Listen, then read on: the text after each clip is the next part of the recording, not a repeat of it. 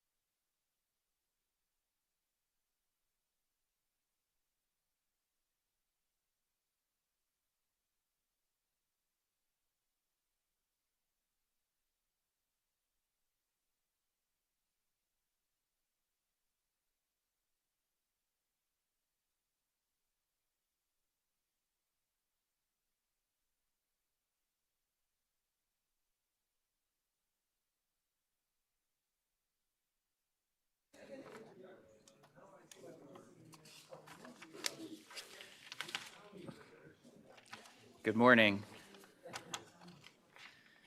Good morning and welcome to Hudson Institute. I am Joel Scanlon, Executive Vice President here at Hudson.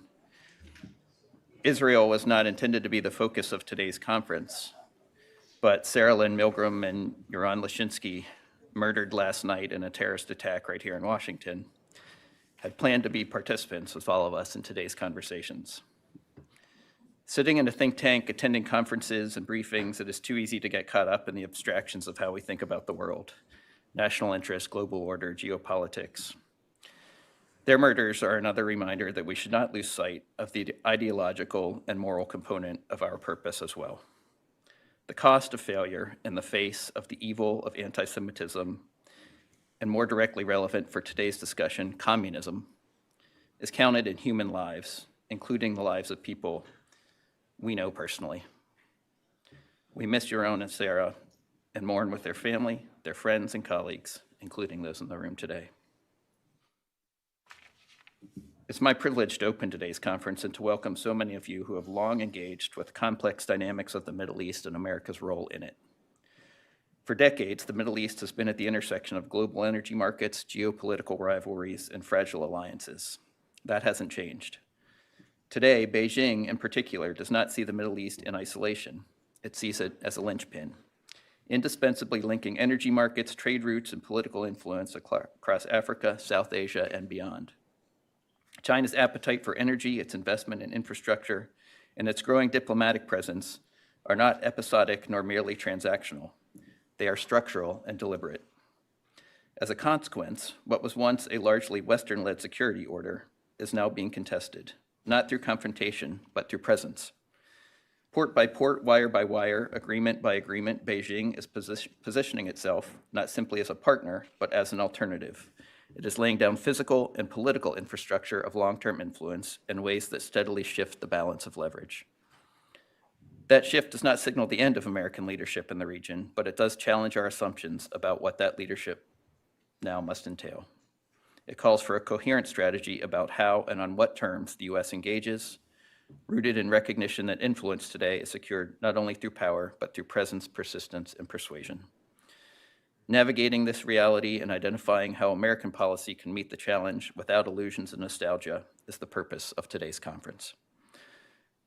Thanks to my colleagues in the Hudson Center for Peace and Security in the Middle East for convening such a remarkable group of expertise for today's discussions. Before I turn it over, let me also thank the Public Interest Fellowship for its generous support in making this event possible. Thank you again to all of you for taking part. Now my pleasure to turn it over to Mike Doran.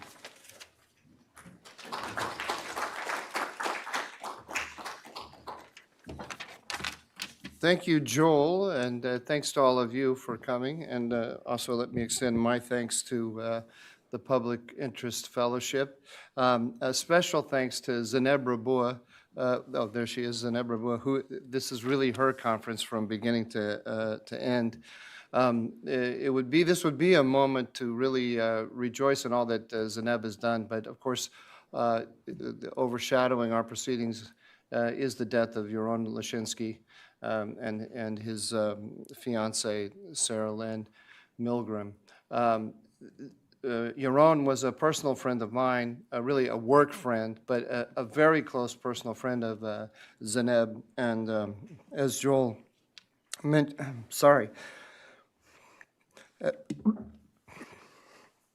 wasn't expecting that. As Joel mentioned, we're all feeling it personally. Anyway, let me move on. Good morning, and thanks to all of you for being here. I'm especially grateful to those of you who have flown in to join us for what I believe is one of the most important conversations that we can be having in Washington. At Hudson's Middle East Center, sorry,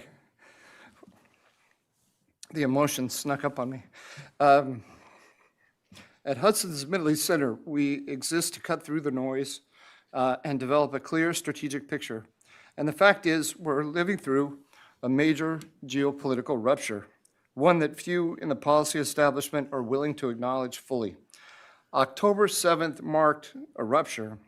The belief that the region was moving toward a manageable, American-led equilibrium no longer holds.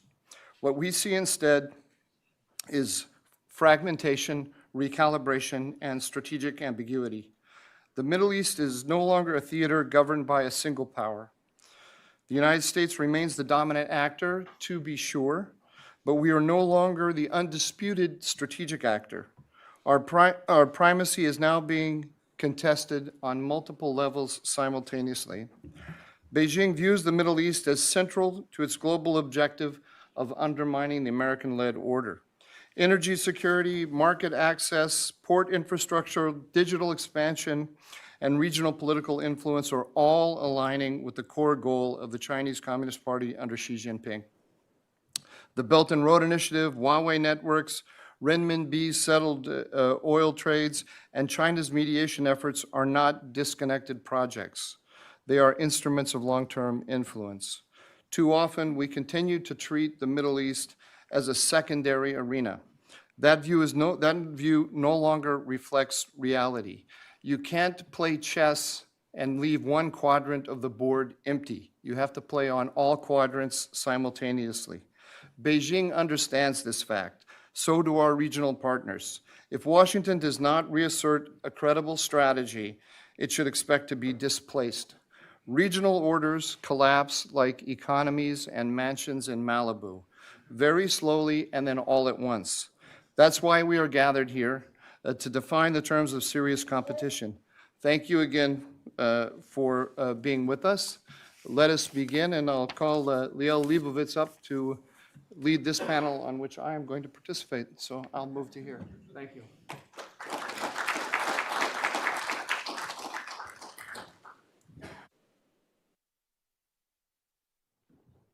Ray Elliott, do you wish to join us? I'll take my place on extreme stage right, as always. Thank you so much. What a pleasure. And I was going to kick things off by making some kind of joke that we have 45 minutes to discuss not just Washington's Middle East policy, but also Beijing's, which would be plenty of time.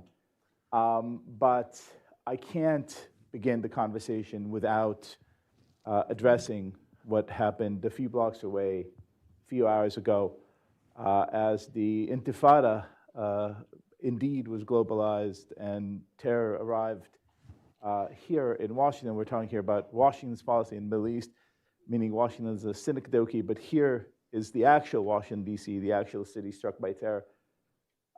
Give us, if you will, a brief note about what it is you think we need to start thinking about or change in the way that we're thinking as occurrences like this catch us by surprise. I actually think that what the Israeli Foreign Minister Gideon Sa'ar said was right. That is, all of this talk about killing babies, for example, and about genocide has an impact.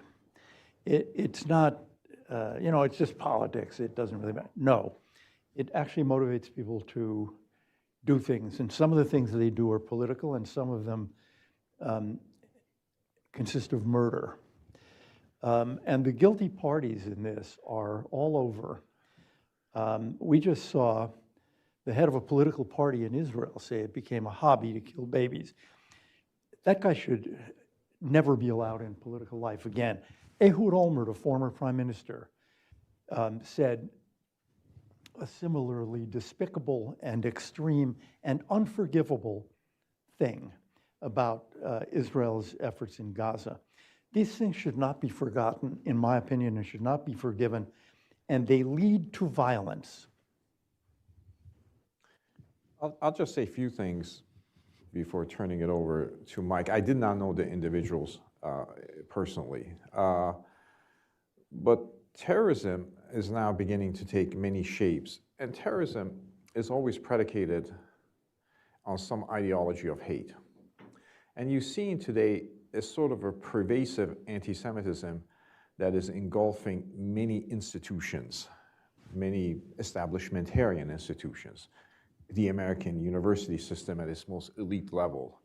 The term settler colonialism, which I'm kind of hearing over and over again.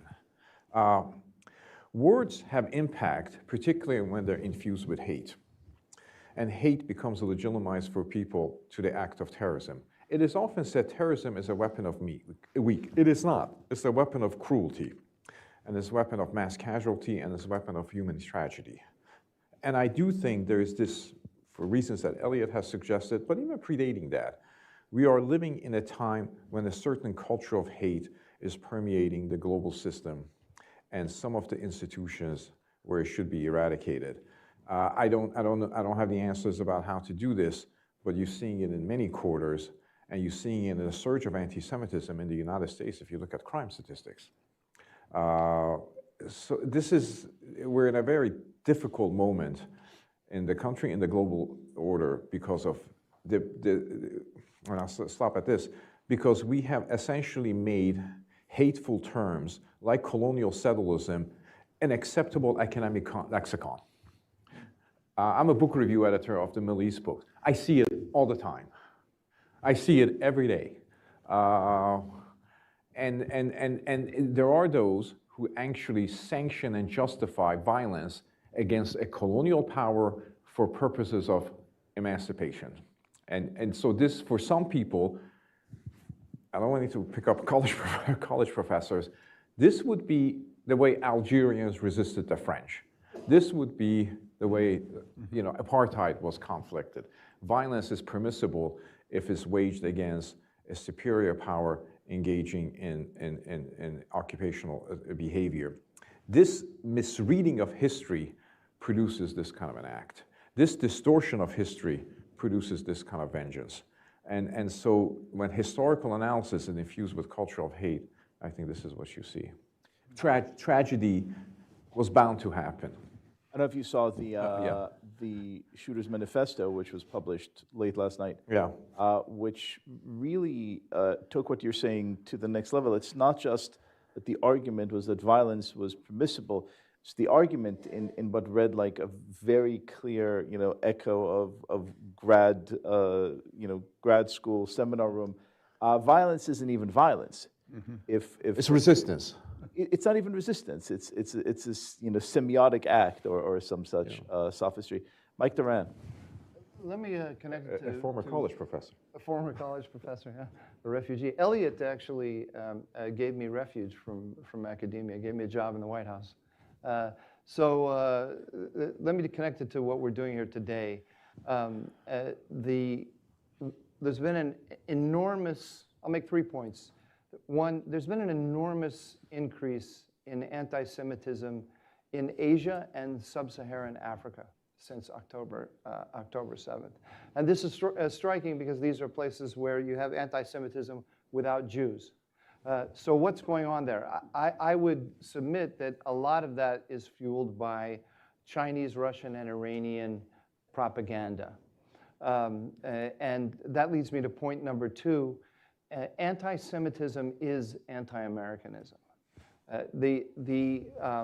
What we are presented with on college campuses in Tucker Carlson's TV show is the idea that Israel is entangling the United States in conflicts with other powers like Iran that it wouldn't be entangled with if it wasn't close to Israel. The exact opposite is true. Iran is a weaker power than the United States, and so it is attacking the United States asymmetrically by focusing on Israel.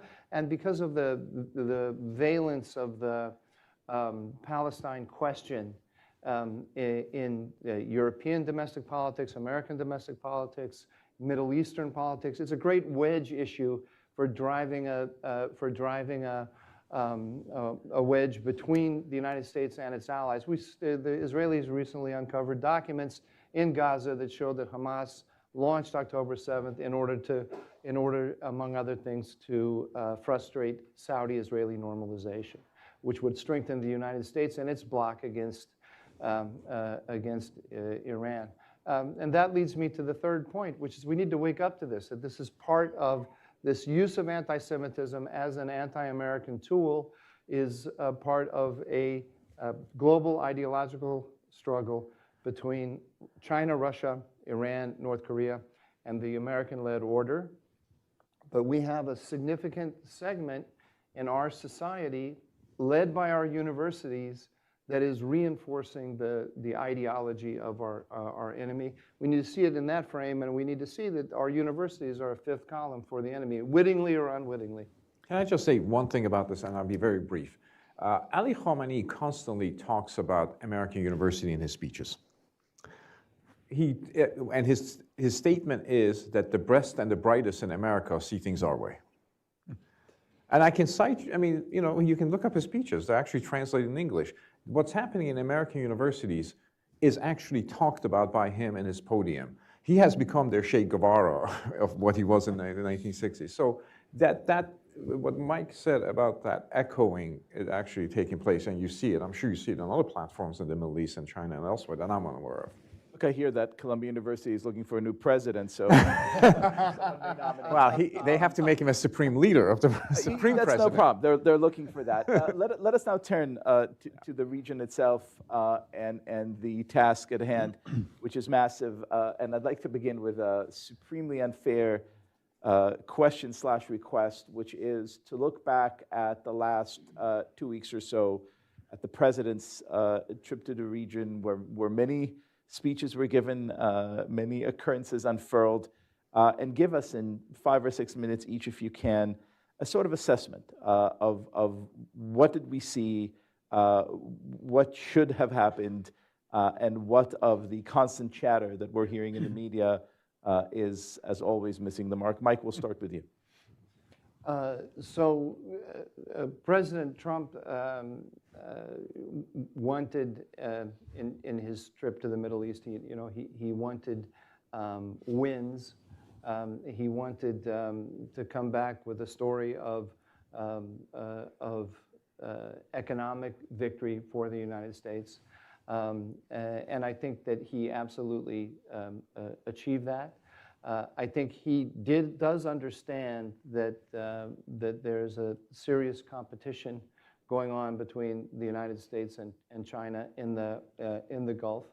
The good news in all of this is that all of those voices on the restraintist right that are inside the administration and around the administration who are saying that the Middle East no longer matters, they clearly do not reflect the view of the President of the United States or Steve Witkoff, the man in the administration that is clearly closest to the President. We are in the Middle East to stay. It's very much an important part of the competition. But at the same time, we have to recognize that China has made great inroads in the last decade.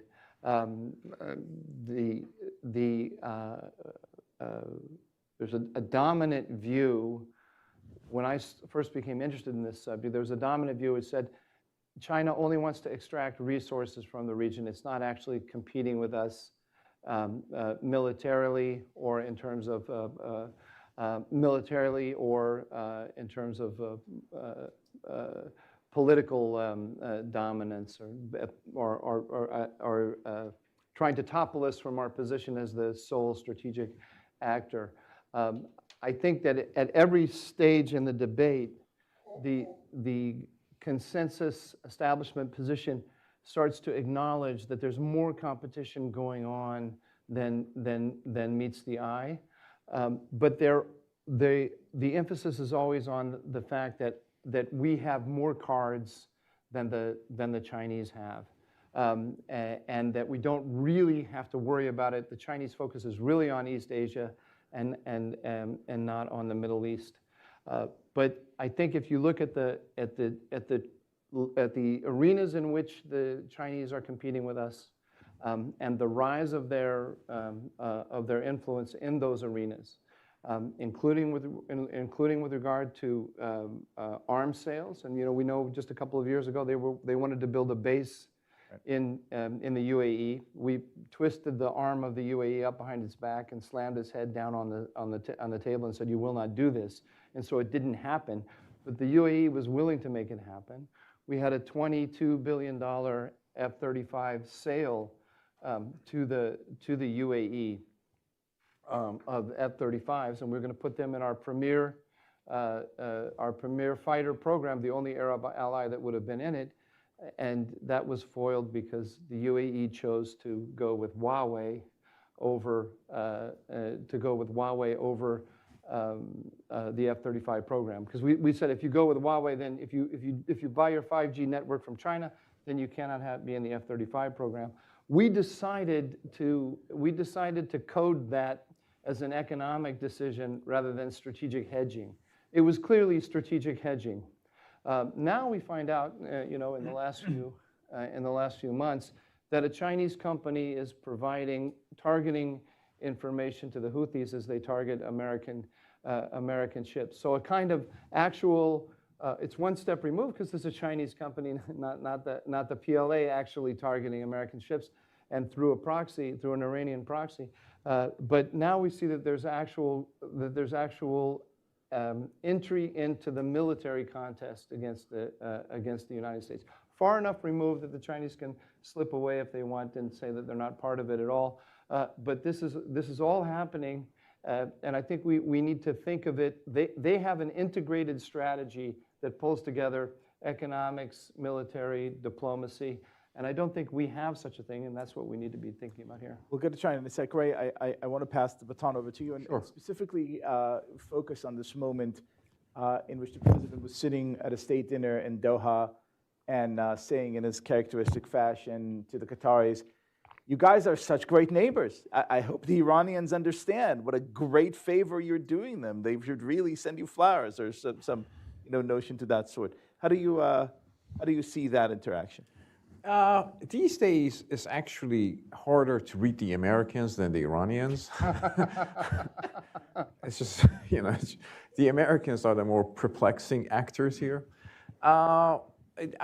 Mike talks about the business deals, and I think there's a struggle in terms of the primacy of the Middle East between the restrainers and the business deal of the Trump administration.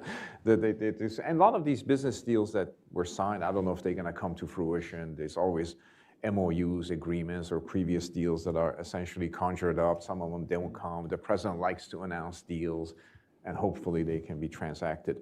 I'm not sure if there was a subtext to them, at least in terms of public exploration, about that this should come at the expense of the Chinese. There was no argument that that the Chinese in some way have to pay a price or have to in some way be rebuffed because of the greater degree of commercial intimacy between the United States and the region. I actually think, and maybe Elliot will go into it, the president should have gone to Israel. He did on his first trip in 2017. Because I think if you're looking at this from the other side of the Persian Gulf, from the Iranian perspective, he went and visited and endorsed allies who are at this point seeking in some way to accommodate Iran.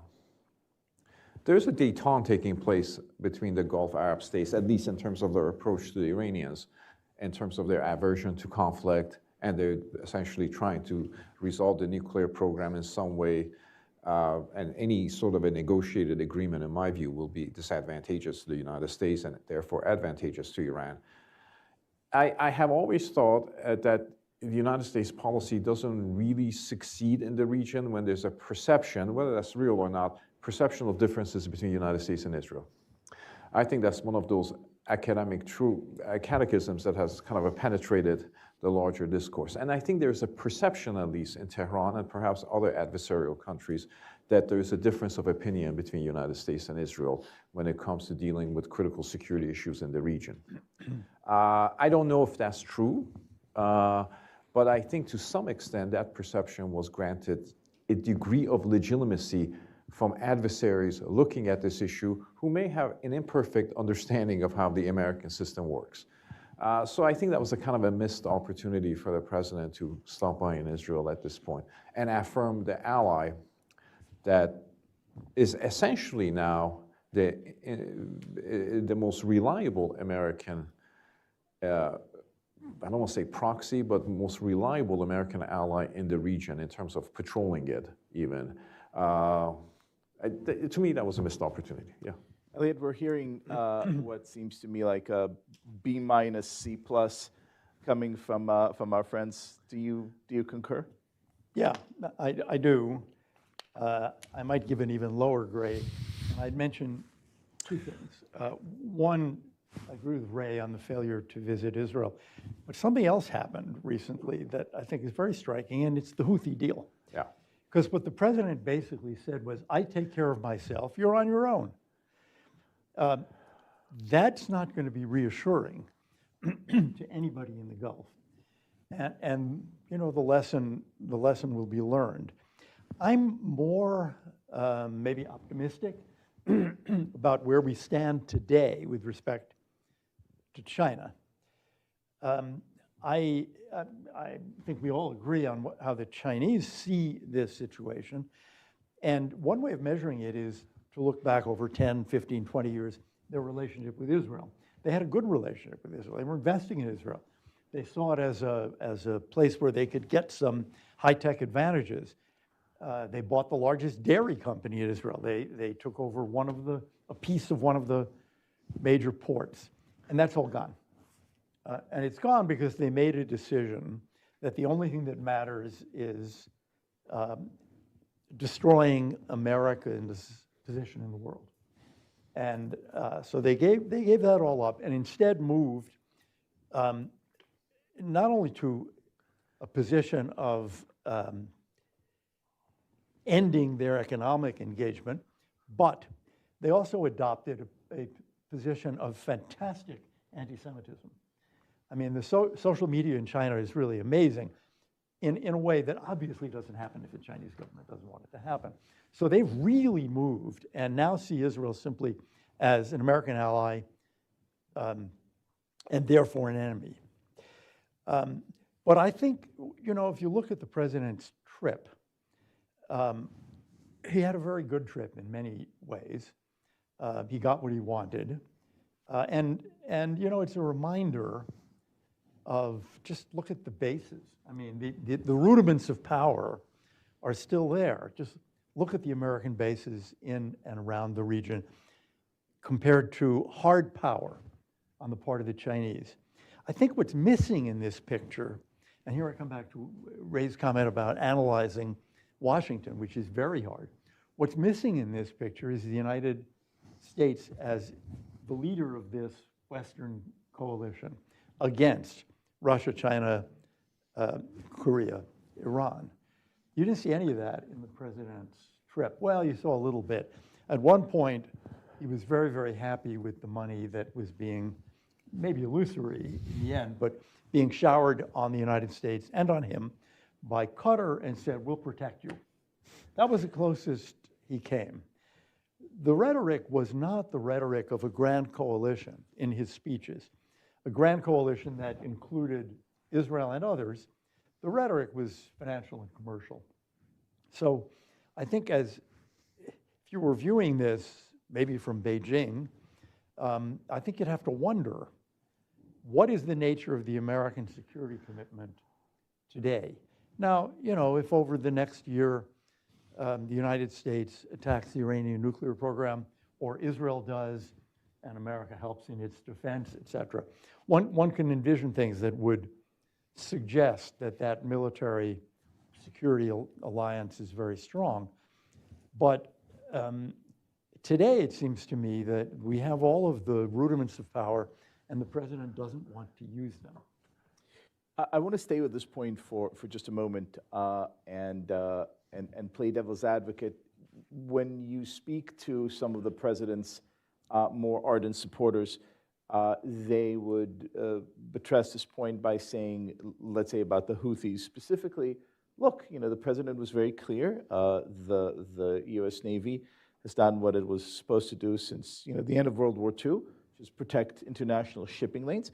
The president got out of the way, clearing the lane for our regional allies, especially Israel, to strike and do the things that they're supposed to do. In other words, we're not kind of shirking our responsibility or stepping back from an alliance. Rather, we are creating a situation in which we expect these nations to stand with us and act in their own self-interest in a robust and decisive way. Do you buy this argument at all? No. I mean, what does that mean?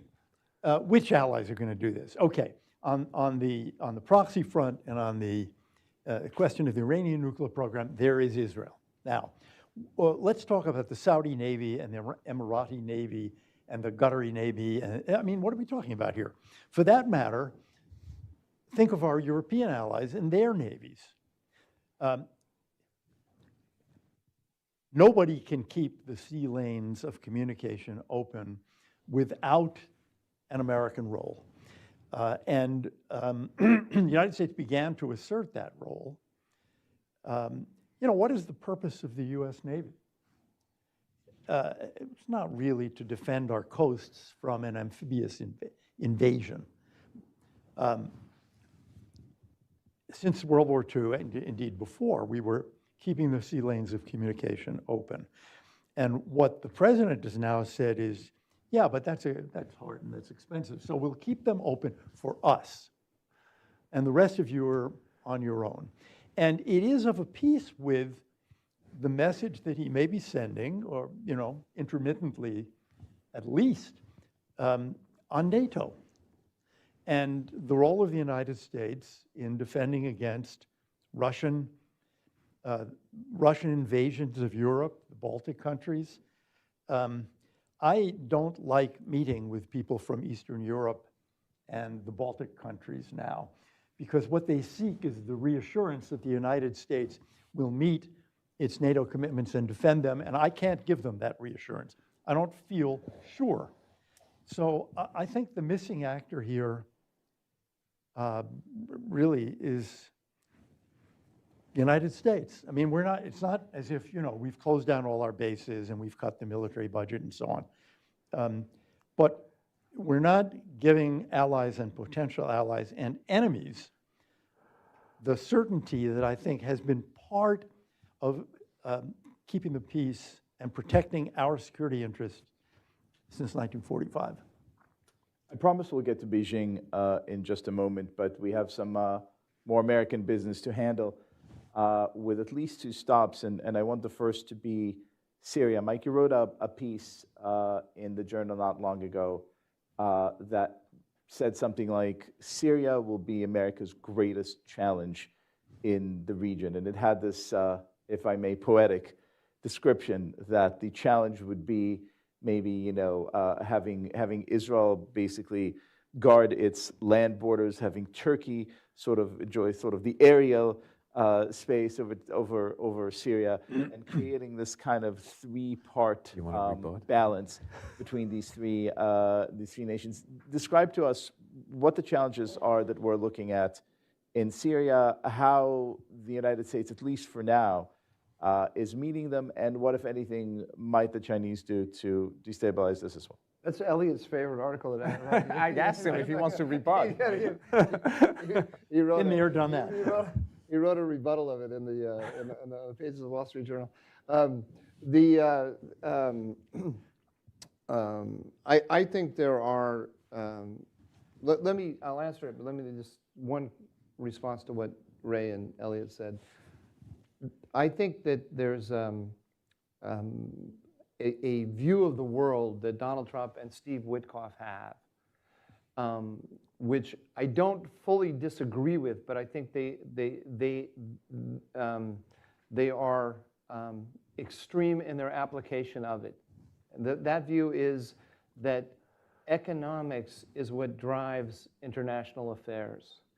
And they are clearly, Donald Trump is clearly trying to bring our military alliances, our military commitments into alignment with our economic interests in a much more kind of direct and obvious way than it has been in the past.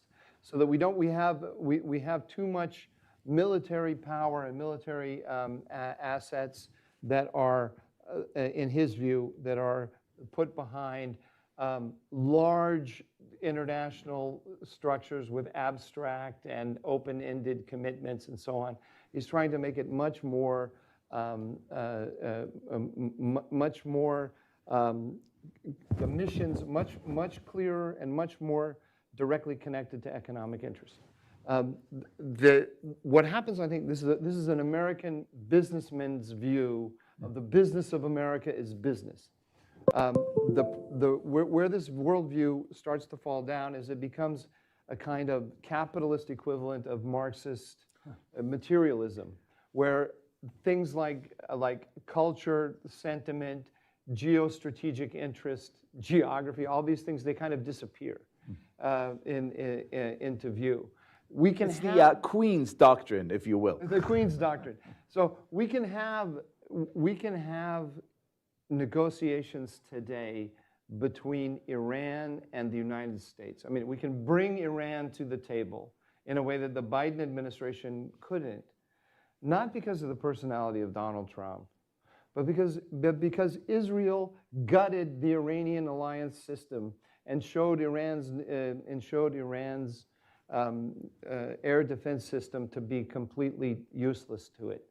And so there's a credible military threat against Iran provided by Israel, of course backed by the United States. I mean, the United States is part of that. But when I listen to Steve Witkoff talking about it, they seem to be saying, like Obama did, Iran, we really want you to follow your economic interest, and we want you to be really successful like everyone else. And they think that Ali Khamenei is going to say, oh yeah, I can increase my bottom line if I get rid of this nasty nuclear program, because this nasty nuclear program is really a weight on my bottom line. You know, I got to get rid of it in a way that a businessman would. And that is not how Ali Khamenei is ever going to make that. Is ever going to make that decision. Now, with that long preamble, I forgot what your question was. Trying to set up a fight between you and Elliot. No, That's the whole thing is to have a fight with We're talking about Syria, Turkey, and Israel. A fight between me and Elliot. Yes. No, who wants to These people want some entertainment, so let's give it to them. The key, in my view, in contrast to that view, in my view, the military balance is the primary driver of international politics. I wouldn't say it's the sole, but it's the number one thing.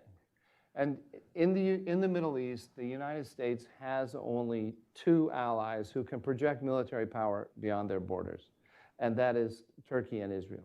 So the key thing, what I think the number one and number 2 goals of American foreign policy today should be, with respect to the contest for regional primacy and the contest with China, should be 2 parts. Number 1, get rid of the Iranian nuclear program. We can do it. It's within our capability.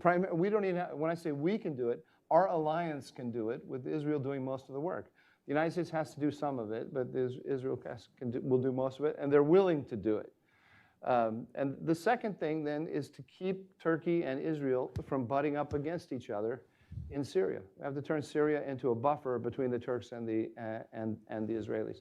And the simple answer is, I think that the administration, I think Donald Trump clearly sees that. I think Tom Barrack and the new ambassador in Ankara, who's also been designated the Syria coordinator, I think he understands that, and I think they're moving toward it. In the news, I saw it this morning, I don't know if it came out yesterday, is that a hotline has now, thanks to the mediation of the Azerbaijanis, there's now a military hotline between the Turks and the Israelis, much like the hotline that existed between the Israelis and the Russians before, so that they don't militarily butt up against each other. If we're going to have a coherent American military alliance against the coalition that seeks to undermine us, then we have to keep our 2 major military allies from fighting each other. Elliot, Mike Doran has fired his shot. Please. He agrees with all that. That's a.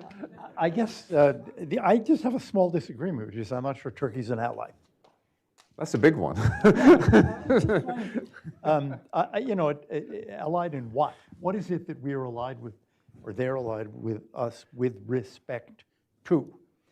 I mean, they're really, in many ways, terrible allies. What can we rely on them for? I am struck by one thing about Syria. You talk about Syria and Turkey, Israel. We could also talk about Lebanon and how Syria and Lebanon are going, we hope, to develop. I am struck that then when we talk about Gaza and we can talk about Jordan and Egypt, and China has no influence in any of this. This is, again, why I think sometimes not China's ambitions, but China's capacity now is exaggerated. Same in the Gulf. I mean, they have no military capability. They buy 95% of Iran's oil at a good discount, but it only accounts for, I don't know, something like 10% of the actual total imports of oil by China, and it could be replaced. People always refer back to one thing that China did, which was to broker an arrangement or agreement between Saudi Arabia and Iran. Others could have done that, and had it not happened, so what? I mean, what they would have gone to war? They would not have gone to war. So again, I think they're seen from all of these capitals in the region. The role of the United States is pretty clear, and potential role of the United States is pretty clear. But what are they going to get from China? China is not now investing large amounts of money in the region because it doesn't have those large amounts. It had 10, 20 years ago, much less now as its own economy faces problems.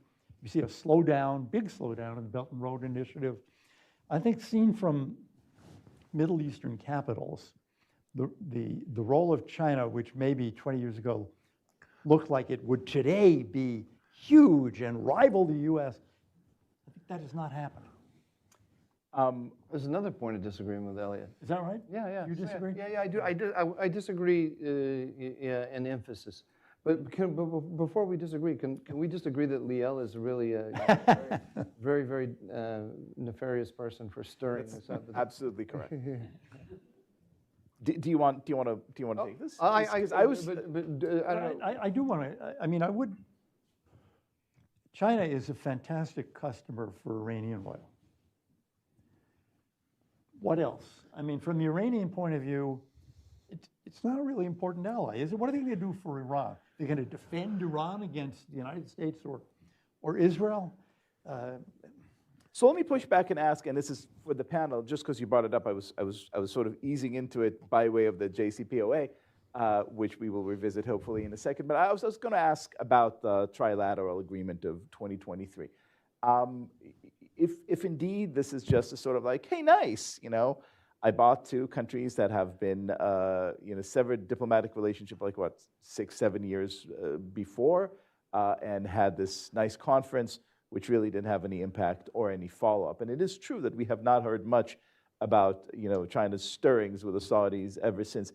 And so, is there anyone on this panel who thinks that this is indeed a big deal, and that with doing that, China indeed kind of put a foot forward? I do, but go ahead, Ray. And then, the agreement that actually the negotiations had began in Iraq for a long time, and other actors have been trying to mediate it. What the Chinese tried to do in that agreement was one thing, to stop the Iranians from attacking Saudi oil installations. That's what they were trying to get from the Iranians. And they seem to have gotten that. The Saudis wanted some kind of an agreement with Iran, not to attack their oil facilities, but also to perhaps lessen their aid for Houthis and others, which did not happen. What is unclear is, what did the Iranians get out of that agreement? Not much. And the only reason the Iranians agreed to that mediation and eventually that agreement, which they have thus far held their part to it, is the price they had to pay for great power patronage that we're getting from China, particularly in terms of economic cushion that they provide them. The price they had to pay for a great power alignment with Russia was to participate in a war in Central Europe. Iran today is implicitly at war with NATO. That is not in its practical interest, strategic interest, ideological interests. But these are the price that Ali Khamenei had to pay for this access that he's trying to cultivate. The Iranians, since 1989, have been asking for Chinese and the Russians to participate in this great anti-American alliance. They had been rebuffed by both actors until now. So the price that the Iranians paid was not necessarily for the individual agreement, but for maintaining the larger alignment with China. I would say one more thing, and I'll turn it to Mike, is China's involvement in Iran is actually quite paradoxical, because it supports and sustains the regime. But actually, it has, the Iranian people deeply resent what the Chinese have done in terms of surveillance technology, in terms of face recognition technology, in terms of essentially sustaining the regime. So in essence, the Chinese have turned the Iranian public against them while they're gaining the approbation and the support of the regime. I mean, I care about that because their idea is commerce without judgment, sort of like ours. Sort of like us today. I mean, we may end up, if there is a deal between the United States soon and Iran, we may end up in the same situation where we're making a deal with the Ayatollah and abandoning the people of Iran. And also, one of the things, Mike correctly said that Ali Khamenei doesn't look at his balance sheet. He doesn't say, well, my account payables are in. But when the Iranians, at least at foreign ministry level, talking to the Americans, they're actually saying, you can invest in Iran. They're speaking the language that they think appeals to the business wing of the Trump administration. Maybe Witkoff is from that. Namely, you can make money here. You can invest in our hotels, in our nuclear facilities. So they're actually trying to speak the language of commerce, even though I think you're absolutely correct. Ali Khamenei doesn't care about commerce. He never has. He never cares about the balance sheet of his economic performance unless it becomes endangering to the regime. So here's where another area where I disagree with Elliot. But not me. But not you. Okay. Sorry about that. I think You're perfectly located in the center. I bring people together. I think it's a mistake. Sound like China. I think it's a mistake to look at the Middle East and tot up the American assets here in the Middle East and the Chinese assets here, because the contest for the Chinese is focused primarily on East Asia, but they are reading the Middle East in that context. So the question isn't, can we topple the United States from its throne as the dominant military power in the Middle East today or next week or next year, but how can we develop positions of power and influence in the Middle East today that will help us when we have a war over Taiwan. And the dynamic that they are exploiting is the Iranian threat to everyone. The strategic prize for the Chinese is not Iran. The strategic prize is Saudi Arabia, and the Gulf, the Arab Gulf allies of the United States. The Chinese want to create a global economic, a Sino-centric global economic subsystem. They know they can't topple the United States from its throne as the leader of the global economic system. They're thinking, what happens if there are sanctions put on them in the event of a war over Taiwan? They still need dollars.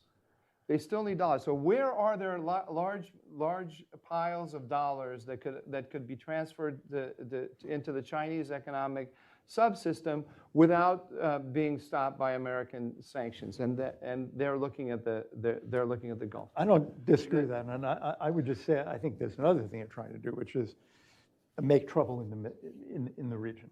And for example, when they get, I shouldn't say they get, when the Houthis get active, what happens? We have two carrier groups in the Middle East rather than in the Pacific. That's excellent. And we're not reacting to that. I agree. I mean, the way, and here we do agree, the way to react to that is to eliminate that threat.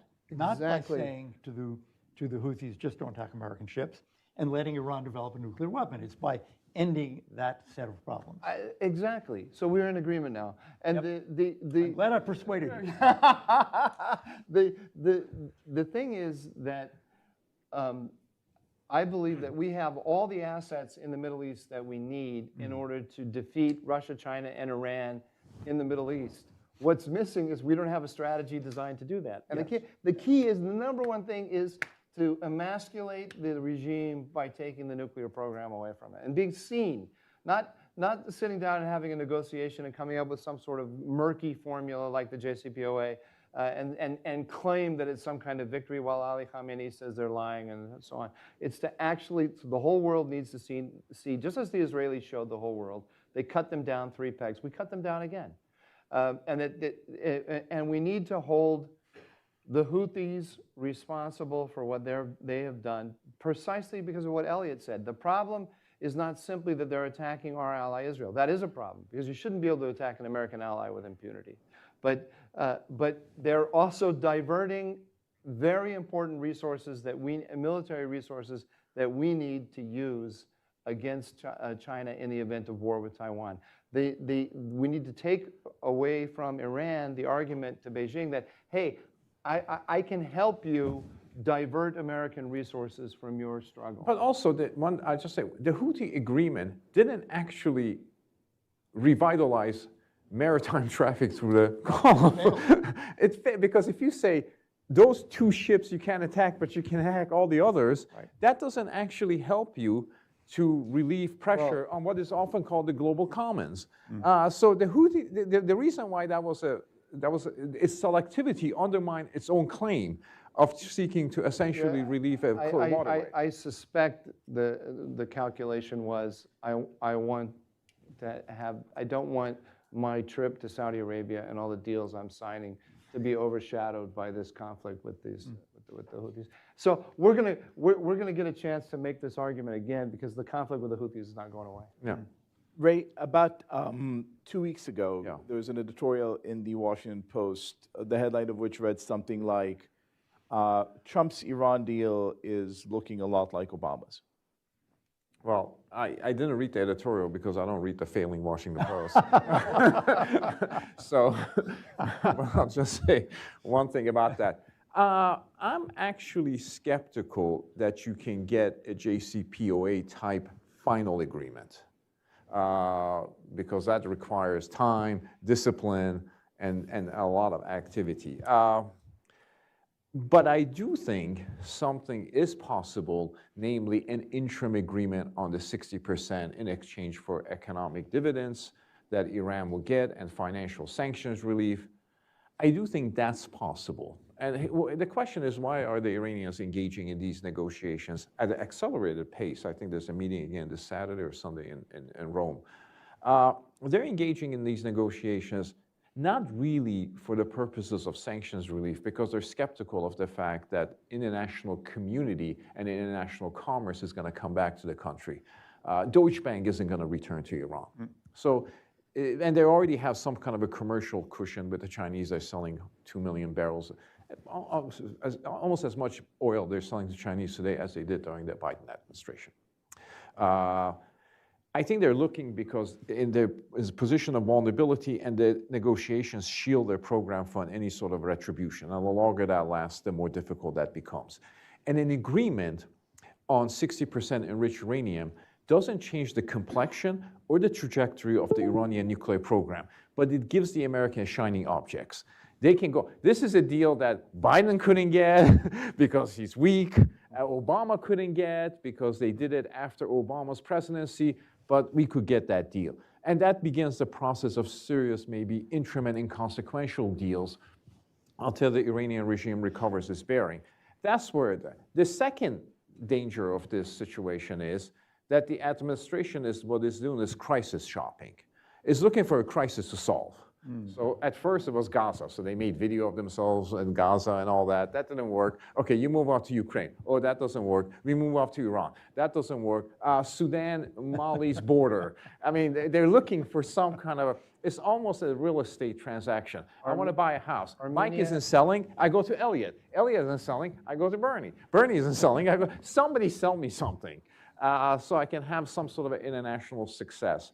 That, and everybody sort of goes away. And we're left with a status quo that's changing in an unpredictable way. Those are the two possible. Is it possible they can get to the JCPOA to have comprehensive agreement? Not anytime soon. I don't see that agreement as being possible, but I see a lot of interim agreements and the possibility of impasse as people go crisis shopping. He forgot to mention Armenia, Azerbaijan. I leave that to you. And then Armenia and Azerbaijan joining the Abraham Accords. So Christians, Muslims, and Jews all having combined. It's coming. It's coming. To bring things down even a notch further, now that you brought Armenia and Azerbaijan, let's look at Gaza. I might have missed something, but following the Chinese reaction to the conflict since October 7, saw voices that sounded, kind of very subdued, somewhat opaque foreign ministers saying things like, well, the Israeli response is not the best, not proportional, et cetera, but no, kind of stentorian, thundering speeches, the likes of which we've seen out of Europe. And on the other hand, we saw the Trump administration come up with a modest proposal, if you will, to clear Gaza of Palestinians, and then sort of take a step or two back and take some kind of attitude that is frankly baffling to many, not just here, but in Israel, saying like, well, is he indeed just crisis shopping, and now that he couldn't get the solution, he's stepping away? Is he stepping back to let Israel do its thing? If we look at the sort of last, say, 18 months in Gaza as a microcosm of this tension between Washington and Beijing, what are we looking at?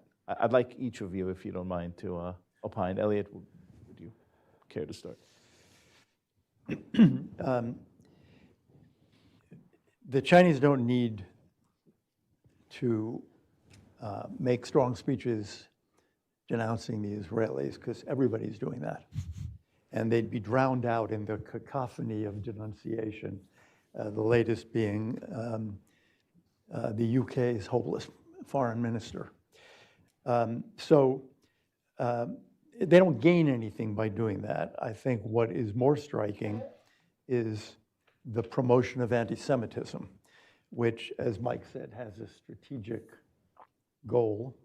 And they're doing that, and they're doing that in a very substantial way on social media in China and outside of China.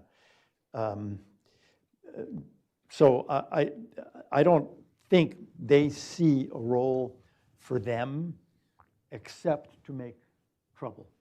And they're making trouble by denouncing us and denouncing the Israelis using terms like genocide. But again, they're just one of many voices who are engaged in that activity.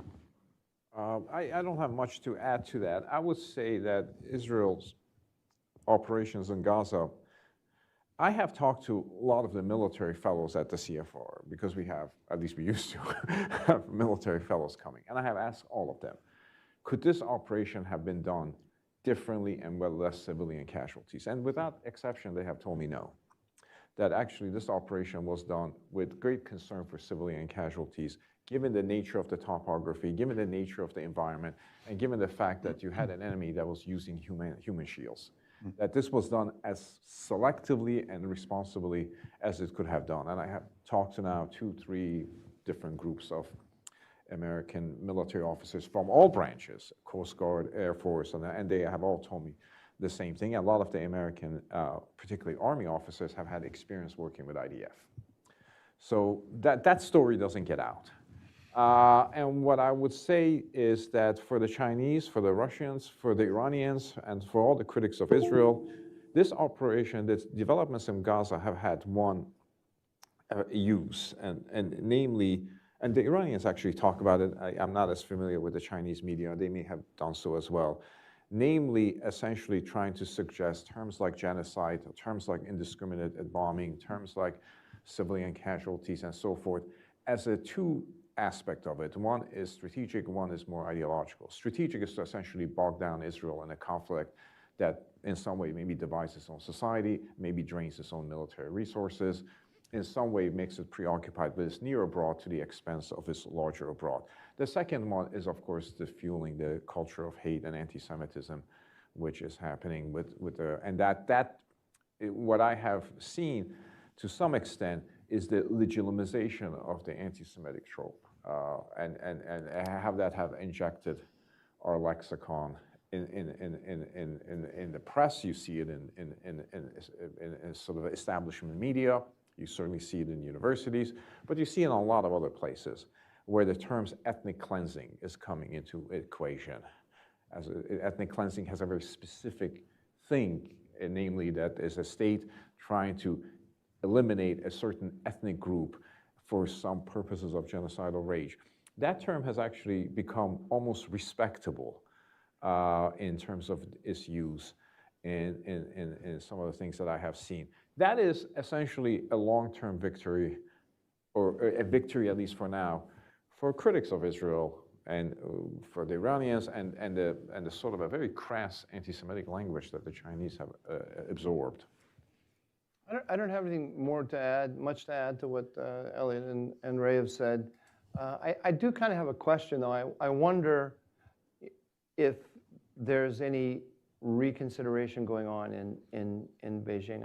I don't know, but Elliot mentioned that the Chinese don't really have a position of influence in Syria. They don't have a position of influence, serious influence in the conflict between Hamas and Israel, and they're harming their relations with Israel significantly. It reminds me of the Soviet Union. The Soviet Union, when it broke relations with Israel back in '67, they didn't have any role in the diplomacy afterwards.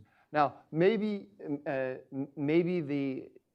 Chinese don't care because historically playing a role, they've always taken a backseat to the Russians with regard to the diplomacy. In recent years, they've started to make initiatives that haven't had much influence, but they are at least having, at least on paper, policies toward mediation between Israelis and Palestinians and so on. So maybe they don't care, and they feel that their interests are best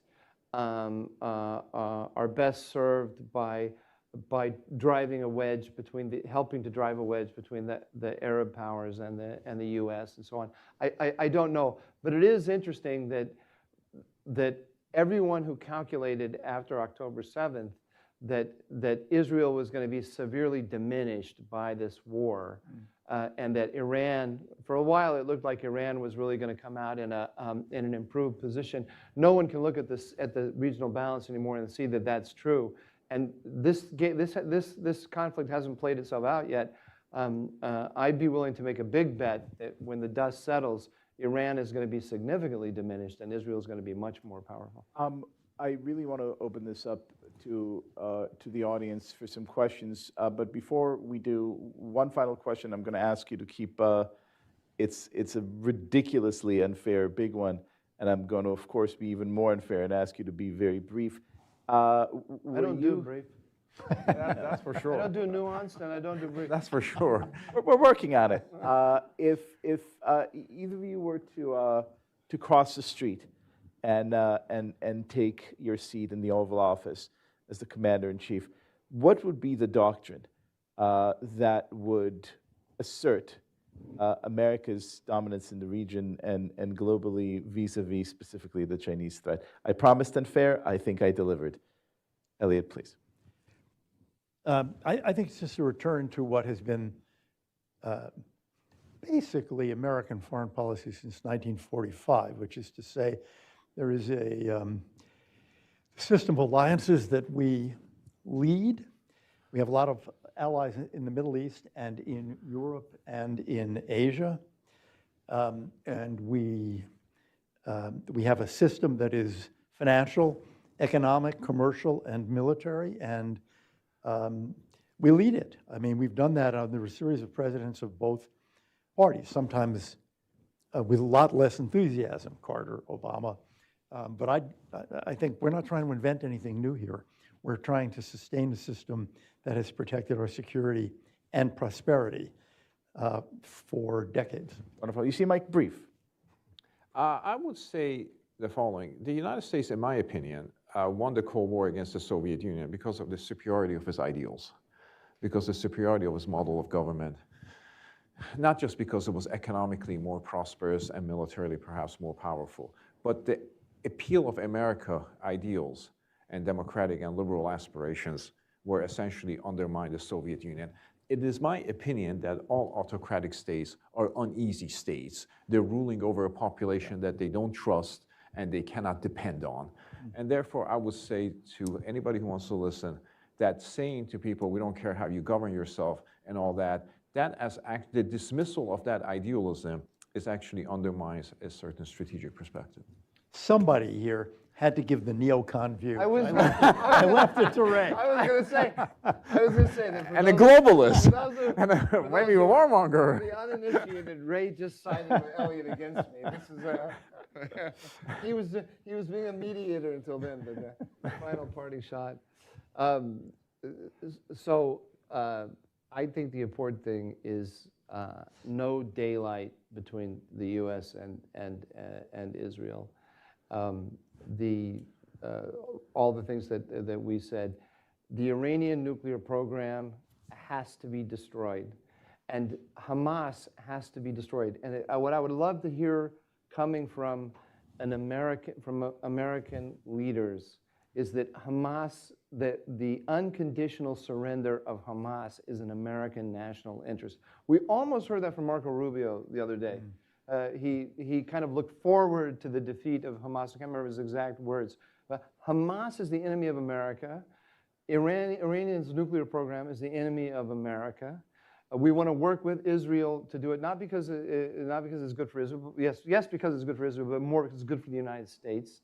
And all those people on American campuses who are singing Hamas's tune and calling for not allowing Israel to entangle us with Iran are the either witting or unwitting allies of Russia, China, and Iran against the United States. As we say in Yiddish, inshallah. We have time for 2 questions or so. Yes, sir. Can you say anything about the contest for AI?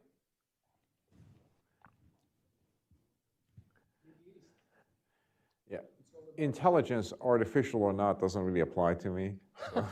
So I'll yield to my colleagues on this. But the Chinese have clearly given up the opportunity to engage with Israel on this. I mean, Israel is now going to be part of the Western or American-led system. And I think it's one good thing that came out of the president's trip. It looks as if so are the Gulf countries, and they want to be. So That's an important division, I think. The Chinese, looking at this from an AI point of view, I would think the Chinese would be unhappy where things stand in May 2025. Clearly, AI competition, that when I was talking before about why the Chinese, why the Gulf is the most important strategic target for them, I would add AI competition in there.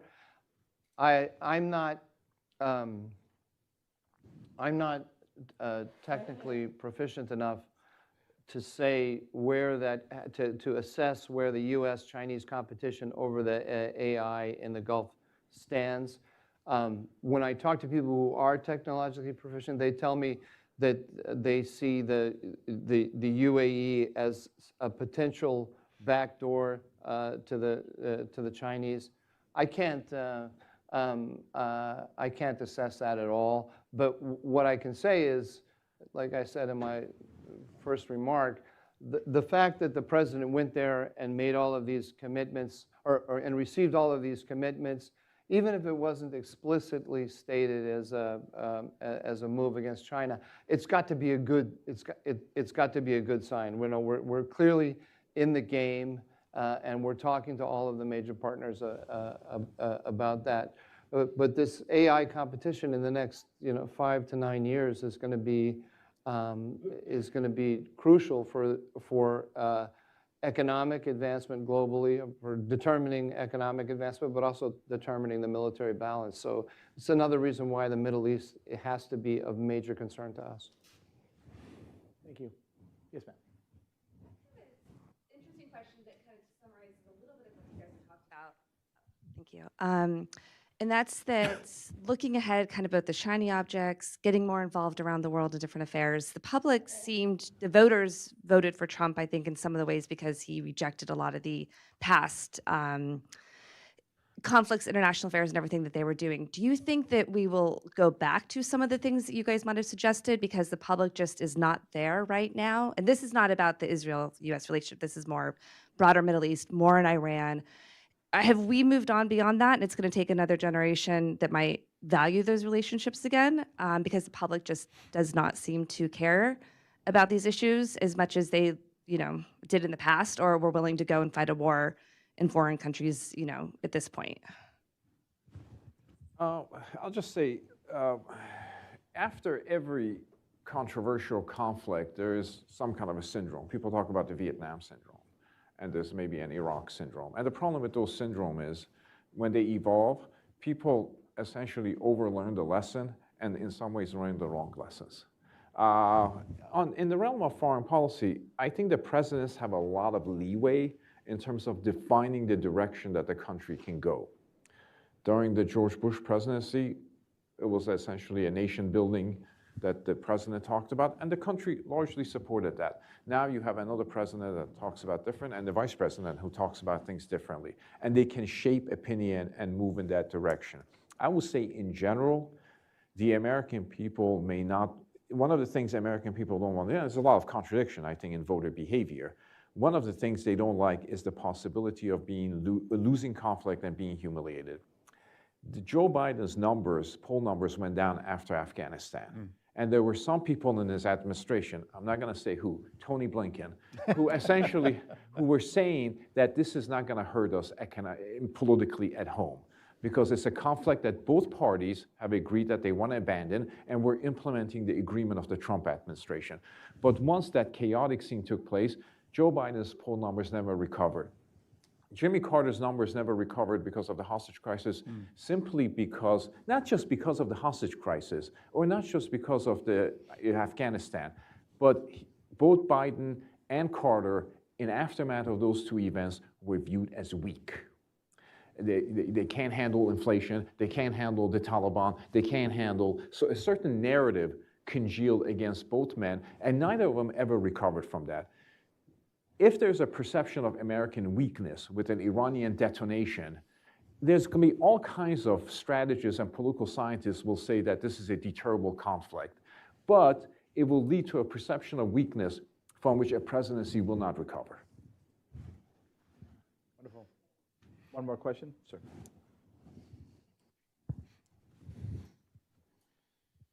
Thank you very much. I wanted to return to Elliot's point about Turkey, because I think it's illuminating Turkey. on a number. Turkey. Yeah, so I should have used the updated You got to say it, Turkey. State Department spelling. But it seems the question of whether they are or not an ally is revealing, right? Because if being an ally means simply having a common enemy and being nominally signed on against that common enemy, they're NATO members and they're anti-Russian. But if it means some kind of deeper civilizational, cultural, values-laden alignment, they sponsor the gray wolves all over Europe. They're saber-rattling with Greece, or in danger every day of going to naval war with another NATO ally. So if that's the kind of the spectrum of alternatives, are there any good, reliable allies other than Israel that are possible to have in the Middle East? I mean, it seems most of the Gulf states are going to be similarly, at best, allies of convenience with a common enemy for a short time. I think that there's a sense in which there are other countries who, first of all, are part of our system and rely on us in a way that Turkey used to, but doesn't now. You know, during the height of the Cold War, the ideological dimension was in an odd way blunted, in the sense that it was an ideological war with communism, but if you were on our side, you could be a dictatorship. Certainly that was true of most all of Latin America. But it created a difficulty ideologically that ultimately under Carter, Reagan, George H.W. Bush was solved as we began to push all those countries, Taiwan, South Korea, Philippines, Latin American countries, to comply ideologically with the ideals of our camp. And this happened to the Portuguese, it happened to the Spanish. So there is a possibility now that in the great conflict of the 21st century with China, you know, we'll be moving toward that view that it doesn't matter what your internal affairs are as long as you're on our side. The problem with this is, and this is the Kissingerian view of world politics, every state is a black box with a guy on top, king, emir, sultan, president, whatever he is, and that's who you deal with, and that's all that matters.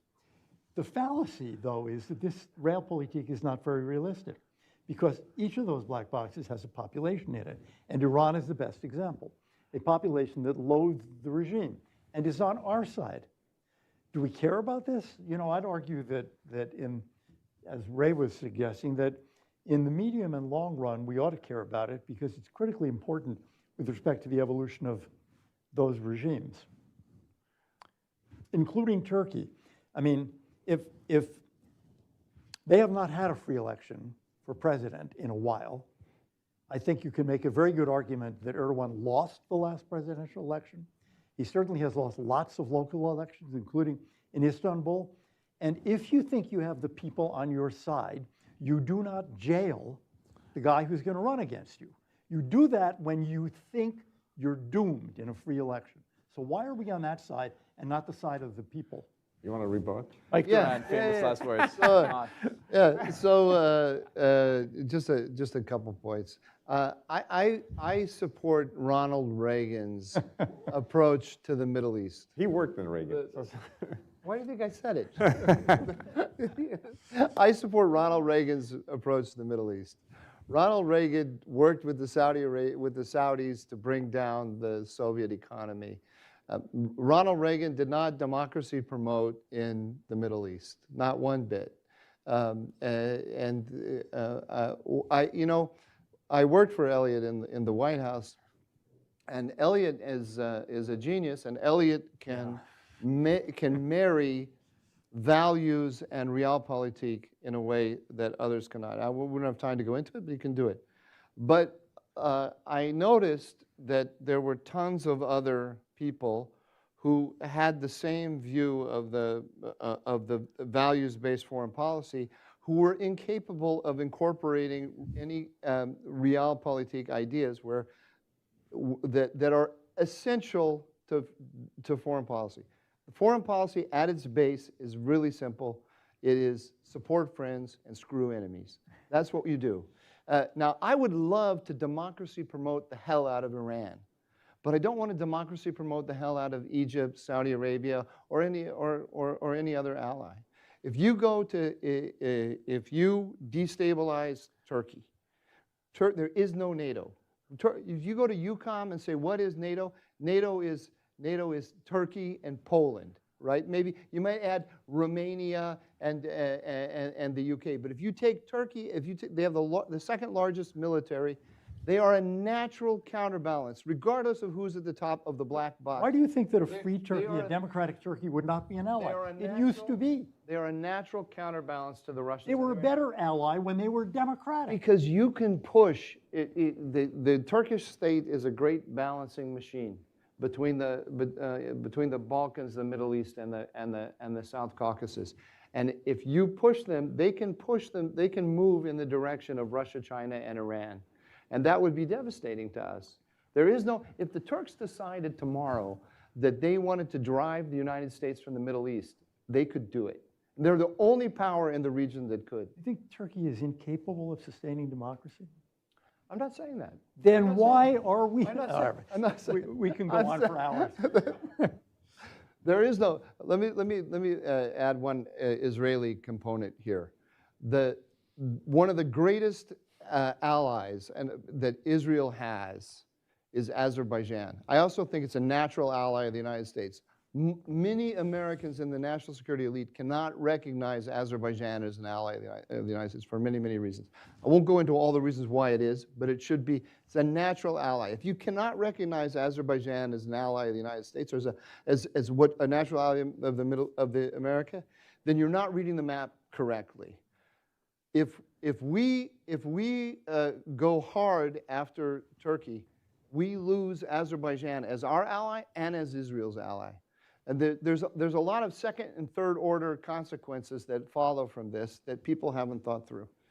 The fight will continue behind the It's very nasty of you to have done this. Mike, Ray, Elliot, thank you so much for your wisdom. Thank you. I didn't do it. You know, he did it. Oh, Of course. of course. It's all part of the plan.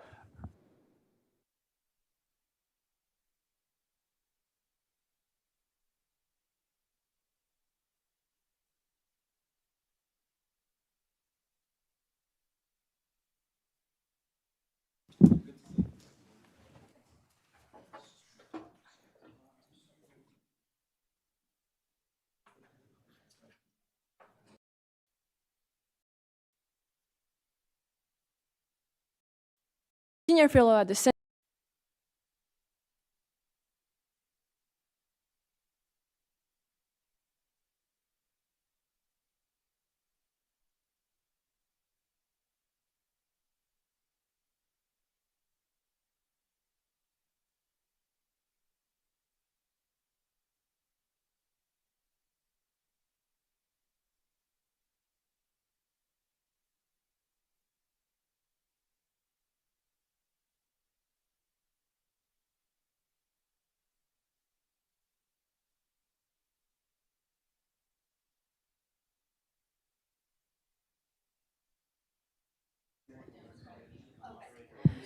Hello. We are going to start now our next panel. Panel discussion on markets and power, US-China competition in the Middle East. Please welcome Senior Fellow Dusterberg, Thomas Dusterberg, non-resident Senior Fellow at Hudson, Mary Kissel, Senior Fellow at the Center for Peace and Security in the Middle East, Bernard Haeckel, and of course, moderator Daniel Samed. Please join them now.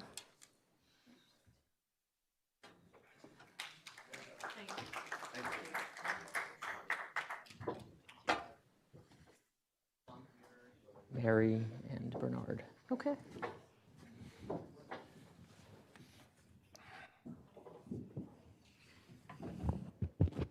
Morning, everybody. Thank you very much for joining us for our next panel. My name is Daniel Samet.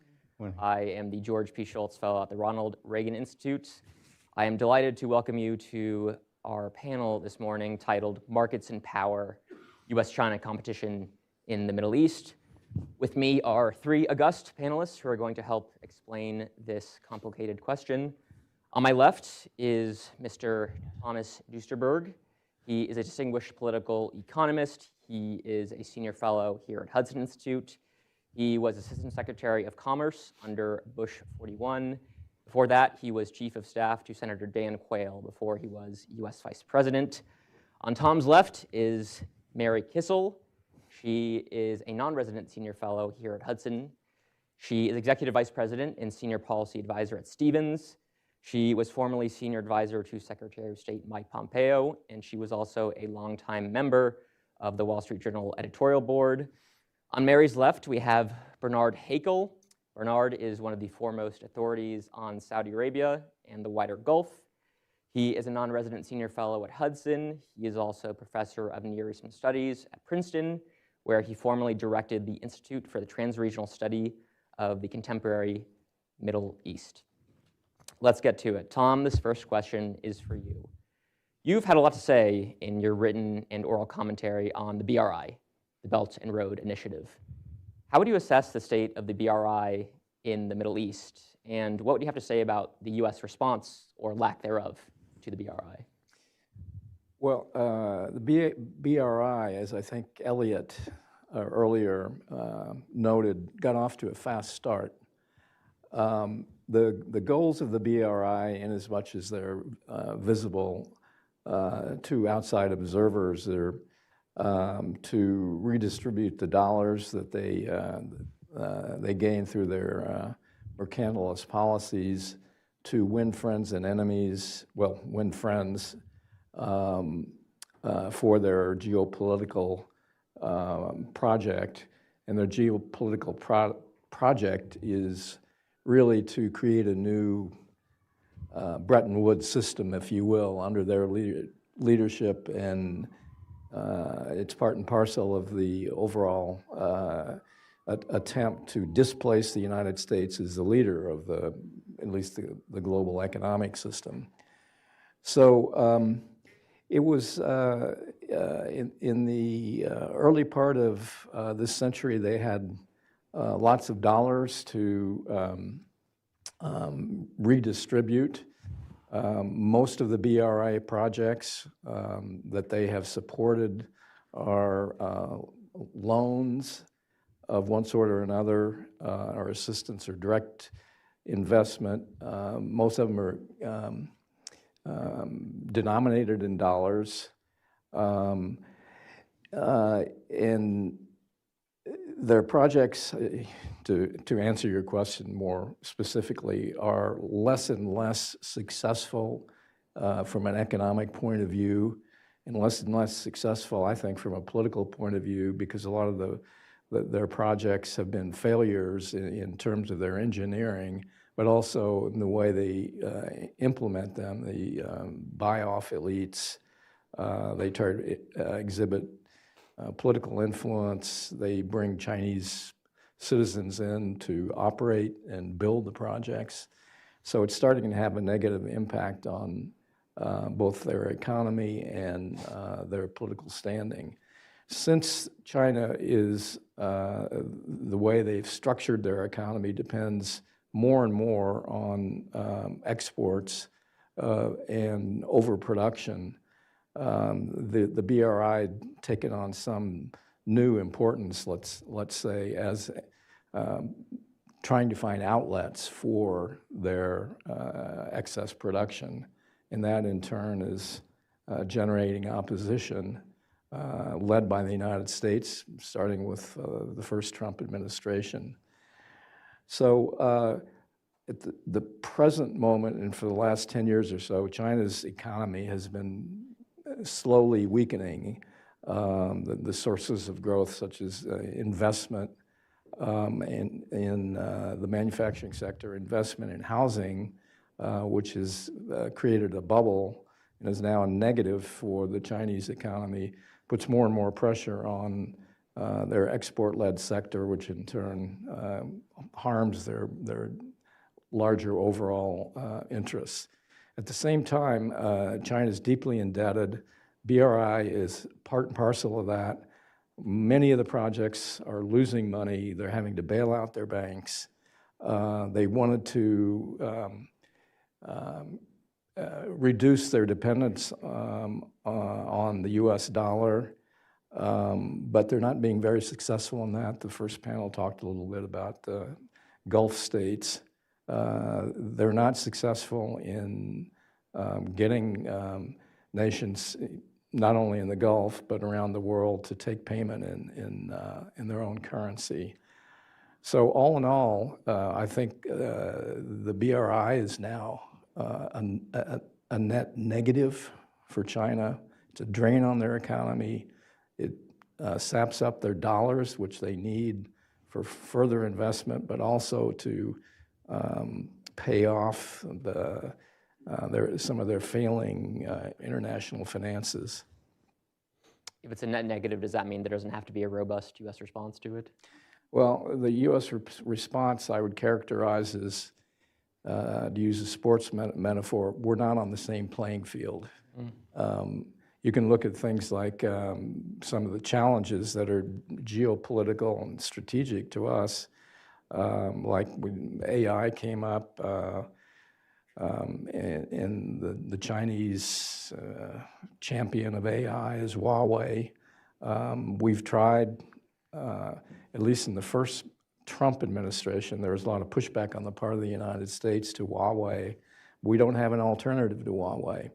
We're dependent on China for critical minerals, and I will credit the Chinese BRI project for being directed towards dominating things like the mining and processing of critical minerals, which is a real problem for the United States.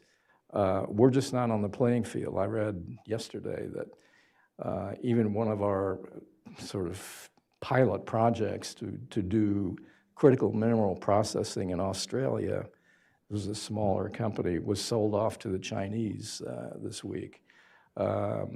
We were not on the playing field in Israel when they wanted to sell the operating rights to the Haifa port, and BRI has built dozens and dozens of ports around the world to support their military and support their exports.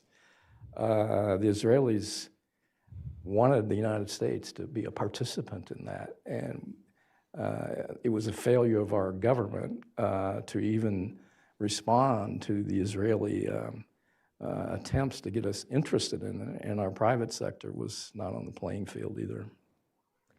Mary, why don't you take a step back and help us understand the nature of the Chinese regime? Why do you think Beijing has been so motivated in recent decades to expand its footprint in the Middle East? What exactly are they after in the region? Well, first, I just wanted to thank everybody for being here. This is actually my first in-person event at Hudson, so I'm just delighted to be with you all today. And I'm glad that you raised that question, Daniel, because I think it's important to say every time we talk about the regime in Beijing, because when you talk about Chinese investment, we're always using terms that are familiar to Western investors, right? That they're taking capital, they're deploying capital, they're looking for some sort of return, and that's really not what it is. It's a totalitarian regime that is deploying its resources, be it military, diplomatic, economic, et cetera, in service of the party and the party's goals. And I was very happy to see that Mike was convening this conference on the Middle East. He's really the first person that drew attention to the competition and hopefully not conflict in this very important part of the world. And he did so years ago when no one was really paying attention. And I also just want to briefly say something about what Tom said, because he raised two projects in states that are allied or share great interests with us here in the United States. One, the Haifa port in Israel, and two, Huawei's investments in Saudi Arabia. Now, during Trump 1, we tried very hard, as you said, to get nations to move away from China, including close allies like Israel and partners like Saudi Arabia to no avail. Number one, because as Tom said, we didn't have a competitive bid. But number two, because even close allies and friends hedge. Unless they're certain of our involvement and our commitment to the region, they're going to pursue their own interests.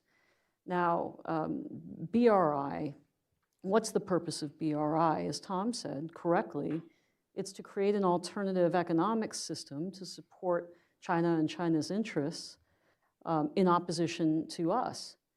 And they have made inroads, great inroads into the Middle East. And I was happy to see the president go there last week and try to counter really what has been an open playing field for China for many, many years. We don't need to counter China with a state-led effort. US capital is already very deeply interested in the Middle East, the Gulf states, and Saudi for several reasons, but mostly because they have an enormous amount of capital and there's an enormous amount of investment opportunity for all manner, not just of US financial investors, but US corporates. So the interest is already there to counter China. What's necessary is that we need a US government-led effort to set the rules of engagement and to set the terms and the goals of US foreign policy and our strategy in the region. And we just, we don't have that yet. I hope it's something that the administration will start to formulate, but as of right now, it just looks like deal making to me without that strategic framework. And I think that's a miss, because if you look at what we did with China in the last 40 years, what did we do? We encouraged US investment without recognizing US strategic interests and who our friends and enemies were. And it didn't result in the kind of change that we wanted and the outcomes that we wanted, and now we're seeing US capital retreat.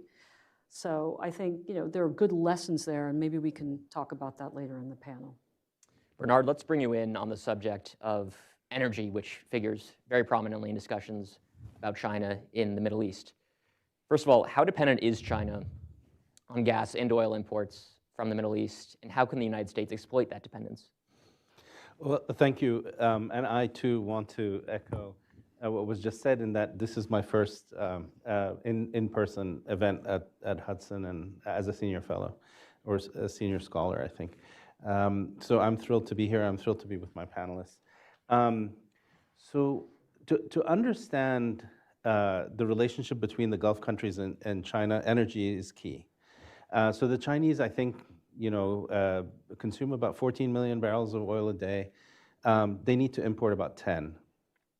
Most of that comes from the Middle East. And this is true also, by the way, for South Korea and for Japan. So it's not just, in the Far East, it's not just a Chinese issue. And most of it, or all of it, comes from the Gulf. So they need to secure those supplies. And the way countries in the Gulf are oriented is interesting. So if you take the case of Saudi Arabia, so their elites are oriented towards the West and towards the United States, because they're all educated here.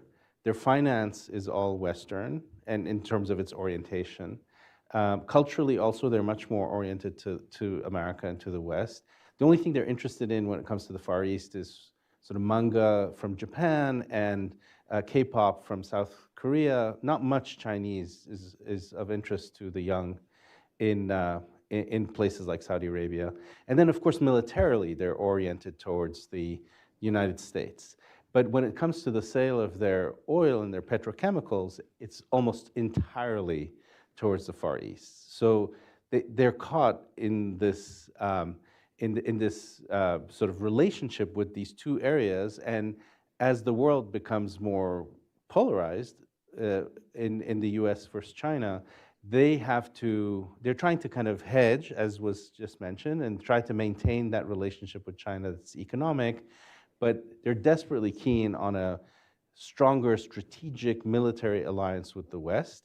And also, when it comes to critical minerals, they're interested also to be decoupled from China and to be much more in the Western supply chain, and also on AI. And so their gut instinct, the gut instinct of the ruler in Saudi Arabia, is to be sort of with America, but he wants America to treat him like Israel, like a strategic ally, and offer him protection and all the rest of it. And so that's how we have to deal with him and deal with these countries. And the hedging is part of the game. Some of it is some of it is theater. It's not real. Like, for instance, the Saudis were invited to join the BRICS. They're not really interested in the BRICS. But they know that if they show an interest, the Americans will pay attention and will offer them something, right? But they're very much in the dollar universe, not in an alternative universe, because they can't buy much with the renminbi other than what they buy already from the Chinese, but there's a lot more they want to buy that they can't use that currency for. Follow-up question for you, Bernard, on the security realm. This panel is titled Markets and Power. After all, how alarmed should the United States be about what China is doing militarily in the region, from arms sales to intelligence sharing to joint military exercises to other forms of security cooperation? Is there anything going on that we should be especially concerned about in the region? Is it to direct you? Yeah, of course. I mean, look, when the Saudis wanted the Predator drone and it was blocked, at least in its military configuration, they turned to the Chinese. They're turning to also the Turks, but their preference is to buy from America. So they have this super opportunistic, pragmatic relationship with the Chinese, which is that they turn to them when they can't get the kit from us. And what we say to them, and I think this is correct, is that if you buy our kit, you can't have Chinese kit and you can't have Huawei. But then they come back and say, well, you don't have the equivalent of Huawei, so what are we to do? Because we're building out our economy and infrastructure and all that. So, we have to engage them in a way that I think makes it very clear that, all their eggs or most of their eggs have to be in our basket, not and you can keep a couple of eggs in the Chinese basket, but only so much. Could I weigh yes. in just on a slightly different angle? I mean, we haven't mentioned Iran yet. Yes. And, China benefits enormously from this relationship with Iran. I mean, they get a lot of oil. They get about 1 million barrels a day, as far as I can tell, from Iran, maybe more, at a significant discount. They also get discounted oil from Russia and Venezuela, for that matter, in contravention of our sanctions. Amongst other things, that allows them to put some rocket fuel behind their manufacturing sector. And it's cheaper energy. And amongst other things, the Chinese have built up a fairly large petrochemical industry. And they're now one of the largest, if not the largest, exporter of products derived from, basic crude oil and some on gas. So refined oil products, they're an exporter of that. We have an opportunity, I think, to affect that because with stronger enforcement of our sanctions. And my read of China is that they don't want to go totally in the direction of alienating the United States by avoiding the sanctions on oil, but other things that they avoid. For instance, giving weapons-related stuff to the Russians, so that we could have an impact on this by tightening up our sanctions on acquisition of Iranian oil and Russian oil, but also they're worried, the Chinese are desperately worried about us sanctioning their banks, which facilitate this trade. So we have an opportunity, I think, to be more influential than we are in this regard. Mary, this next one is for you. Let's go from Iran across the Gulf to the GCC. No doubt you saw the White House put out a statement on the heels of the president's trip to the region. I assume most, if not all of you in this room are familiar with this, that there had been some $2 trillion in investment from the Saudis, the Emiratis, and the Qataris pledged to the United States. What do you make of that announcement? And How significant is it? Well, we'll see if Boeing can actually deliver the airplanes that Qatar said that it was going to buy. I don't know about that. So, I mean, yeah, there are a lot of big numbers thrown around, but how much will eventually come to us is something that we'll have to see. I alluded earlier to lessons that we should have learned over the last 40 years of U.S. investment in China and vice versa. This isn't exactly the same situation. China is a regime that is an adversary.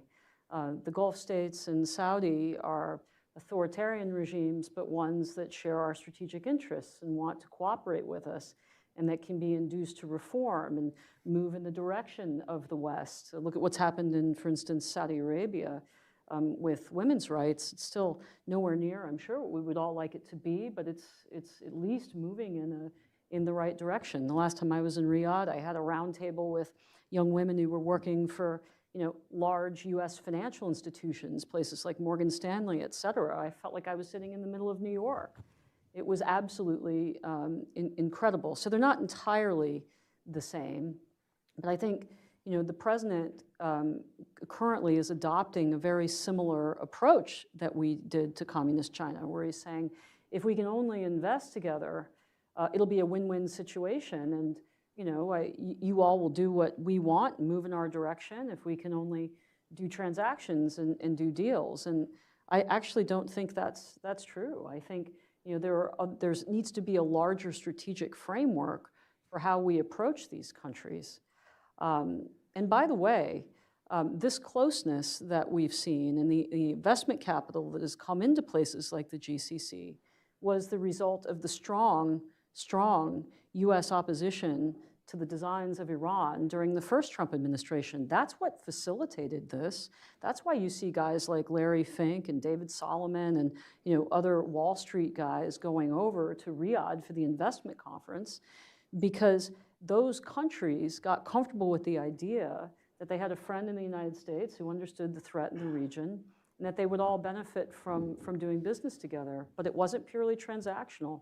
There was a strategic element there that we recognized the enemy in Tehran. Now the president is trying something very different. He's trying an Obama-like approach, not entirely. He does say that Iran shouldn't have a nuclear weapon, and we have seen a change of tone out of Steve Witkoff in terms of enrichment. But he's inching in that direction, and I think that that's a mistake.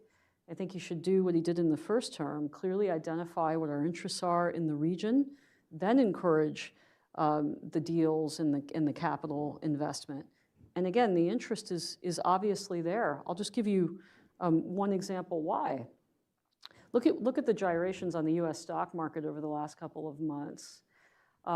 U.S. companies, and I serve on the board of 2 public New York Stock Exchange listed companies, they're looking for stable, long-term sources of capital, long-term holders, long-only holders. They don't want hedge fund money.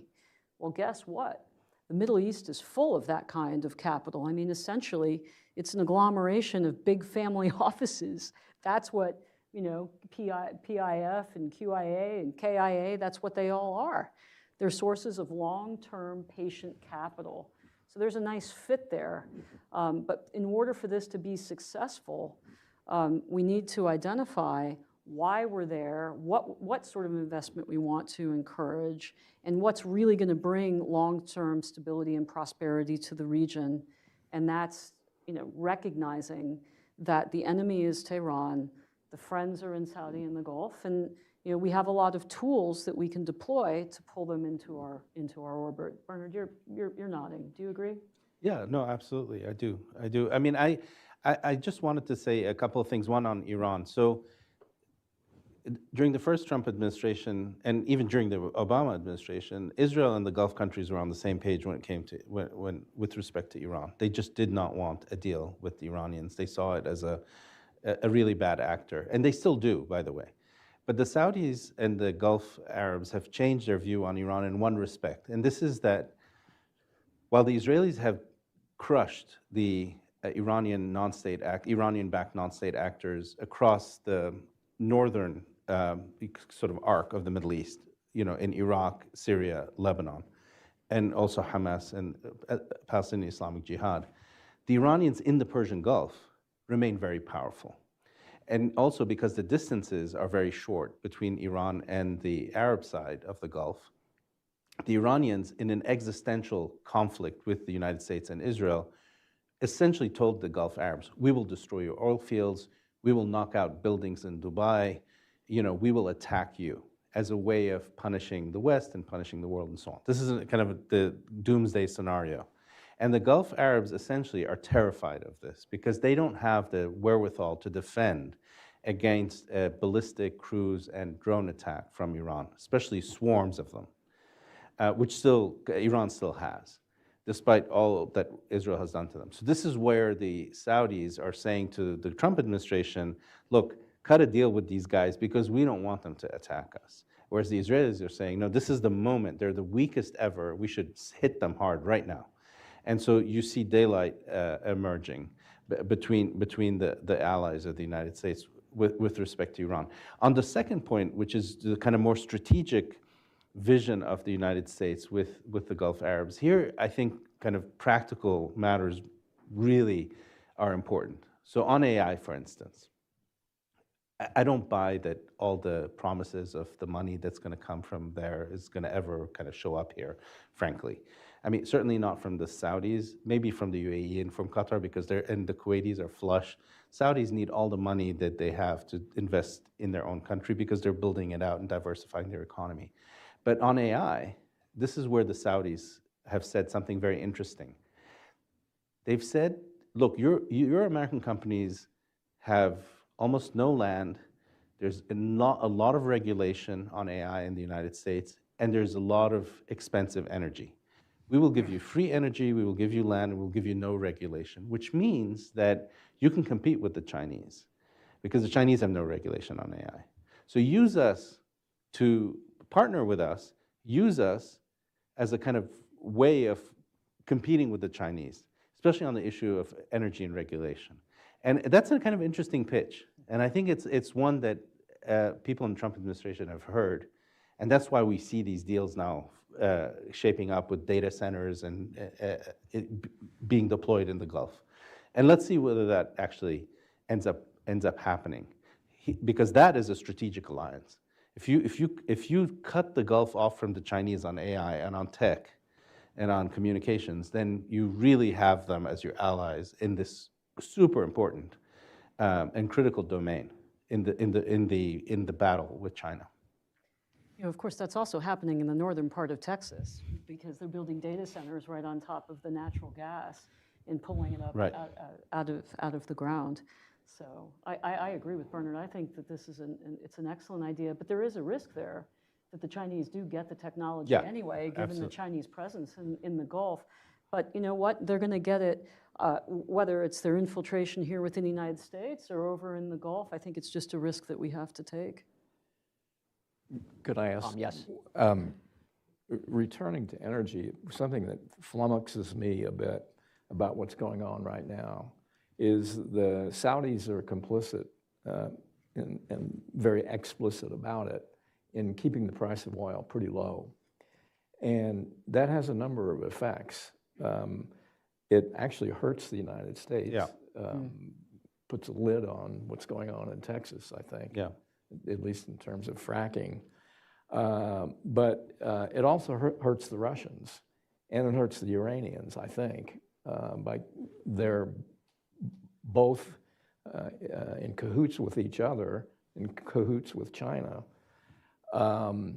China benefits from lower than Brent prices on its oil. So if the Saudis come in and say, and they made another announcement today or yesterday that, they're going to up production more. What is the geopolitics of that? Do they want to knock out the Permian Basin? Do they want to hurt the Russians and the Iranians more than that? And how does that affect the Chinese? I know it's a complicated question, but I can't figure it out. I mean, isn't the solution for the United States to liberalize our energy market and again become the marginal price setter, Tom? I mean, isn't that, I mean, and that was, again, what we did in Trump 1, And that was what pulled the rug out under Putin, because as you said, we took away his source of capital. It does contribute to lowering inflation in the United States. Which we need. Yeah. So, I mean, I can try to address your question. So I think that when it comes to oil, the Saudis make their decisions principally on economic, determinants. And they definitely want to fight American shale and other producers around the world for market share. And they see that there's a decline in demand, partly because of the global economy, also because China is moving away from oil with all its EVs. I mean, the Chinese play on EVs is essentially to use coal to charge their transportation fleet and to use less oil from the Middle East. So the Saudis want to drive out more expensive oil, certainly, but they also want to please President Trump, because President Trump has been saying he wants lower oil because, for him, he's still stuck in the 1970s with OPEC, being a kind of evil actor, and lower prices is good domestically, not for the oil industry, but for the others. So I think the Saudis are playing that game. They have a buffer because they have about $400 billion of reserves. And they feel they can play this game for a couple of years and drive out more expensive oil and then bring demand back and then be the beneficiaries of that by ramping up production and selling most of their oil that way. I think that's the game. This will likely be the last question for me before we turn to the audience for your questions. I'm going to address this to Mary, and perhaps you, Tom, and you, Bernard, would like to weigh in as well. Trade really has not come up yet, and it's obviously a priority for this administration. The United States has free trade agreements with Israel, Bahrain, and Morocco. Those three countries come to mind in the region. Mary, do you think the administration is going to make the Middle East a priority as it seeks to negotiate these trade agreements that it says it really wants to conclude with countries around the world? Where does the region fit in with its strategy as it negotiates? The fact that the president's first trip abroad as a state visit was to the Middle East makes very clear that this is a priority for the administration, not to mention, as we've just discussed, all the announcements that he made. But you don't need U.S. trade deals to bring U.S. investment and capital over there. As I've just explained, there is an enormous interest from the financial community, whether it's U.S. banks or investment funds or U.S. corporates for going over there, not just because they feel that they can bring Middle East capital into their operations here, but because also places like Saudi Arabia are becoming a lot savvier about saying, well, you want our money, then you have to open up a branch here in Saudi. You go build your manufacturing facility here, and then maybe PIF will consider giving you money. And I think we're only going to see more of that. It's kind of like the Walmart technique, right? You want to sell your goods at Walmart? Well, you have to come to Northwest Arkansas and set up a shop here. It's a very similar idea. So the answer is it a strategic priority to do more trade? Yes, it is. Do we need U.S. trade agreements to induce U.S. investors to go there? No, they're already there in force. And as I said earlier, I think that needs to be accompanied with a larger strategy for the region, which we don't seem to have yet. Yeah, I think Tom? I think the play with the Middle East is more attracting investment than it is opening up markets. The consumer markets are just not that big. I mean, we could compete more with China on their BRI stuff, building ports, building transportation networks, infrastructure in general in the region, and that may be a play as well.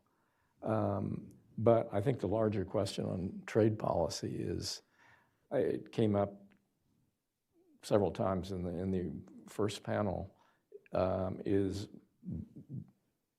assuring that American policy has some consistency and persistence in the long run, including working more closely with allies and assuring allies, and this affects your world, much more than does the trade world, which is you got to have the certainty and confidence in the future policy to commit money, more than 30 days.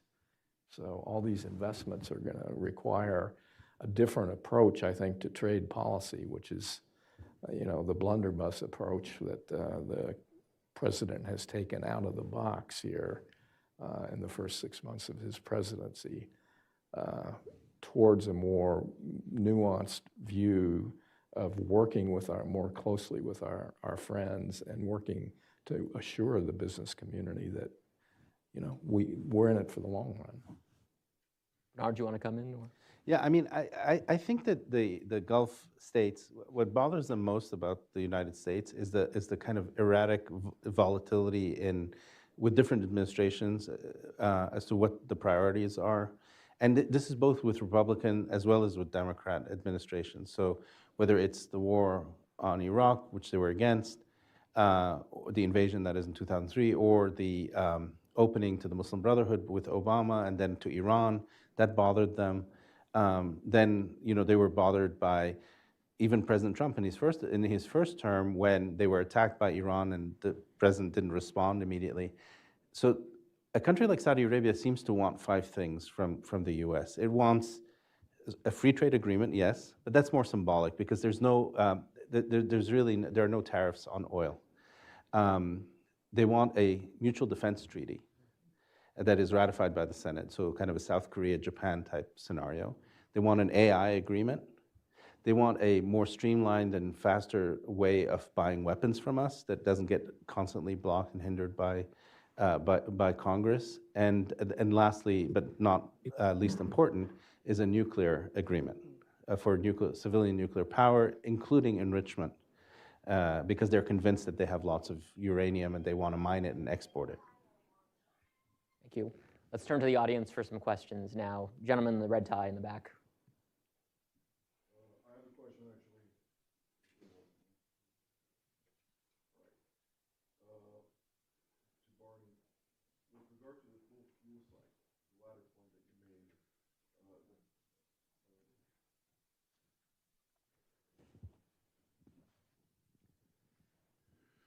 with regard to the entire fuel cycle of the nuclear program that Saudi wants, naturally, there was always the equation of if the Saudis get it or don't get it, they ask, okay, but the Iranians got it under the JCPOA with the 3.67%, and why don't we get it? Now, basically, the Trump administration wants to revoke the whole aspect of the Iranian fuel cycle.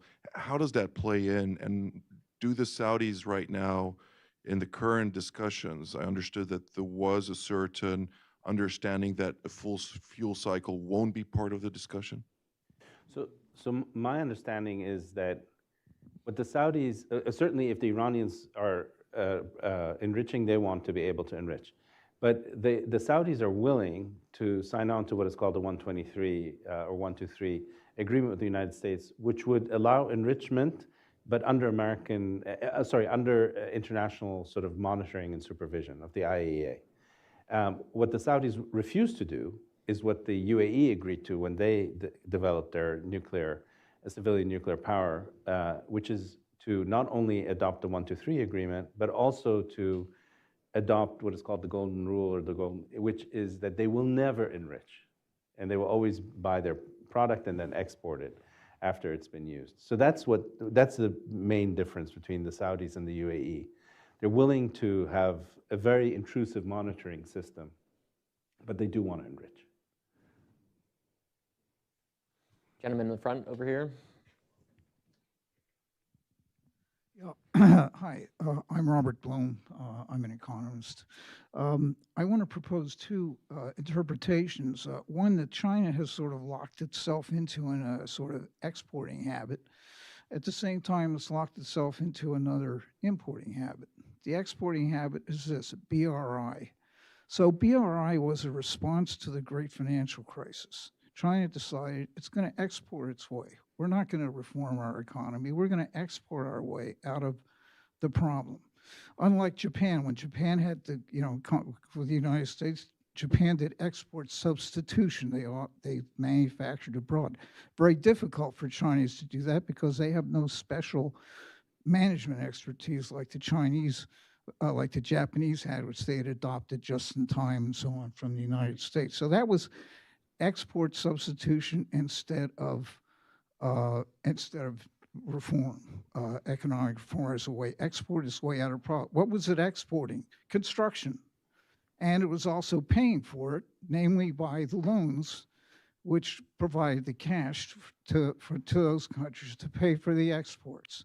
So this is what BRI is basically. It's just a classic export solution to an economic issue, a challenge of the BRI.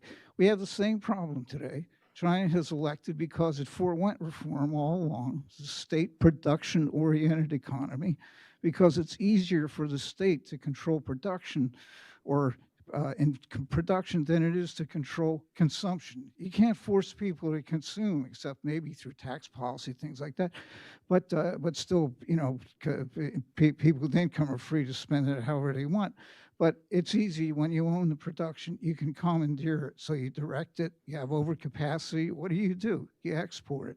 And there's still the challenge of Chinese top-down management, their whole management approach to the ability to implant that in countries is a non-starter. That's the first thing. It's locked into an export habit. Now the import habit comes with oil, and it begins with the Asian financial crisis. In '96, this is when relations with Japan deteriorated because China used to export oil to Japan. It was a great customer until '96, and now they started both as net importers, they started competing for oil.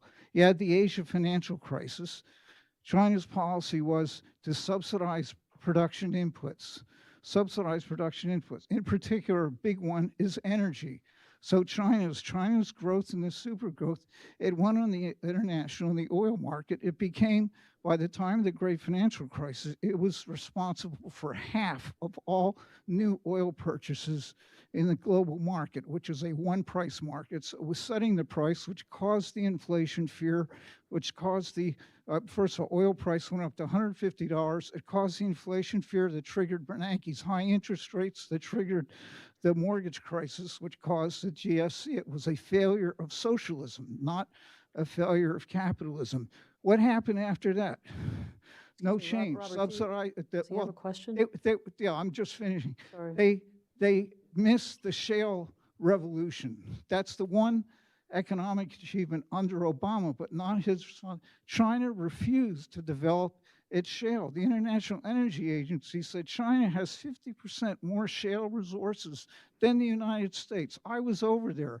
I was advising their Thank you. energy We really need a industry question from you, please. to adopt this, and they refused. They decided when she came in, we're going to remain a net oil importer. We're going to get great deals from Russia and so on. So it by its own decision, decided to lock itself in the role of a net oil importer. So these are two problems of its own making. And just put these ideas out for your own comment.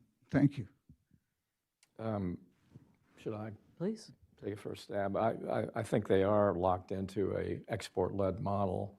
I mean, part of it is, they tried with investing in infrastructure and capital investment, but their returns on investment, because of the sort of top-down Communist Party-led model, their returns on capital investment are very low, and they overproduced infrastructure.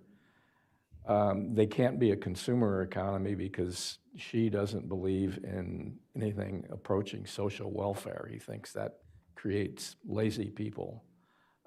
He doesn't want to empower the private sector because that might undermine political control of the CCP.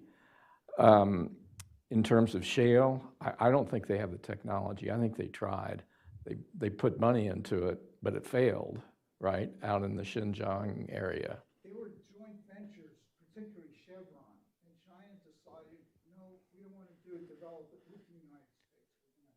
Well, they don't have the indigenous technology. This is Xi's decision. We prefer Russia as a partner, not the United States. Russia doesn't have that technology either. Well, no, And they can't. No, not to develop shale.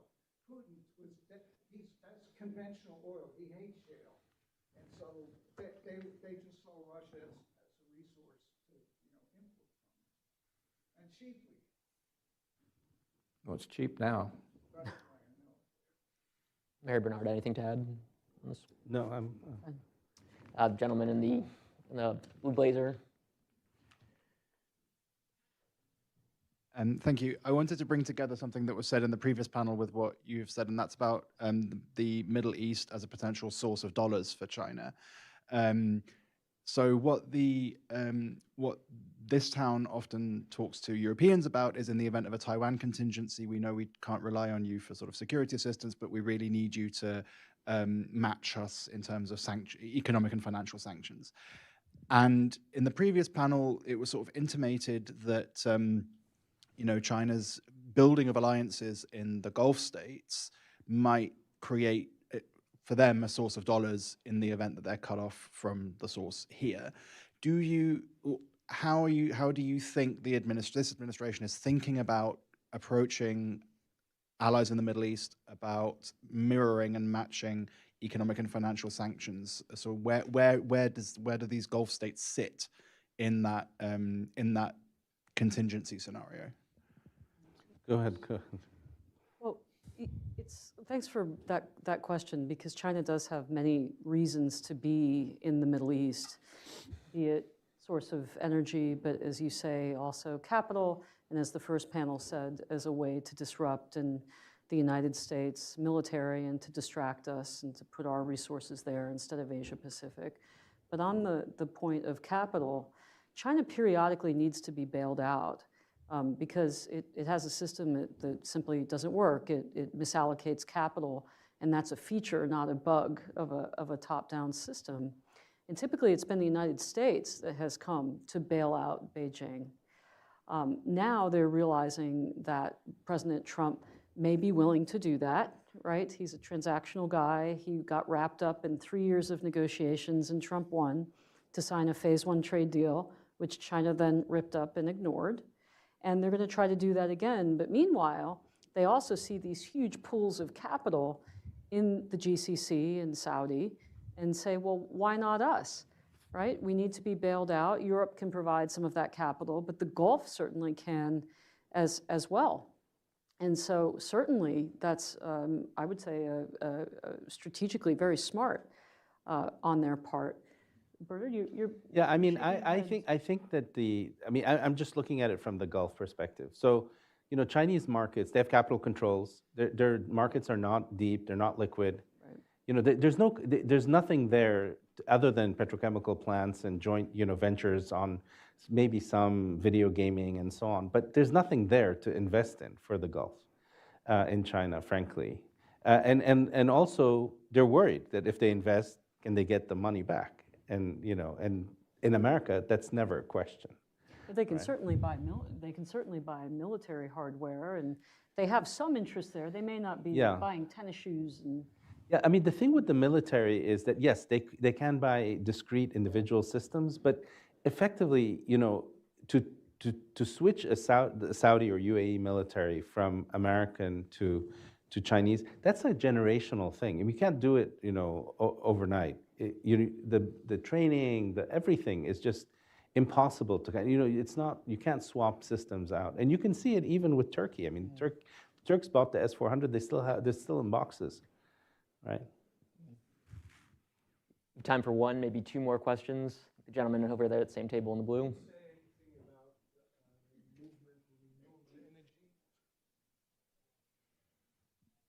Would you mind repeating that, sir, with the microphone? Thank you. Can you say anything about the movement to renewable energy in the contest between the U.S.? You mentioned the oil, but there is another ballpark being built just near it. Well, I'll start. Tom, China has, as part of its normal playbook, taken over the production of green technologies.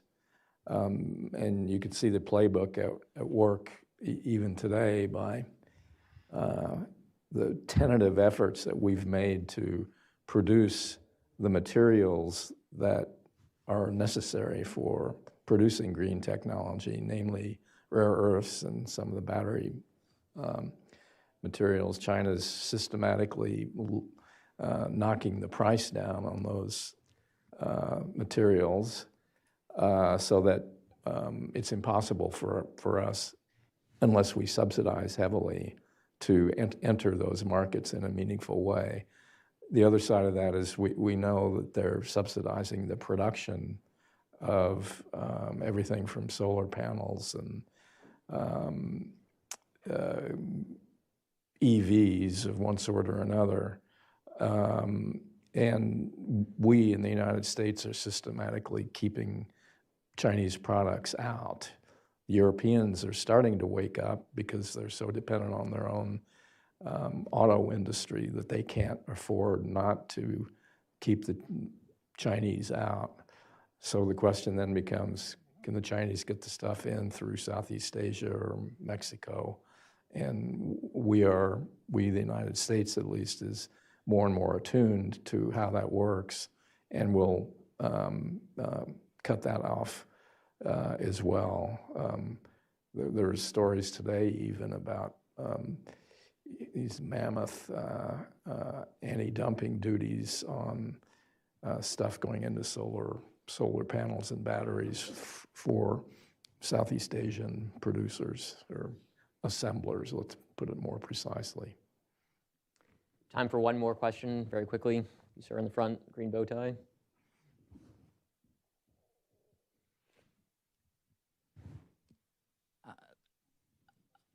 Thanks very much. I wanted to pick up on something that Bernard raised a minute ago about the kind of the possible orientations for the Gulf states. And I think as you broke it down, roughly the only interest in Chinese partnership is mercantile, commercial, whereas not only the military infrastructure, but even culture pushes towards the West. And finance. And finance, yes. On the culture point, though, I'm less sure. I mean, it seems to me that not only is there a kind of contempt often in the rhetoric of the Arab states for the perceived decadence of the West, its libertine social structure, et cetera, but also there is at least propagandistically, there's an effort to promote a kind of Arab high culture, right, with horse racing, with music, and certainly with the religious policy. It tends to be friendly to Salafism around the world. Isn't there a sense in which the Arab world would like to be a third pole that's neither China-oriented nor Western-oriented, but would like to have its own cultural profile around the world? I mean, I think if you speak to Islamists or if you speak to someone like President Erdogan, so more broader than Arab, so there's a kind of an Islamic alternative to China and to the West, you would get that. But if you were to speak to MBS, you don't get that at all. First of all, he's completely crushed the Islamists. Most of them are either in prison or silenced or in exile. He has reformed the school curricula.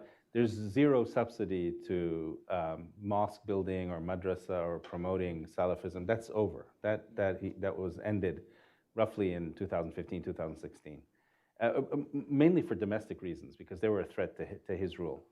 And it was just bad, a bad brand to be exporting. It's bad for business, bad for tourism, bad for everything. So they're out of that business. And frankly, if you look at where they've spent their money, I mean, Arab high culture, yeah, I mean, there's some camel pageants and horse stuff and so on, but it's mostly boxing, soccer, football, bringing American rappers there like 50 Cent and others. I mean, you go to what's called the Middle Beast, which is like this huge rave, 700,000 people over 3-4 days in Riyadh. you're in what's it called? The man, dead man, or whatever it's called. Burning Man. Burning Man. Yeah, it's like Burning Man. Have you been? I've been. Wow. It's unbelievable. I mean, it's you will that's where the money is going. I mean, there's no and so it's really oriented to you think you're in a Berlin kind of rave, warehouse or it's just that kind of scene. And so yeah, slightly. I think it's true what you said before 2015. Still certainly no longer true. On that subject of levity, we will conclude. Thank you all very much. Thank you.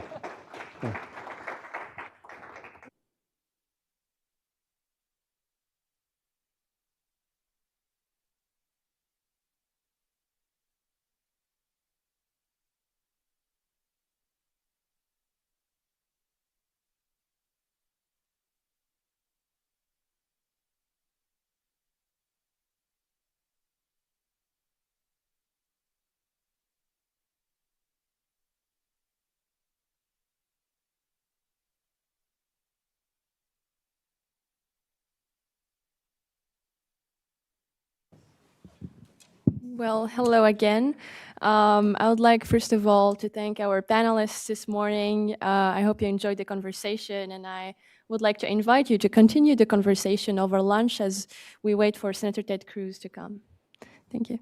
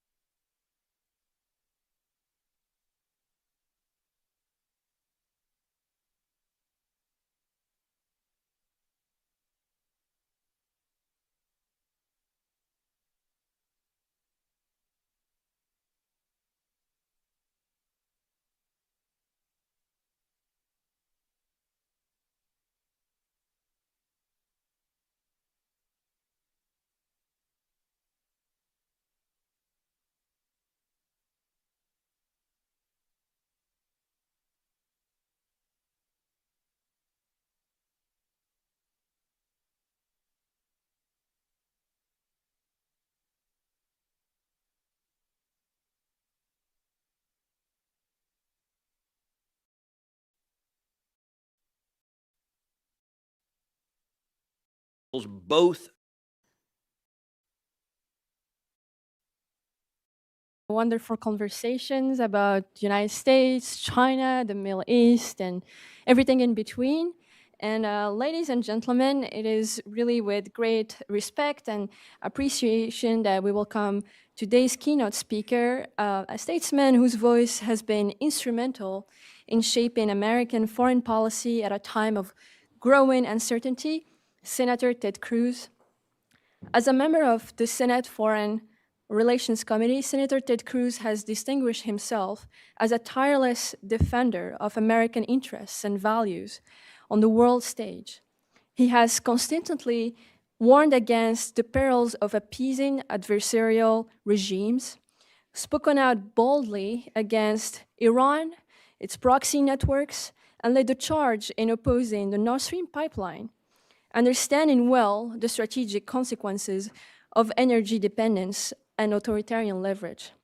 He is a man who fights for the truth and against delusions.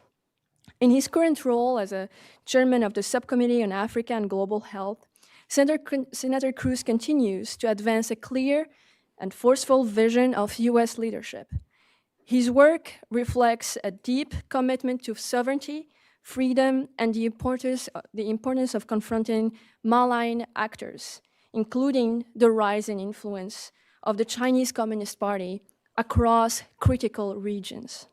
Where we are honored by his presence today and grateful for his contributions to this urgent dialogue. Please join me in warmly welcoming the Honorable Senator Ted Cruz.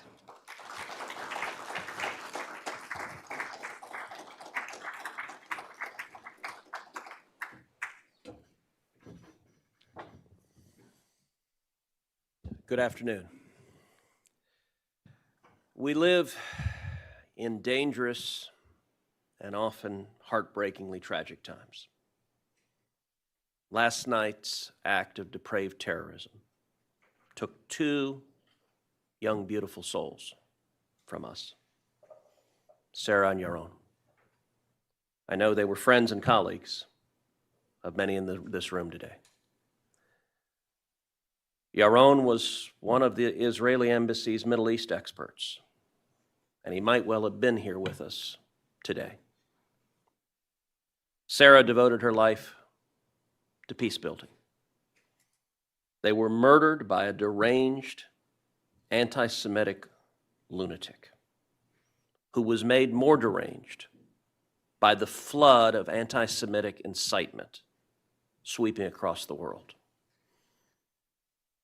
Day by day, and indeed minute by minute, the most outrageous lies about Israel and Jews are manufactured and amplified by a global echo chamber spanning international organizations, social media, college campuses, the media, and increasingly world leaders and far too many American lawmakers. The result is, predictably and infuriatingly, more violence. The murderer last night said, "Free, free Palestine," after shooting them both. I will tell you, those words for the better part of a year I heard every Saturday morning at 7 a.m. as I had pro-Hamas protesters in my front yard, chanting them, ringing bells, screaming curse words, waking up the children in the neighborhood. They would arrive promptly at 7 a.m. on Saturday, and they would leave promptly at 8 a.m. on Saturday. For much of last year, until one day they stopped. It was clear it was not organic. It was clear it was paid for. This was a job. They were punching in on a clock at 7. They were punching out at 8. And then one day, whoever was paying for it decided to stop paying for it. But they spread the hate and lies. And that's dangerous. For us, it's incumbent to mourn but then to act. We should counter lies and incitement with clarity. Unapologetic, rigorous, righteous clarity. Anti-Israel lies are lies. Anti-Semitic hate is hate. And there is a virtue in clarity. In national security analysis and practice, of course, clarity is essential. Many of you have heard me talk about being on the south lawn of the White House for the signing of the Abraham Accords 5 years ago. That week, the ambassadors of both the UAE and Bahrain said the exact same thing to me. They said, we now understand that America stands unequivocally with Israel. We want to be friends with America. Therefore, we will be friends with Israel. That is the virtue of clarity. And I will say our enemies have no problem with clarity. Xi Jinping talks about, quote, world socialism, and declares that, quote, realizing communism has been the party's supreme ideal and ultimate objective because the Chinese Communist Party intends to displace the American global order and replace it with Chinese communism. They are building a military capable of global power projection and creating regional economic blocs, excluding the United States, because they intend to project power globally at the expense of core American national security interests. The Ayatollah chants death to America and death to Israel because the Ayatollah intends to do everything he can to wipe out Israel and murder Americans. Iran is enriching uranium that can be used for nuclear bombs because they intend to build nuclear bombs. They are developing missiles capable of detonating nuclear warheads above American cities because I believe if they are able, they intend to detonate nuclear warheads above American cities. And I'll add that when Vladimir Putin declares that he intends to reconstruct the Soviet empire, he means that too. You know, the political left loves to quote a line by the author Maya Angelou. When someone shows you who they are, believe them. Apparently, that principle applies to everyone except America's enemies who declare over and over again their intention to destroy us, to destroy our allies, and to murder as many of us as they can. If history teaches anything, it is that if somebody tells you they want to kill you, believe them. There is no doubt that China represents the most significant long-term strategic geopolitical threat to the United States. They are waging a 1,000-year war. There is also no doubt that the prospect of an Iranian regime acquiring nuclear weapons represents the most acute, immediate threat to America and our allies. And there is no doubt that over the last half-decade, they have coalesced into a very explicit alliance between Iran and China, along with Russia and North Korea, to help them achieve their goals. I believe that fundamentally, China is a global threat that must be confronted globally, region by region. There are those who refuse to acknowledge the threat that China poses. When I first came to Washington, to the Senate 13 years ago, I said then China is the greatest geopolitical threat facing America for the next 100 years. At the time, that was a very lonely view. Every Democrat disagreed, and most Republicans disagreed. They looked at China and they saw nothing but dollar signs as far as the eye could see. I will say, particularly in the wake of COVID, many people's eyes have been opened up as to the threat that China poses, as to the lies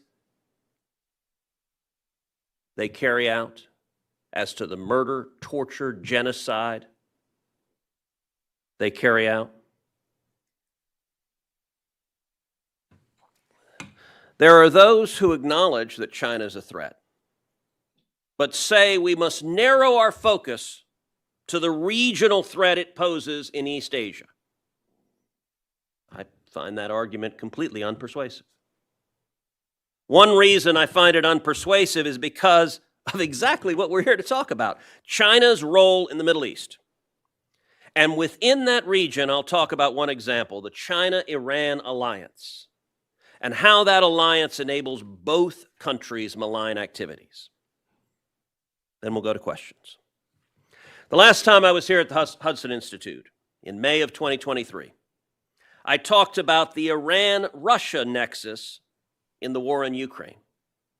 At the time, Biden officials were running our foreign policy, and we were just over a year into the war in Ukraine. And I talked about how the Biden administration was funding both sides of the war simultaneously. We were spending billions of dollars to arm Ukraine, and we were allowing what would amount to a $140 billion inflow to Iran, which in turn was spent, among other things, on military infrastructure and drones and IRGC advisors sent to Russia to fight against Ukraine. And the Biden administration happily wrote checks on both sides. That money was also used to finance Hamas and the October 7th terror attack against our Israeli allies. That attack was the worst one-day massacre of Jews since the Holocaust. It triggered an ongoing war and included Hamas murdering and kidnapping over 1,200 people, including dozens of Americans. During the Biden administration, the CCP was by far and away the primary purchaser of oil from Iran. Iran and China signed a 25-year strategic partnership plan with a commitment from China to invest $400 billion in projects in Iran over that period. 4 out of every 5 barrels of oil that Iran exports go to China, enabled by a ghost fleet that was roughly 70 ships at the beginning of the Biden administration and that grew to over 400 ships by the end of the Biden administration. The oil, metaphorically and literally, fueled China's economic and military buildup over the last 4 years. When I used to ask Biden officials why they were allowing that trade to continue, the answer they would give repeatedly in hearing after hearing was essentially, there's nothing we can do about it. Compare these debacles to the policies and successes under the first Trump administration. Under President Trump, as I said earlier, we had the Abraham Accords. American allies came together under American sponsorship and American leadership. The Biden administration, in contrast, alienated our allies and emboldened our enemies with predictable results. Our allies were pushed towards our enemies under Chinese sponsorship. In 2023, Iranian and Saudi security officials met in Beijing and signed a deal to restore full-fledged diplomatic ties and reactive security cooperation. Biden officials responded to the announcement of the deal by saying, "We welcome the development, regardless of what the interest was or who sat down at the table." They said it would lead to an end to the war in Yemen or Houthi attacks. I suppose I'm a little less sanguine about it than they are. I find deepening alliances between hostile global and regional enemies of America to be a very unwelcome development in the world. It's worth noting that in October 2023, the Houthis started firing missiles and drones at commercial ships in the Red Sea. Iran continued providing direct support, munitions, and missiles, and also sent spy ships to the Red Sea to assist. It's also worth noting that China, despite having a military base in Djibouti, did nothing other than engage the Houthis to protect their own vessels. Again, the China-Iran dynamic is just one example, just in the Middle East, of the global threat posed by the CCP and why it has to be countered globally, region by region. There are plenty of others that I'm sure we'll get into. And I want to thank all of you for being here, Hudson for hosting, John Walters for all he's doing here, and Zeneb for putting on this event. And with that, let's move to questions.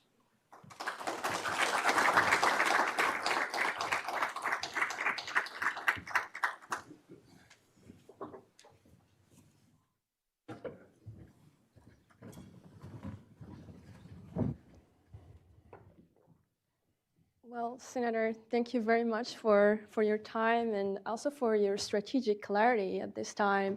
But before we start, I would like to personally thank you for your kind words about Yaron. I don't know if you know this, but whenever I talk to Yaron, he told me that it's really thanks to you that he met his fiancée because they met at an event where you were speaking, and it was.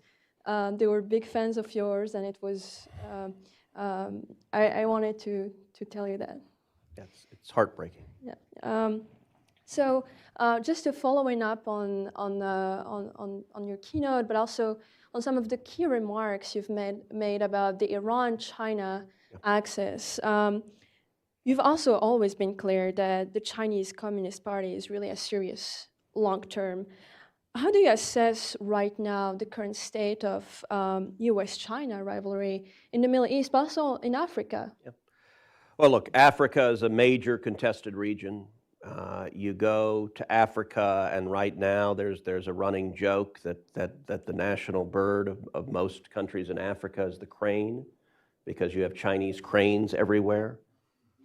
They are investing billions of dollars. Their Belt and Road Initiative is systematically designed to buy allies, to corrupt them, and to drive them away from the United States. And they are engaged in every single region of the world. They are fighting a global battle. And they're clear-eyed about it. I will say during the last 4 years, the Biden administration could not bring itself to stand up to China or anybody else.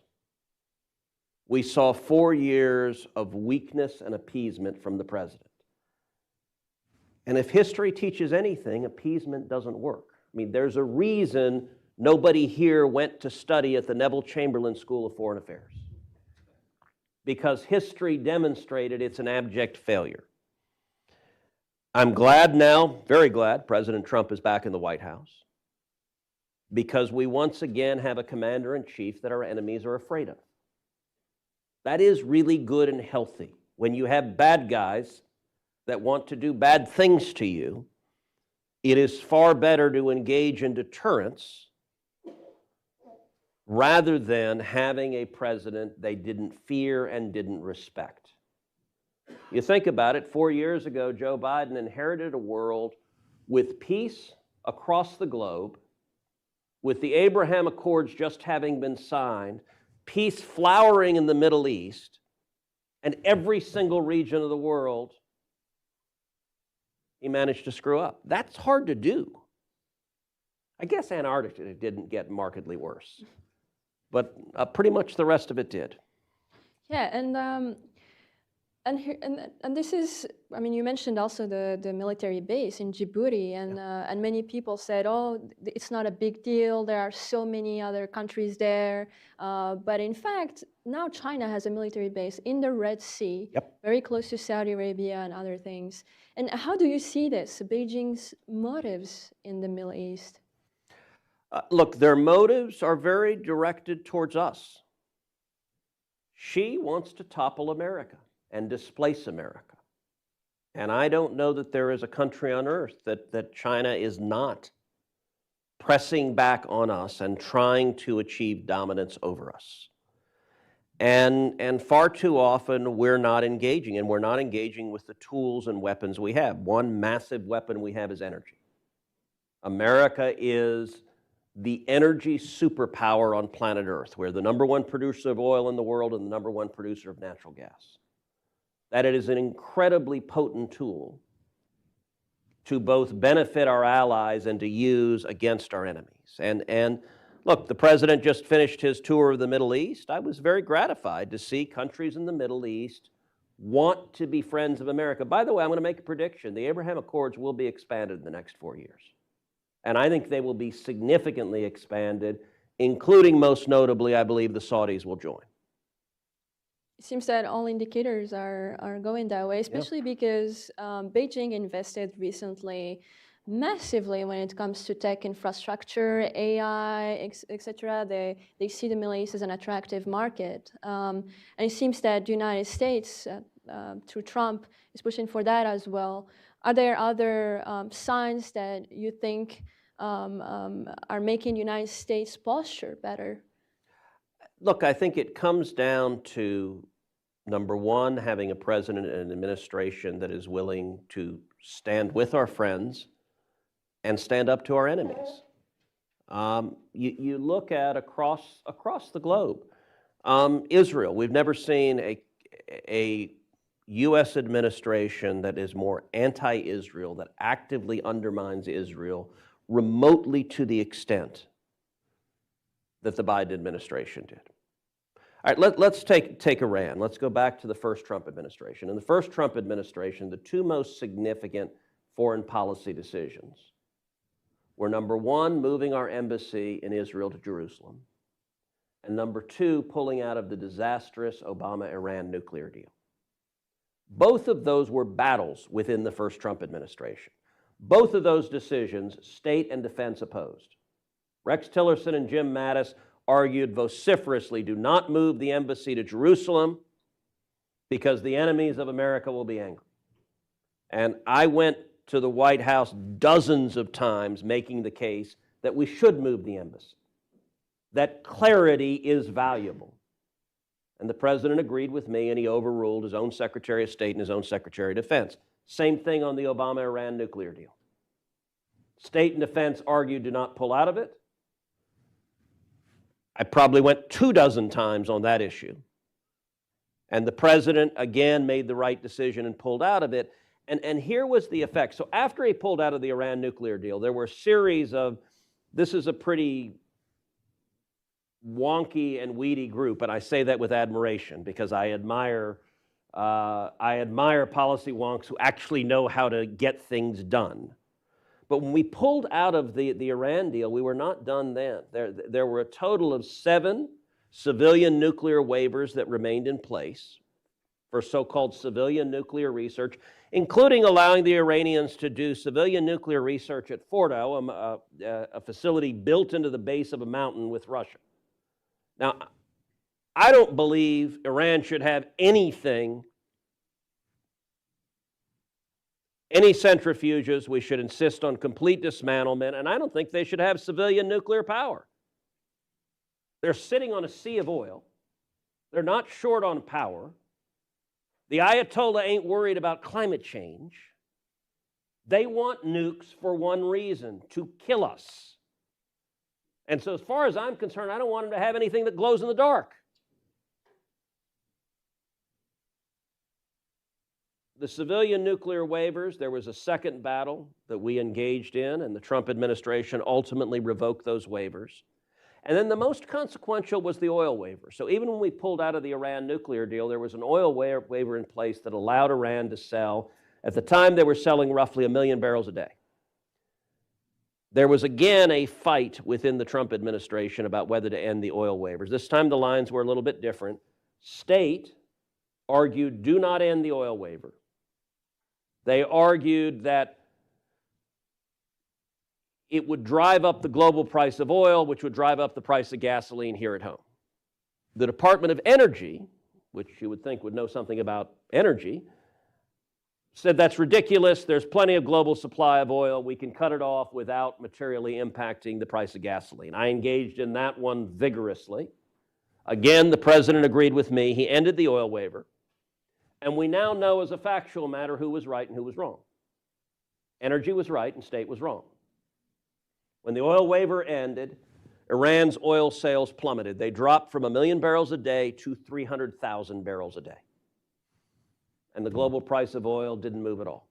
It had no impact at the gas pump.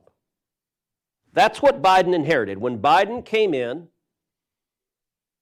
Iran was selling 300,000 barrels a day of oil. Their economy was in free fall. The regime was teetering. I think we had a real opportunity to see the Ayatollah and the mullahs fall. And what did Joe Biden and the Democrats do? They immediately stopped enforcing the oil sanctions. And Iran's oil sales, they had been at 1 million barrels a day. They fell to 300,000. Under Joe Biden, they rose to 2 million barrels a day. That was over $100 billion that went straight to the Ayatollah. Now, what did Iran do with that? Well, among other things, Iran provides over 90% of the money to Hamas and over 90% of the money to Hezbollah. So in a very real sense, Joe Biden and Kamala Harris and every single Senate Democrat that voted with them for 4 years paid for the death squads on October 7th. Because when you send $100 billion to a theocratic lunatic who screams death to America and death to Israel, and he spends that money to pay terrorists to murder Americans and murder Israelis, then you have responsibility for the money you sent to the lunatics who are acting on what they say they're acting on. Definitely, and there's you already. Sorry, I went on a bit of a rant. No, it's it's great to have this conversation because, as you know, there's this. You're talking about strategic clarity. Many people think that China is in the Middle East just out of coincidence. That it's about geography. That they're not interested in displacing U.S. allies. But as a matter of fact, they are. You've talked about the United States siding with its allies, but do you see other measures that the United States can take in that regard? Yes, and I think the most important, look, I'm the chairman of the Africa Subcommittee on Senate Foreign Relations. I spend a lot of time right now, that's new in this Congress, but I've been meeting with numerous leaders from Africa. Every country on earth looks at the marvel of the U.S. economy, and they want to do business with us. America has a unique leadership role in the world. We have energy. Almost every country on earth would rather our energy than our enemy's energy. But under Joe Biden, they did everything they could to stifle U.S. energy production. You look at Africa that has vast critical minerals. They want to develop those critical minerals. But under Biden, we didn't lean forward and lead on that. I think the key, and when I talk to countries around the world, look, China offers free money. Belt and Road can be very enticing because they shovel billions at you. And it's a little bit like a drug dealer who goes to a junior high school and says, here, try a free sample. Being friends with China does not work out well for anyone. When they come into a country and say, we'll build your infrastructure, they, number one, don't employ workers from that country. They bring in Chinese workers. They build shit. And often they trap the companies in a debt trap because they want to exercise control. And look, they're doing it in Africa. They're doing it in the Middle East. They're certainly doing it in Asia. They're doing it in South America and Central America. They're doing it the Panama Canal. You cannot find a region of the world. They're doing it in Europe. They're doing it in the Arctic. For all I know, they're teaching penguins in Antarctica to speak Mandarin. I don't know about that, but they might. And they're doing it systematically. They're waging a long-term battle. Now, what do we do in response to that? I think we need a systematic approach to defeat the Chinese in this battle, modeled after the approach that won the Cold War against the Soviet Union. number of y'all have been to my office, some many times. The dominant feature in my office is a gigantic painting. It's about 20 feet wide. And it is a painting of Ronald Reagan standing in front of the Brandenburg Gate. And above are the words, "Tear down this wall," in German, in the style of the graffiti on that wall. I think those are the most important words any leader has uttered in modern times. I think American leadership, we need to be a more attractive friend to countries around the world, and we need to be a more formidable enemy to countries around the world. And we are in a global contest, much like in the Cold War, the Soviet Union was doing the same damn thing. I mean, China is not inventing a new playbook, but they are using, unlike the Soviet Union, China has a much larger economic engine behind it. That makes it more dangerous, and so we need to combat the propaganda, we need to combat the espionage, we need to combat the theft of intellectual property, we need to combat the human rights abuses, and understand, just like the Soviet Union, look, no one in their right mind wanted a shooting war between America and the Soviet Union. Two largest nuclear powers on Earth firing missiles at each other is really bad for the existence of Homo sapiens. Nobody wanted that. Nobody wants a shooting war between America and China because both countries have enough of an arsenal to exterminate all human life. But what we saw in the Soviet Union is you can press using all sorts of tools short of an actual shooting war, and that's what we need to be doing with China. Absolutely, and regarding the information warfare and also all the deceptive strategies, I guess you've also seen what thanks to the Russians, the Chinese, but also the Iranians have done in Niger, where the United States had to leave a military base. How do you explain this almost a complicity of being a victim of this Chinese deception all the time? How do you explain that? It's kind of intriguing. Well, I do think that there are politicians in Washington, primarily Democrats, who fall into the category of useful idiots. There was a fabulous poster during the Reagan administration that had quotes from the useful idiots of that era, who said over and over again, the Soviet Union is unbeatable, we cannot defeat it, we must accept. Jimmy Carter said we must accept malaise, put a sweater on. All of the enlightened foreign policy view in this town in the Cold War is that we should embrace détente, which I think was French for surrender. And Ronald Reagan, look, Reagan came in with clarity. Reagan stood up and said the Soviet Union is an evil empire. And the Washington cognoscenti were horrified at who could say such a thing. He said Marxism, Leninism will end up on the ash heap of history. The Harvard faculty was very confused. They asked, what's your goal in the Cold War? He said, very simple, we win, they lose. That's not nearly nuanced enough. That clarity is powerful. We need that clarity, and we need that same force of vision.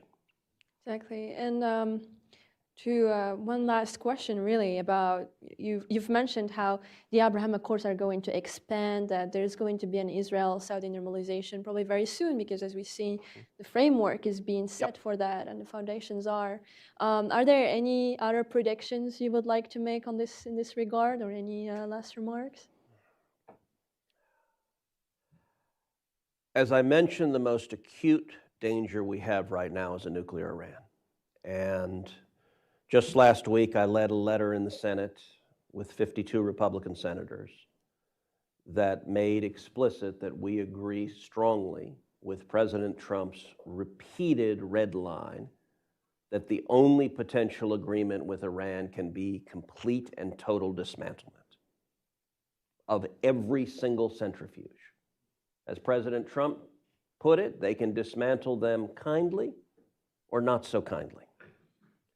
I think the president is absolutely right. I don't think every person in the administration agrees with that position. I think there are people in the administration who are more than happy to allow Iran to continue with centrifuges and even worse. And so I think there was value in having a completely united front in the Senate to say, we stand with President Trump. It's worth noting, and you all know this, but Donald Trump is not an isolationist. If you look at his policy in the first term, when he came into office, ISIS had a caliphate roughly the size of the state of Indiana. And he utterly and completely decimated and destroyed it. He took out General Soleimani. He took out Baghdadi. And in the second term, he's been bombing the crap out of the Houthis. Those are not the actions of an isolationist. Now, he is also not eager to get America into unnecessary wars. I agree with that as well. It is worth noting in 8 years in the White House, the biggest country Ronald Reagan ever invaded was Grenada. I believe in peace through strength. If you're strong enough, your enemies don't want to mess with you. I don't think the Ukraine war happens if Trump had still been in the White House. I don't think October 7th happens if Trump had still been in the White House. This is one thing the left doesn't understand. Appeasement and weakness is provocative. It causes war. It causes the bad guys to be emboldened. I want the bad guys to be scared as hell about what the U.S. president will do because it causes them, they will not behave well out of kindness in their heart. They will only behave well if they fear the consequences on the other side, and that's the best way to avoid war. And so, look, I think Hudson does a great job of focusing on these issues, and I thank everyone here for getting in the weeds on these issues because they matter and they're intense. It is intensely dangerous right now, but I feel a level of optimism that is worlds away from where we were just a few months ago. Wonderful. If you don't mind, Senator, we'll take one or two questions. Yes, Adhwaa.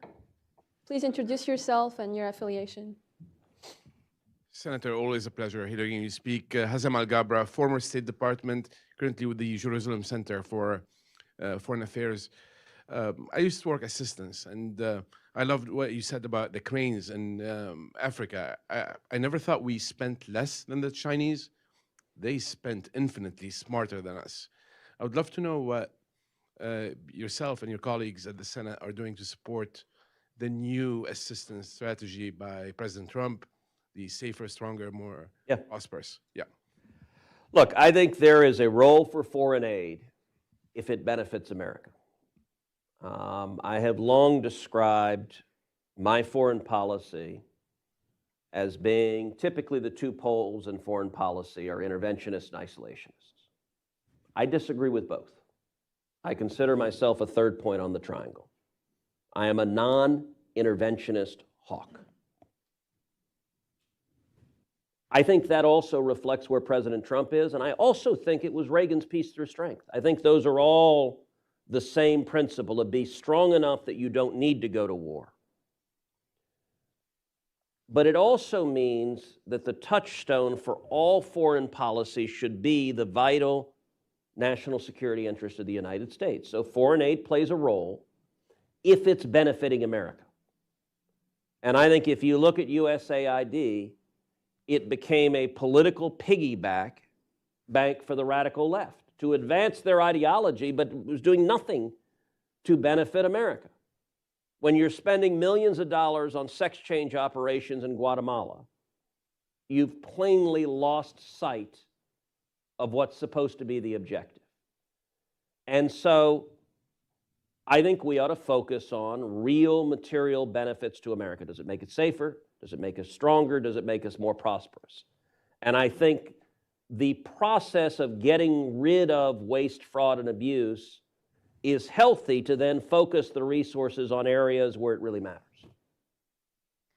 Maybe another question? Sorry, we'll wait for the mic. From Israel's Institute for National Security Studies and the Washington Institute, could you focus on what's your main concerns of China in the Middle East and what are your main expectations from your allies in the Middle East? Look, I think China in the Middle East is trying to do what it is trying to do in every other region of the world, which is exercise power and do so in a way that harms America and displaces American roles and makes countries dependent on it.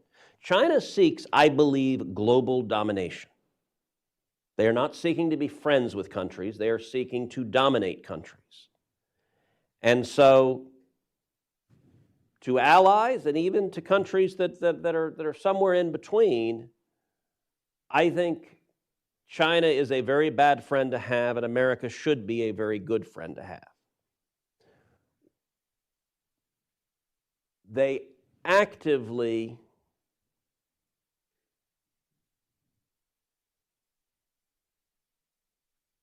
they're doing everything they can to displace America and to ensure continued dominance. I don't think it's in Europe's interest for China to be dominant. You look at something like Huawei. Huawei, they come in and say, hey, we'll give you really cheap telecom equipment. Isn't that great? Just one little detail, we're going to spy like crazy on it. Huawei is not a telecom company. Huawei is a spy agency. We had the first Trump administration, the United Kingdom was contemplating using Huawei telecom equipment. The UK is part of the Five Eyes network where we share our most sensitive secrets. And something I said at the time, I was actually interviewing Nigel Farage on my podcast. I do a podcast called Verdict with Ted Cruz 3 days a week. And Nigel was on and we were talking about it. And what I said is, I said, you know what? 4 eyes are better than 6 eyes. I said, I love the Brits. In fact, I've joked that our home is a mixed marriage because Heidi's a Francophile and I'm an Anglophile. So it works. But I said, I love the Brits, but if the Brits are going to put in telecom equipment that lets China see everything we send them, we're not going to be able to send them things because I'm not interested in giving them to China. And it's interesting, actually, I think COVID changed the views in the UK on the dangers of giving Huawei that position.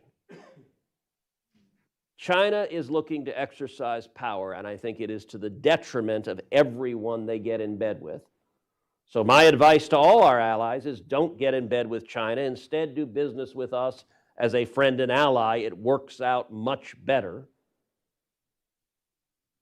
Or at least it should, and we should do everything we can to make sure that it does. All right, I think there is a vote on the Senate floor because my guys are getting highly agitated, so I have to go vote. But thank you. You guys are amazing. I appreciate it. Thank you, Senator. Thank you. Thank you.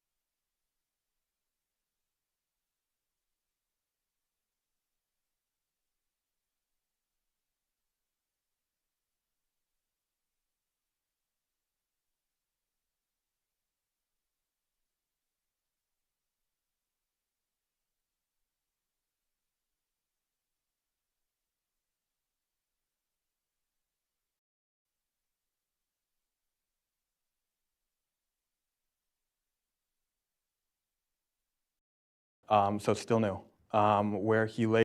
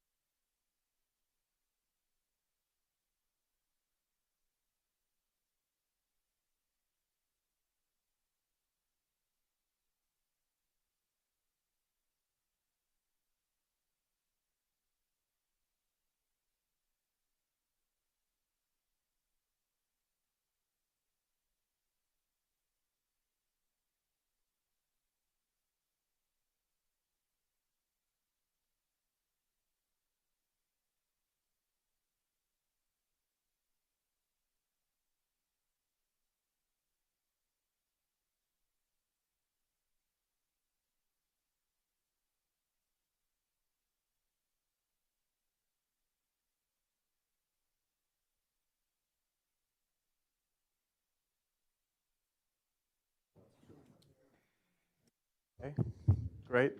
Hello, everyone. Thank you for coming. The name of this panel is China's Emerging AI and Tech Influence in the Middle East. My name is Ethan Gutman. I'm the president of a political risk advising firm, 770 Strategies. And I'd just like to quickly introduce our experts. So Jason Shu is a senior fellow at the Hudson Institute, and he is a former member of the Taiwanese legislature. He is a tech entrepreneur by background and is an expert in all things in AI and semiconductor supply chains. Next, we have Michael Sobolik, who is also a senior fellow at the Hudson Institute, specializing in US-China competition. He is the author of the book Countering China's Great Game, which I believe came out last year. Yes, last year. So it's still new, where he lays down a comprehensive strategy for great power competition with China. Next, we have Dan Blumenthal, who is a senior fellow and director of Asian Studies at the American Enterprise Institute. He is the author of a book called The China Nightmare and a leading voice on the US-China military rivalry. And lastly, we have Mike Watson, who is the associate director of the Hudson Institute's Center for the Future of Liberal Society. So I thought we might start off our conversation with what's in the news lately, which is Donald Trump's trip to the Middle East. There were certain aspects, or at least my take is that there were certain aspects of that trip that signaled a change from the Biden administration's policy to tech in the Middle East. Something that we all probably caught in the news was the dropping of export controls for certain advanced AI chips. But the Biden administration had taken the approach in the Middle East of, because of China's involvement in countries like the UAE, basically making it so that they were punished for coming too close to China. And the Trump administration is now taking the approach of competing with China in the Middle East by looking at the hedging that the Middle East is doing now and trying to compete with our technology rather than restricting ourselves. And I just, anyone can answer this, but is my kind of appraisal of the new strategic approach correct? And is it the right approach? Go ahead. Yeah, I think there's a lot to what you're saying, right? The Biden's small yard high fence model, I think was more or less predicated on the idea that if we made people choose between the U.S. and China on tech, at least, that they'll kind of go our way. I'm not confident that that was as successful as they thought it was going to be, particularly in this region. And the Trump team is, I think, still figuring out where exactly they want to go on export controls and whatnot. But they do seem to have more or less decided that you can catch more flies with honey than vinegar. So we'll see how that lands. Yeah, I mean, I think primarily the trip was not about competition with China, but rather about what Senator Cruz said with respect to Persian Gulf and other goals, and UAE and Saudi Arabia wants to, have made no secret about the fact that they want to be big players in developing AI data centers and AI infrastructure, and so that was part of the deal, so to speak, that if the United States was going to come and play a different role in the Middle East, that we were going to, I guess, ditch our AI diffusion rules and some of the other guardrails that were placed on what it is that NVIDIA and other advanced chip companies could actually place in the UAE and the Saudis and Saudi Arabia. So, that's so I think it was primarily about relations with the Gulf and then kind of the tech industry and people who are pushing for U.S. diffusion of technology to allies and so forth, saying, okay, this is the approach that we're going to take, and we're going to loosen the rules and so forth. They did say that they put guardrails in place, with respect to the export of advanced AI chips. Let's just be clear. That the U.S. is going to be the provider. China can't yet provide those. It can't export the AI infrastructure that the U.S. can export. But China desperately wants to get its hands on NVIDIA and other advanced chips, and so it'll remain to be seen whether there are effective guardrails. I mean, I think one of the concerns is the re-export, or not the re-export, just the different ways and mechanisms that China is able to get its hands on advanced AI chips and AI infrastructure, and it is behind on that. So, the Trump administration would say, well, what we did was we said that if you are in fact engaged in this kind of trade with the United States, that our export control laws will apply to anything you import from China in terms of AI chips, so Huawei chips and so forth. And we'll see if that's a guardrail. I'm concerned, though. I am definitely concerned that the guardrails are not going to be sufficient. The amounts of money the Gulf is going to spend on AI companies and AI infrastructure, the fact that the Chinese have already penetrated the Gulf in terms of telecommunications, smart cities, TikTok, other areas of technology, and already have a foothold, is going to make it very, very difficult for the U.S. to make sure there isn't leakage of advanced AI cluster technology and infrastructure to China. And zooming in on the UAE for a moment, because AI permeated much of the president's trip throughout the Middle East, but the UAE is really consequential not only for the chips deal, but if you go back to, when was it, like 2021 or 2022, the Wall Street Journal comes out with this bombshell piece that at one of the ports in the UAE, the Chinese military or some entity affiliated with the PLA was building a military facility on the port in the UAE, in the middle of the Gulf. And this was something the Biden administration uncovered, rushed to the UAE and talked them off of the ledge successfully, but it was a close call. Yeah. And if you put that in the context of other things that China has been doing, look at the Solomon Islands and the Pacific Island region, you see Beijing leveraging these Belt and Road Initiative beachheads to then ultimately militarize these projects. So with the UAE, it's more than just this question of can we make sure, just writ large, that we can diffuse US technology while also having guardrails. Like there's a very even-handed, good faith debate right now in Washington about how to do that. But with the UAE, like this is the same thing with Huawei. It all comes down to trust and trusted partners. Because even if you can convince yourself, like the Brits did way back in 2019 or 2020, that we can mitigate threats from an actor like Huawei, because supposedly we have insight into the code in real time, which is insane, just like Project Texas with TikTok says the same thing, and it's unworkable. You need to trust these entities that you're dealing with. And the concern with the UAE in particular is their relationship with China brings up a lot of questions. Even if we have export controls that are strong in diffusing our technology appropriately and blocking, to your point, Dan, like Chinese technologies as well from entering those other markets, that's great. But pilfering and theft are the big concerns here with these AI data centers and the chips they're in. So an export control is one thing, but a PRC national going into these UAE facilities and gaining access and technology, that's the issue here. The diffusion rule, which the Biden administration rolled out, is at the very end of the administration. I think it was a good faith effort. Again, there are good faith people who also disagree with it. But the thought behind it was if we want US technology to win the market on AI, then we need to make sure that our partners who get these state-of-the-art semiconductors to power AI, we have to make sure that the people, the nationals, the individuals who have access on the ground to this technology are not going to then pilfer it and deliver it back to Beijing. That's the real problem here. And again, that's all about trust. So we're still going to see how all that shakes out.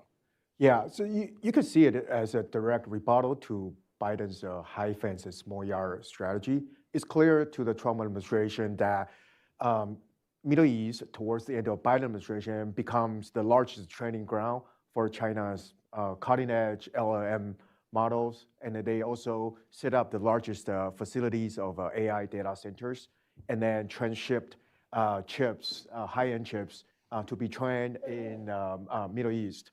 So it was clear to Trump administration that the fence is broken and has loopholes. And what I'm seeing the current administration is approaching is a moat strategy.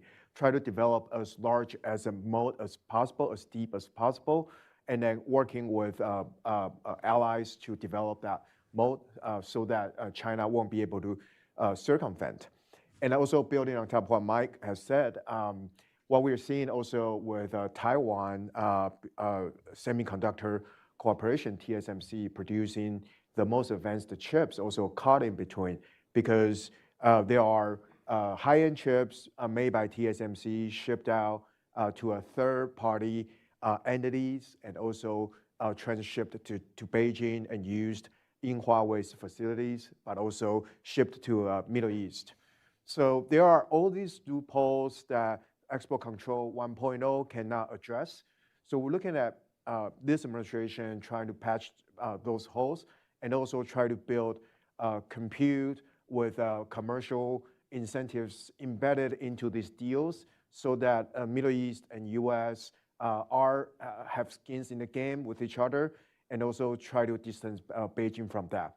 Whether this will be successful remains to be seen, because China has been in there for the last 3 to 5 years, and how quickly, how well this can be done, I think it's something that we must take note of. Also, we need to be very cognizant of the ambiguous state that NVIDIA is taking in these deals. You've seen Jensen, making a presence in Beijing, and immediately afterwards he was in Saudi Arabia, and immediately after that he was in Taipei. So it seems to me that it's unclear how US would restructure or reorganize this type of relationship, and also making sure that the critical technologies and the resources it's needed is secure and amongst the closest allies, and with a clear sense of where we are going, who's our competitors, and how do we win the race. Yeah, just to pick up on the business aspect of this, 2 news items leading up to Trump's visit to the Middle East. One was Liberation Day, tariffs, and maybe part of the reason that this approach is being taken by the Trump administration is the loss of market access to other economies by large companies like NVIDIA, for example. And to make up for that lack of market access, the Middle East was an opening by dropping these export controls. And another thing was also China's DeepSeek moment. So I think this may have been an accelerating, a catalyst to accelerate the competition in the Middle East. specifically. So I was just wondering, because there's a lot of talk about Trump being kind of like an economic thinker as opposed to, for example, like a military thinker when it comes to the Middle East. So kind of, Michael, what you were talking about, where these military considerations are kind of taking a backseat to economic considerations in this administration so far. And I just wonder if you guys agree with my take there. I think it's too early to say, because even though, like, certainly Donald Trump, I mean, we all know his background. Like, this guy thinks in terms of Manhattan real estate deals, like dollars and cents, driving a hard bargain. Like, this is how he approaches the world. It's how he approaches foreign policy making. And it's not that he doesn't, like, he absolutely cares about the military dimension. Like, just look at how closely he's guarded who has access to sensitive warplanes in the Pentagon. Like, he's stopped very sensitive briefings from happening. He's protected that stuff. And he's certainly, as the senator on the stage just said before our panel, he understands military might. He's judicious about its use. I think with, I think all these considerations, it has to do with the causal logic of how and who will win the AI race. Because you can either win this by controlling China's access to chips at the expense of US companies like NVIDIA, and then safely but strategically slowly diffuse US technology in a way that we feel we can control and mitigate threats. That was the diffusion role under Biden. Or the other causal logic is we open up the markets everywhere, diffuse US technology quickly, and then simultaneously control, through our export controls, the diffusion of China's chips, principally Huawei chips. Those are two different tactics to go about this. There are pluses and minuses to both. I'm not convinced, at least for myself, that I know which one is better yet. And I think there are a lot of China hawks who think that we should make sure that China does not get the best American chips. And I absolutely do agree with that. And that's what makes the Trump administration's review of that rule so important. Because if we're walking away from the diffusion rule, that's not necessarily a bad thing at all. It comes down to what's going to replace it. The guardrails have to be there one way or another. So I think we're very much in the middle of this. But to me, that's the most important thing of all this. How are we going to make sure that we keep our competitive advantage with computing power with these chips and that China doesn't catch up? Yeah, I think there's a lot of bad faith, actually. I mean, you know, the NVIDIA and the stories with Jensen Huang, I mean, well, that's yeah, I mean, terrible. They want to sell chips to anyone, anywhere, including China. And, you know, the amount of money we're talking about that the Gulf was willing to throw at the acquisition of AI chips and AI infrastructure, I think, overtook what would normally be a deliberate policymaking process. So it very much concerns me, you know, the one, you know, that we jettison those rules in the face, you know, and the attempt to put, to really stop, you know, the other bad faith argument, of course, that is being made a lot is that because of DeepSeek, you know, somehow the October 7th, 2022 rules and then the AI diffusion rules created an incentive for China to move faster on DeepSeek, which is just a nonsensical argument. I mean, the Chinese were innovating before DeepSeek. They're innovating before October 7th. They've innovated, and you can go across the entire spectrum of technologies and industries where they've gotten ahead, despite the fact that there are no export controls. You know, it's not that we wake up one day, we put export controls on a technology, and then the Chinese decide to compete. I mean, that argument is just illogical, but that's the argument that people are using to say, let's get rid of to have gotten rid of the AI diffusion rule. So it very much concerns me from a military standpoint, from a standpoint of leakage of these chips and the AI infrastructure, which, again, I want to emphasize, U.S. is way ahead. China cannot offer the Gulf and other countries the same level of AI infrastructure that the United States. So China has every incentive to try to get their hands on AI chips, AI infrastructure, AI models, and so on. And without the guardrails in place, and let me just add one thing about guardrails. The U.S. is going around to other countries after Liberation Day and saying, on top of on top of talking about what we're going to do to address trade deficits and so forth, I want you to sign up to this economic security framework agreement. They're doing it to Japan, they're doing it to European countries, they're doing it to South Korea. Very stringent, very difficult to comply with quickly. So, outbound and all the framework that you would think we have, right? Investment reviews, outbound and inbound, export control harmonization, and so on. They didn't do that with the UAE, and they didn't do that with the Saudis.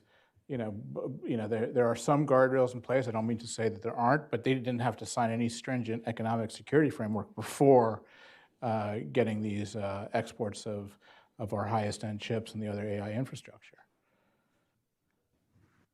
Yeah, the unintended consequences of export control is obviously China doubling down on their indigenous technology, and we've seen some of this technology becoming sort of a black box or a blanket that covered that outside world has no way of understanding or at least reasoning. And what we're seeing as a sort of a sonic moment of the DeepSeek is, I'm not so much worried about its power, but I worry about its ability to optimize it. And this is what China is good at. In early days when China's manufacturing started booming, they are good at this thing called sanzai, which is basically taking what US or Western world has built and then use cheap parts and make exact same technologies and not just work, but then sell it to a much cheaper price to the developing world or global south. And with respect to AI, every country now is talking about sovereign AI, building their own national AI strategy. It'll be very easy for China to offer a off-the-shelf solution to countries that are in need of building their own AI infrastructure, and through that, they control the infrastructure and as well as the data and back-end ecosystem around those national infrastructure projects. So that's something that we must take note of, especially when China offers DeepSeek solutions, especially white label DeepSeek solutions to countries that are in need of economic and also technology support. But I do want to note that although US's AI technology is still ahead of China, but one thing is worrisome to many of us here is the talent deficit. If you look at the amount of AI research paper and AI researchers working on cutting edge frontier models, China is way ahead of US. And also if you look at today's AI researchers based in the US developing AI algorithm, more than half of them are Chinese nationals. And if we don't figure out ways at least to keep the talents working in the US or working for the US technologies, I think we are now facing a very dire challenges. And I want to say one thing about DeepSeek. The way that DeepSeek has developed their technology is completely inbound and also domestically oriented. The founder of DeepSeek has ordered its engineers do not leave countries and also do not go to the United States. There's no need to interact with Western researchers, and we will develop our own. So you're thinking about, they are developing the type of technology one day is unknown to the rest of the world, and then increasingly bifurcating the technology standards. And so I think Trump administration's approach is correct because to build up more and more allies and in developing this AI alliances, and that would basically crowding out China's capability to drive more its white label solutions to the countries that in need of its economic influence. Yeah, I think also there's a bit of a philosophical difference between the Trump and Biden administrations on how to think about the AI industry, right? So these are not exactly well-defined schools with like one guru who's leading them or anything. But generally speaking, on the Republican side, you've got more of the accelerationists, right? So Mark Andreessen very publicly said that he switched over his political leanings more or less over the question of AI regulation, right? And their view more or less is that you want to let things rip, basically, right? Generally speaking, we do better when we have less impediments to technology development, and if there are any problems that occur, we'll just solve them as they appear, right? So that's kind of the accelerationists. The effective altruists, who tend to be more democratic affiliated, again, it's not exactly like there's two different groups that are Team Red and Team Blue on this, but the effective altruists tend to think that AI creates almost as much danger as China does, right? So you've got a few of the effective altruists who've talked about, we need to try to get about a 2-year lead ahead of China if we can, and then we need to just pause all development for a couple of years and hope that in those 2 years we'll figure out a very clever way of making AIs incapable of doing certain kinds of bad things, right? And you can see a little bit of this let her rip idea with this, basically saying we've got partners abroad who have capital and a lot of interest in developing this stuff. Let's just try and get our lead out as far as we possibly can and just keep going, right? Rather than thinking about, well, maybe we should try and pull back and try and address problems before they appear. Yeah.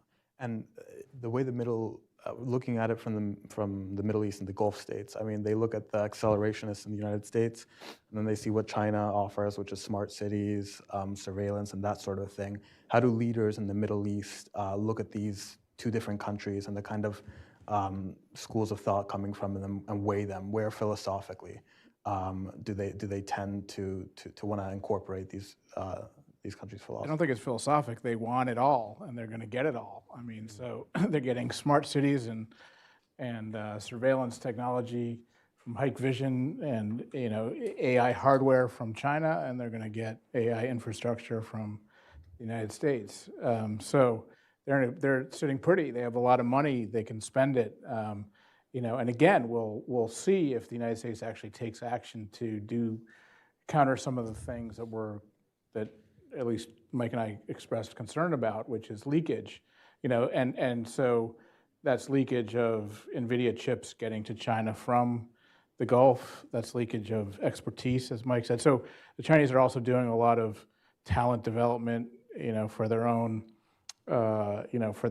AI industry in the Gulf, and they're doing a lot of talent development for smart cities and other, let's call it lower end AI capabilities in the Gulf and throughout the Middle East. So there's just so much potential for leakage, even just people, as Michael said, not just access to the data centers, but actually getting trained to be AI researchers who will have affiliations with the Chinese. And I would bet, from a Middle East security point of view, that many of those same researchers who are going to be trained in friendly Gulf countries, the leakage will find its way to Iran as well. I mean, so, if the diffusion of U.S. AI, advanced AI infrastructure into the Gulf, through people circulating throughout the Gulf and through people circulating from China back into the Gulf, is going to find its way into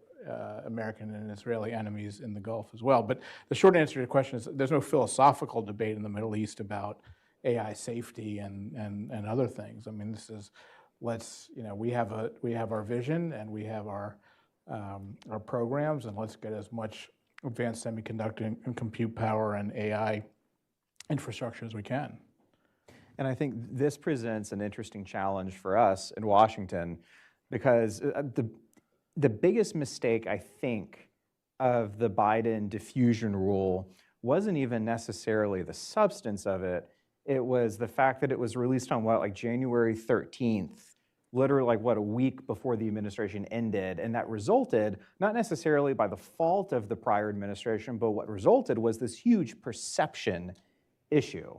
Because the way the diffusion rule was structured, there's this 3-tiered system where if you're in tier 1, all the chips you want, unlimited. If you're in tier 3, Russia, China, North Korea, Iran, and others, no chips. But that middle tier was the rub of the diffusion rule, because it basically said, if you're in this middle tier, and you can even be a very close ally and partner of the United States and still end up in tier 2, because it's all about your ability to control and prevent unlawful may not be the right word, but like astrategic or like adversarial diffusion, right? Like if you can't control pilfering or smuggling of these chips, you're going to be in tier 2. So it's all about your ability to control and protect. And when that multi-tiered system came out, the perception among a lot of US allies and partners was, well, hey, what is this? Like, we're friendly with the United States. We have a great relationship with you guys. We've done X, Y, and Z. Like, we've done all these things. But you're telling us you're going to limit the amount of chips we can buy? Like, come on, what is this? So there was no time at all to workshop this properly, to roll it out properly, and to get ahead of that very understandable and logical perception issue. So when we talk about the Middle East moving forward, like the ideal for us would be that we set up this attractive zero-sum choice that's so enticing and that our export controls are powerful enough that we can actually crowd out China, not just with AI, but with all these other technologies and companies that Dan is mentioning. In the short run, there's no way we're going to be able to do that for all the reasons Dan said. So like one of the biggest challenges ahead is going to be whatever these safeguards are, we have got to make sure that the message is simple and clear. If you find yourself in some sort of tiered system that is second best or whatever, you don't have to stay there. Like the whole idea of the diffusion framework was to incentivize nations to increase their safeguards and improve them to then get up into a tier 1 situation where you have a shared AI future with the United States with US technology. That needs to be made crystal clear with whatever kind of safeguards do get developed. And ultimately, I think all those points that Dan said about all these companies, whether Hikvision or Dahua or whatever, Hytera, iFlyTech, like all these leading Chinese companies that are building out the digital Silk Road and making, like exporting this eye-in-the-sky censorship that we all know exists in China, and now they're arming other states with it too. That's why export controls are going to matter so much. And the CEO of NVIDIA is entitled to his own opinion, but the CEO of DeepSeek and a VP of Tencent in 2024 and 2025 have both said that their biggest challenge is getting around US export controls for chips. So we should take them at their word and make it even harder for them to get more in the future. I think, but like Dan was saying, I think it's also, you know, right now this is almost this is a great situation for these Gulf countries in the Middle East. I mean, you could go towards the United States and get the best deal from the United States, but then you would again be dependent on the United States and an administration that might change in 4 years again. So I think China gives you that sort of stability, and then when you have an American administration that is favorable to you or rules that are favorable to you, you can kind of hedge again, and it's just. I wonder, Dan, you look. Well, I mean, the one, and I'm sorry to just, the policy that I would have recommended is, you take the AI diffusion rules and you turn, for the tier 2 countries to get into the tier 1, you sign a number of economic security framework agreements that are, that you can't rescind, right, to your problem. So, you want to get into tier 1, there's a pathway to tier 1, a quick pathway to tier 1 for all the allies who are upset about being on tier 2, but it's a set of harmonization with U.S. economic security frameworks that we're trying to put in place here, and then you're also getting around the fact that next administration comes and they decide they don't like Saudi Arabia, and all of a sudden all these things go away. Go ahead. It's kind of dangerous for me to sit on this panel with the people who are to my right and try and talk about communism, because they all know more about it than I do. But it does seem like there's, when we talk about AI, right, we're actually talking about a bunch of different technologies. And it looks to me like, in some ways what we're seeing is there's a communist and a capitalist model of AI development, or direction maybe of AI development, that in some ways is similar to the industrial era, different pathways, right? So if you think about what do Chinese AI companies think about a lot, computer vision, right? So how can I put a camera somewhere and have a machine somewhere else quickly identify people by like how they're walking, et cetera, right? So it tends to be very oriented around basically things that you would want if you wanted to control your society. On the American side, we're really bad at that, right? Or rather, we're in catch-up mode on that. The things that we tend to be really good at are things like information creation. I think that, was it yesterday, was it ChatGPT's big announcement was that they can put out videos that have sound now, right? So we're essentially trying to make a personal Hollywood for everybody, right? Which is going to do wonders for our shared culture in the future. But what we're doing is creating a lot of things that are essentially like consumer goods, in information. So I could see a scenario where if I'm leading a country that is not particularly interested, or I'm the leader of a country and I'm not interested in democracy, whatever my country's thinking about, if I can get a little bit of this, repression, I don't need to depend as much on my security forces because I've got a computer that will do it for me.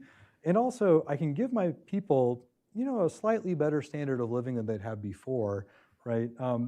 Little column A, little column B sounds pretty good. You're not necessarily going to be the best at anything, but, maybe you're okay with that. Jason, please. Yeah. The way I see China think about future is it has a very long-term view and almost like a grand strategy in everything its leadership approaches in policy, resources orientation, as well as implementation of its policy. And when it comes to AI, it's clear that US is trying to slow down China, but then China is opening up other avenues. And so we need to understand on what aspect are we competing, and on what aspect, if other allies or so-called trusted partners are included in this equation, and how do we organize ourselves so that in the long run, US doesn't fall behind, and also US as allies doesn't become the victim of unintended consequences of any sort of policy. So my take is that if China sees this as a 10, 15 years of trajectory, and US every 4 years has an election, how do you set milestones with each other trusted partner, this including countries such as Taiwan, Japan, Korea that are in the mix of this AI ecosystem, and develop a coherent strategies? For example, 70% of all AI data centers and servers are made in Taiwan. And how do we make sure that there's no leakages, there's no loopholes, there's no back-end leaks to China? And also, if China is capable of getting second and third-rate chips, they are able to train them with double or quadruple amount of the chips, and to get to the level of the compute that US is training. So over time, you are seeing China slowly catching up, and there might be a bottleneck that the two countries will cross over. So I think the point is, it's permeating everywhere, including BYD car China is selling. It's literally a moving node of AI collecting data everywhere. So we need to think about it from an ecosystem and comprehensive approach, and really bring together the trusted partners, and then rein in US companies that are thinking about still double dipping, and then develop a coherent strategy off of it. Maybe just for our next question, we could shift towards talking about the military and AI in the Middle East. So how AI helps Gulf states, for example, with their militaries that don't have an excellent track record of combat, for example, Saudi Arabia and Yemen, and how AI can kind of help, fix some of the problems they've been having militarily, if anybody has anything to say about that. I'm not familiar with the Gulf militaries, but in terms of AI for military use, there's two places to look right now, and that's Ukraine and Israel, right? And so the drone AI, complex that has been formed to get around, in the Ukrainian case, Russian jamming and other countermeasures and so forth is worth taking a look at. It's far beyond, I think, every day it evolves, or every few weeks it evolves faster than people can even track. And so, but that's being used in a combat situation. It's being used in combination with other capabilities. I'm not sure. I know the Chinese are extremely interested in this and are themselves learning every lesson they could possibly extract from the battlefields of Ukraine and Russia. But the only thing I would say is countries with Ukraine did not have an AI ecosystem or an AI cluster, and they still managed to innovate very fast because of their other industry, and IT industry and aerospace industry. Countries that do have AI clusters, I look more at Taiwan and Japan to a certain extent, have a huge opportunity to actually build military advantages with respect to this kind of drone AI warfare that we're moving into. So I guess just fundamentally, instinctively, I'd say that if you are developing a very strong AI ecosystem, an AI cluster, and you have military aspirations, as the Gulf countries do, you're probably going to gain some advantages over time in the changing character of warfare that we're seeing unfold on the battlefields in Ukraine and in Israel. But that's without any knowledge of the actual Gulf militaries. It's just saying when you have an AI cluster, it gives you built-in advantages that I've seen in other places around the world. Well, there's a kind of stereotype that these militaries are kind of sclerotic and nepotistic in a way. And what I was getting towards is that maybe AI can help with drones and kind of autonomous systems, help these governments be more effective militarily in the Middle East. Mike, maybe you have some thoughts on that. Yeah, I think one of the, as Dan alluded to, or not alluded to, just said, is that what we're basically getting now is that a lot of kind of precision strike capabilities that before really only us and a handful of other countries had are much more widely and cheaply available right now. I don't think anyone else can really do what we can do with a B-2 bomber, right? There's, there's no equivalent of that from like a cheap drone. But in terms of defense tech, right, if the Gulf countries decide to go a little bit more in that direction, I think what they can do is fix some of the problems that they have with their militaries now, which is, I think we saw, particularly with the Saudi military in the Yemen campaign, that they were not always as good at hitting the targets they were aiming at as they hoped they would be. And they had other problems that kind of popped up here and there as well that, they may be able to, either through just better information gathering and processing, or just through kind of picking up other advanced technologies, and even some ones that are, maybe not as cutting edge as what we've got, but are just out there, they could address a lot of their current deficiencies and, either be better at defending their own territory, or if they need to reach out to somewhere else in their neighborhood, get there. Awesome. And just, we were talking backstage a bit about how this also helps the Gulf states politically in a way that, these are countries with extremely complicated politics, and their rulers have to worry about, different interest groups and maybe how AI can help them from a governance standpoint, keep their legitimacy, hang on to power, and that sort of thing. Yeah, in a lot of these places, there's all kinds of threats to sovereignty that they're kind of managing at any given time. Anyone who is a student of Shakespeare is aware that large royal families are not always the most stable political entity, right? You've got, interfamily dynamics. In some of these places, they just don't have enough people to perform all the tasks of a modern state. So they're, relying on relatively small numbers of foreigners who either, let's say, they used to be fighter pilots in another country, now they're training your entire Air Force or whatever.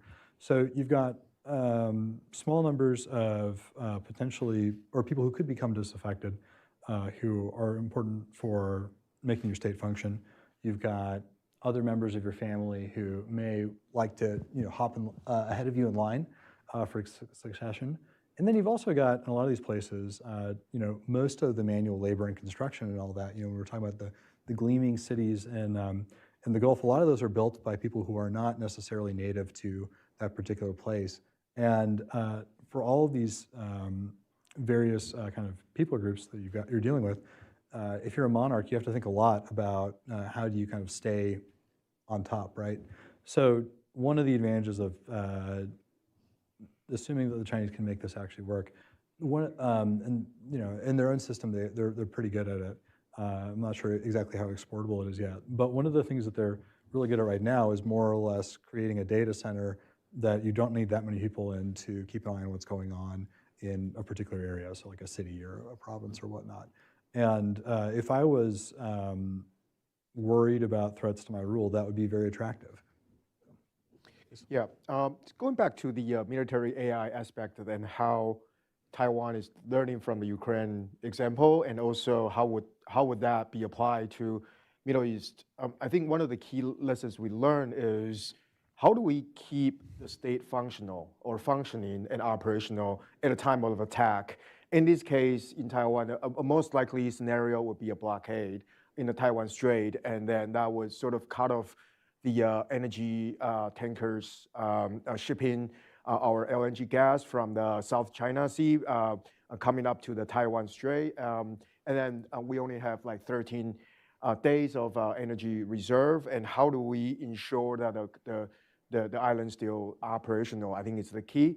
And what we have done is to use AI to develop a global threat detection system. And this look at crawling all the open source data on the web, and then develop a prediction system to look at if some events happen in a certain geographical area in the world, and how would that have a chain effect or trigger some sort of other events elsewhere. And then this gives the decision maker some sort of a framework to think, or at least to foresee a certain vulnerabilities that might happen to your infrastructure. And I also wanted to note that most people focus on developing the compute or the AI algorithm, but one key point is the facilities that AI chips are housed need to be hardened. I think that will become a point of attack during any sort of attrition or some sort of a crisis that would happen in the region. And certainly, I think that would be a case that Middle East must think about as it becomes a hotspot for AI data center, and as well as the coming closer with the US and building integration of the AI ecosystem. Beautiful. Thank you. Just one super quick addition. If we all think back to last year when Iran sent massive drone swarms into Israel, interestingly, that was linked in part of a broader campaign with like ballistic missile barrages as well, and other kind of missiles too. So like when we think about drone warfare, it's not just the drones themselves, it's how they fit into other offensive capabilities. Then you layer AI on top of that. Like look at what China is doing with drones. They are training drone swarms not only to operate in concert with each other, they are training and programming the AI that influences these operations so that even if the drones lose connection to the C2, they can still fulfill their mission in a coordinated way that is driven by AI. So they're trying to make these offensive capabilities that are asymmetric and pretty cheap resilient to attacks on C2 way behind the battle lines. So that's a potentially destabilizing capability. And this gets to some of the questions that Mike was bringing up earlier about the ethical sides of AI, and you combine that with warfare and it gets even more complicated. But China's developing that stuff right now, and I think we're gonna see a lot more of that certainly in the Middle East and elsewhere. So maybe this is the Gulf's best opportunity at developing effective offensive capability is kind of the thesis. Interesting. Okay. I would just have to point out that China is learning a lot from the Russians. The Iranians are supplying the Russians and learning from the Russians. The China-Iran relationship is much stronger than meets the eye in terms of the software of the relationship. We're always looking for the hardware, the actual passing on of arms and so forth, but the scientific exchanges, the talent exchanges and so forth. So I think that the potential leakage of Gulf AI infrastructure and know-how to China that then finds its way back to Iran in this kind of operational learning system that they've created among China, Russia, North Korea, and Iran is also something that we have to take very, very seriously when we think about diffusing our own AI infrastructure. Interesting. Okay, well, thank you all very much for joining me, and this concludes our panel. Thank you. Thank you.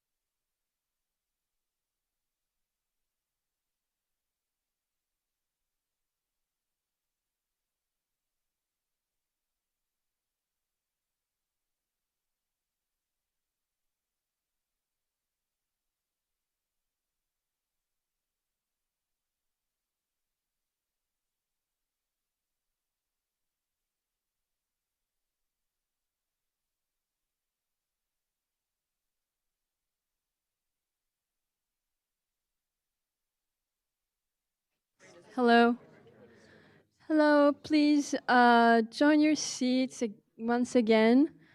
We're starting the next panel, our US allies, shifting away strategic realignments and China's expanding reach in the Gulf and Africa.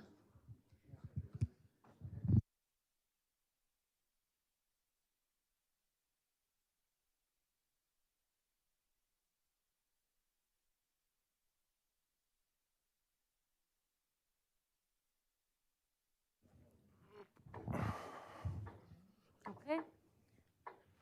Perfect. Hi, everyone, and thank you for joining us. My name is Adhwaa Alsaleh, and I'm very pleased to be moderating what I think is a very critical and timely conversation today with a very distinguished panel of experts and Hudson's very own fellows. Today's discussion is going to focus on China's evolving dynamics in the Gulf and Africa, and how these dynamics are, quite frankly, challenging traditional regional alliances as well as global power order. We have seen China being a strong strategic trade partner in the region. It is currently the top oil importer from Arab states. It is also one of the largest trading partners for GCC countries. However, in recent years, we have seen China's role evolve beyond economic partnership into diplomatic and security alliances. This is all happening during what we might call as a US retrenchment period in the region, which was caused by previous administrations. We have seen more recently Trump's high-profile Gulf tour starting in Riyadh, signaling a reassertion of US interest and influence in the region. However, is this enough? Should Washington do more? We're going to talk about more of all of that and more in this panel, but let me start quickly by introducing our panelists. I have with me on my left Dr. John Lee. He's a senior fellow at Hudson Institute and an adjunct professor at the University of Sydney. He previously served as a senior national security advisor to Australia's foreign minister, where he steered policy on Asia and the Indo-Pacific across strategic, economic, and diplomatic domains. We have Mr. Joshua Meservey. He's a senior fellow at Hudson Institute, where he focuses on great power competition in Africa, African geopolitics, and counterterrorism. He previously held positions at the Heritage Foundation, the Atlantic Council, and the US Army Special Operations Command. We have Mr. Garrett Exner. He's a fellow at Hudson Institute and an executive director of the Public Interest Fellowship. He's a former US Marine Corps Special Operations Officer. He also served in the US Senate and Department of Defense with expertise in gray zone strategy and counterterrorism. We have Mr. Jonathan Hessen, is a senior fellow at Hudson Institute and editor-in-chief of TV7. He also is a seasoned journalist specializing in Middle East security and diplomacy. He also leads Mr. Jiva Ltd and Hessen Global Strategy. Thank you for joining us. Maybe to kick off our discussion and to help contextualize our conversation, let's try to unpack China's global strategy in terms of security and alliance. And let me start with you, Dr. John. Sure. You have published an excellent report titled Understanding and Countering China's Global Strategy in the Global South and Indo-Pacific. Can you speak a bit about the Chinese approach in these regions and whether you see similar patterns emerging in African and Gulf nations? Sure, happy to. Look, everyone talks about China having a global strategy, and it does, but it's harder, though, to articulate very quickly what its global strategy is. So at the risk of simplifying very complex things, I think there are probably three elements to China's global strategy, which relates to what it's trying to achieve in Africa and the Middle East. So I think there's three things it wants to do. First, or the first thing to understand at least, is that it was and it remains deeply suspicious of the order that it emerged into from 1949, but even today, it sees it as a very much an American-led order. We view it as a very neutral order, but the Chinese certainly don't see it that way, and I'll just quickly talk a little bit about what that means shortly. The second thing is that if you ask me, how do I summarize what China has done in 25 words or less, or its strategy in 25 words or less, this is what I would say. Its strategy is to bind, to circumvent, to undermine, or to surpass American power and influence. It is focused on the United States because it can do mass, and it basically realizes that it's largely in a bipolar power structure, at least as the Chinese see it. So yes, Russia matters to them, Iran matters to them, Japan matters to the United States, Europe matters to the United States, but as far as China is concerned, these other countries are essentially secondary nations, or else they're pawns in a broader bipolar structure. So everything is about effectively taking on America in material and non-material terms. And the third thing I would say about China, which you often hear about from a lot of sinologists, but it's never kind of put in a geopolitical context. China doesn't just want material preeminence, it wants respect, it wants legitimacy, it also wants to be seen as a normative superpower. It wants to set values. And it has studied the basis for American power, and it realizes it's not just the fact that America has the largest economy and most powerful military. Those things are essential. It's because for several decades, at least after World War II, the United States pretty much set the normative standards and even the way of thinking about what you're meant to do or not meant to do in national politics. So look, I'll rush through the Chinese material interests, particularly in the Middle East, because I think they're obvious to all of you. Oil has been mentioned. It wants to access Middle East finance, particularly sovereign wealth funds. I think 4 of the 10 largest sovereign wealth funds are based Middle Eastern sovereign wealth funds. Contrary to what a lot of people think, China actually needs external capital. It can't actually fund what it wants to achieve just by its own domestic capital or savings. It wants to use growing trade relations with the Middle East to try to reduce its reliance on a US dollar or US dollar transactions. So, no one really wants to hold Chinese currency as a long-term store of value, but what China tries to do is, with its major trading partner, and it's the largest trading partner of about more than 100 economies in the world, it wants to organize swap and other arrangements such that you don't have to use US dollar transactions to actually do trade. You can trade directly with RMB. So that's one of China's ways of avoiding what they see as the weaponization of the US dollar. The last session spoke a bit about technology, which I think is a really good segue, because technology, or in terms of what China trying to sell or at least implement its technological ecosystem in the Middle East, it's not just about export dollars. Technology, as the last session mentioned, there is a value element to it. So, when you implement 5G networks, or when you implement other sorts of tech networks, there's obviously a contest about what you do about data. What do you do about personal data? Who owns the personal data? Who can use personal data? And what China wants to do is it wants the Middle Eastern countries to adopt its standards of personal data, and other sorts of data, which effectively means the state has access to data and those sorts of standards which don't really align with Western or American standards. And the reason why this is a good segue into the Global South stuff is because that China realizes that the Middle Eastern economies are largely ruled by, mainly authoritarian style, at least, governments. And these sorts of governments are more likely to be attracted to Chinese standards of data, because regime security matters a lot more to authoritarian governments than it does in democratic societies. So this is one kind of segue into the values competition that China's engaging in. And this just leads me to China's interest in the Global South.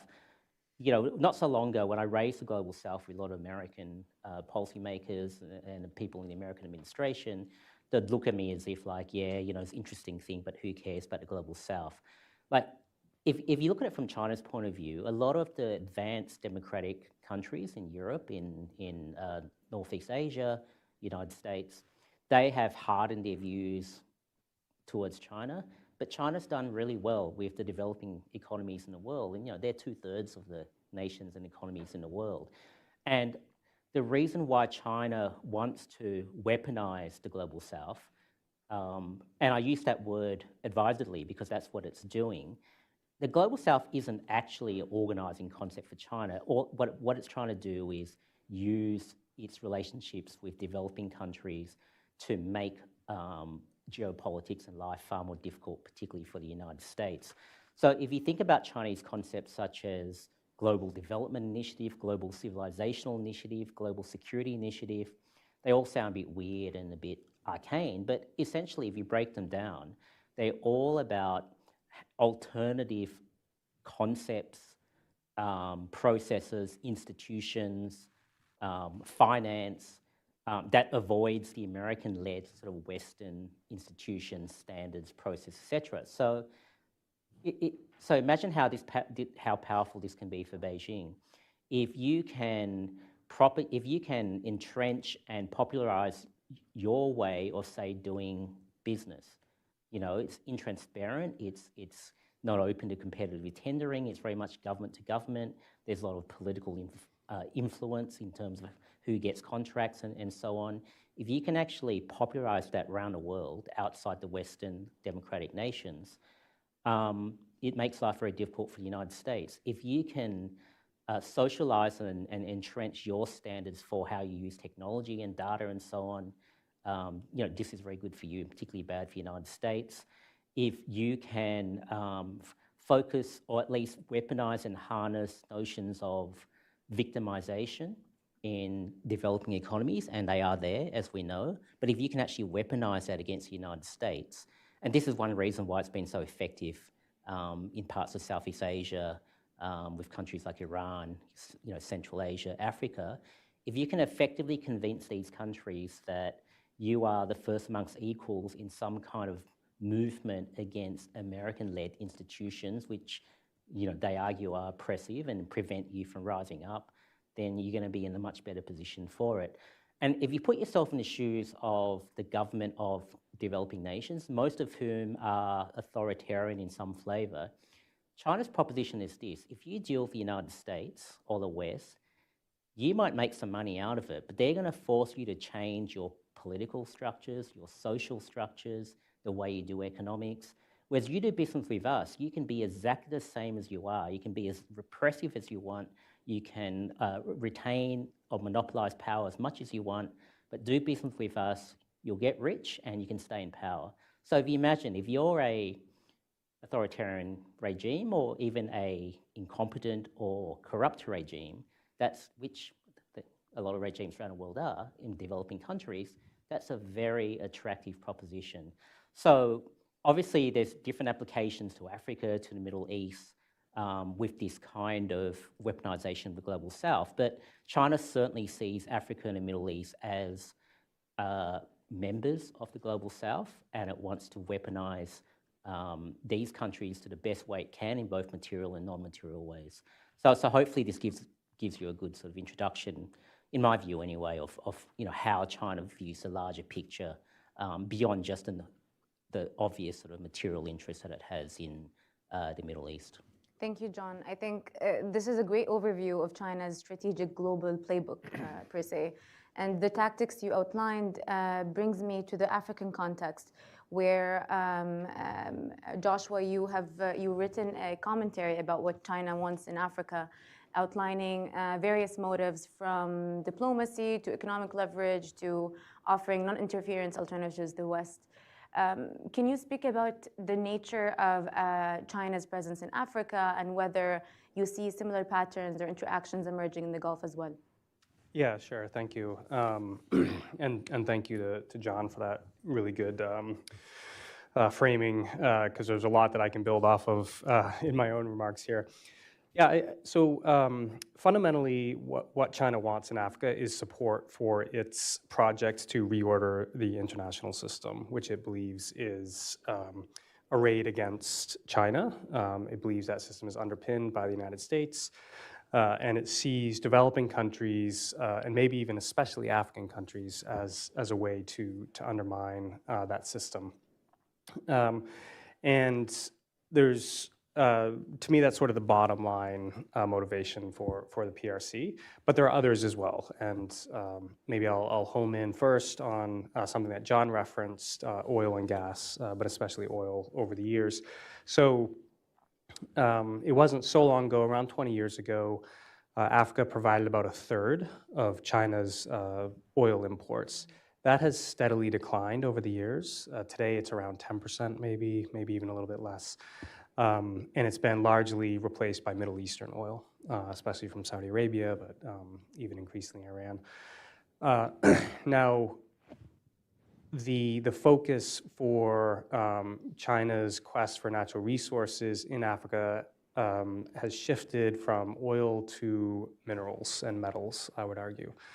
I don't want to overstate the case because relatively speaking, China is still a fairly small player in the African mining space. It only accounts for maybe 8% by value of the metals and minerals trade in Africa.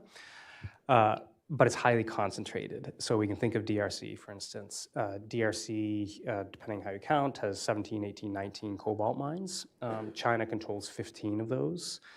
It also controls all 4 of the commercially viable mines in Eritrea, for instance. It controls about a third of Guinea's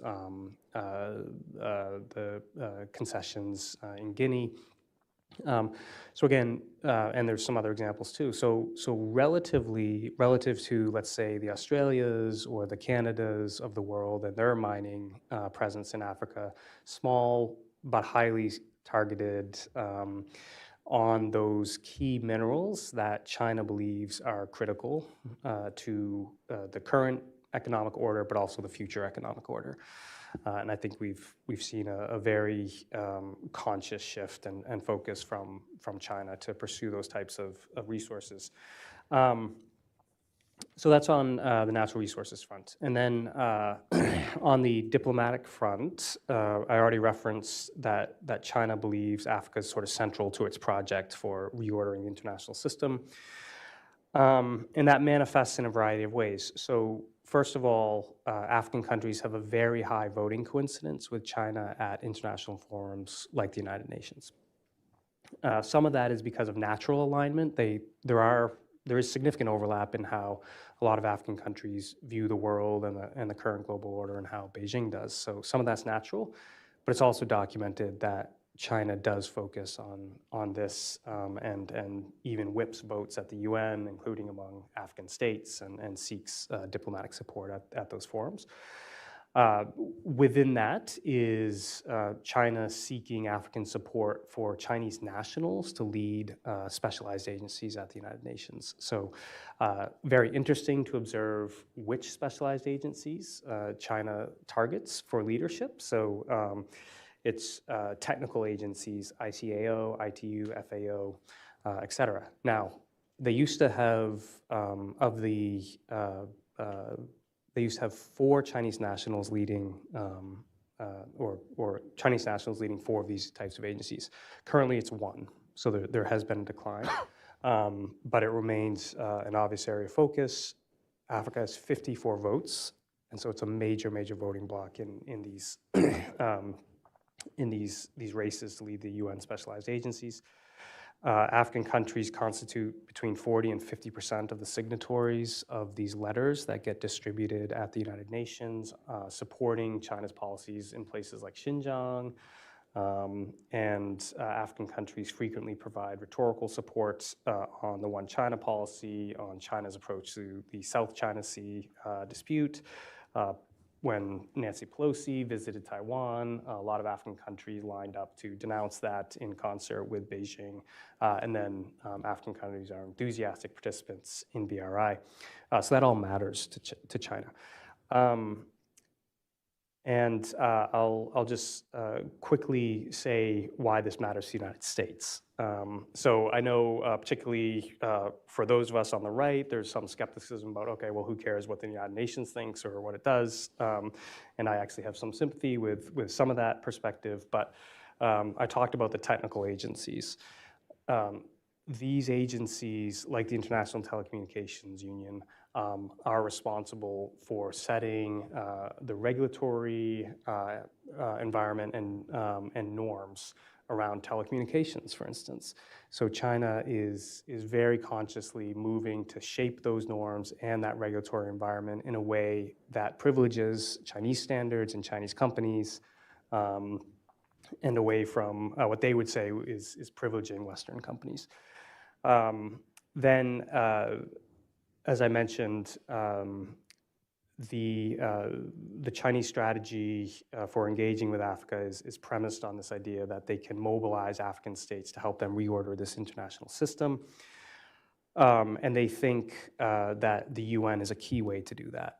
So as one example, there was a September 2023 white paper called Reform and Development of Global Governance that came out of China. It references the UN positively 37 times. It's a key feature of its perspective on the reform and development of global governance.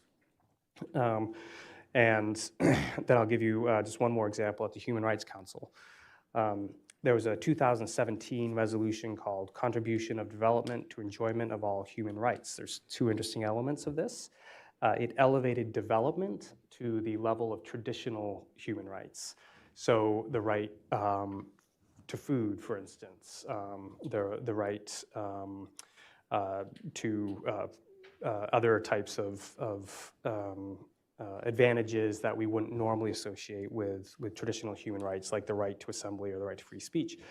That was important for China because by doing that, you can dilute the power of the natural human rights that they do not protect for their own people. And they can also elevate other things that they do for their people. So they talk frequently about how they've lifted X number of Chinese out of poverty and granted them development. And so if you can elevate that to the level of traditional human rights, you've both diluted the traditional sort of critique of Chinese human rights and also burnished their own reputation in a way. And again, Africa is very supportive of these types of resolutions, votes for them at the United Nations. And then this 2017 resolution, it also embedded Xi Jinping thought into the UN apparatus. So the phrase, a community of shared future for human beings, is in that resolution. That is straight out of Xi Jinping thought. So again, African countries vote at a very high rate with China on these types of, well, on all types of resolutions, but including this type of resolution that Beijing sees as key to using the UN to reorder the international system.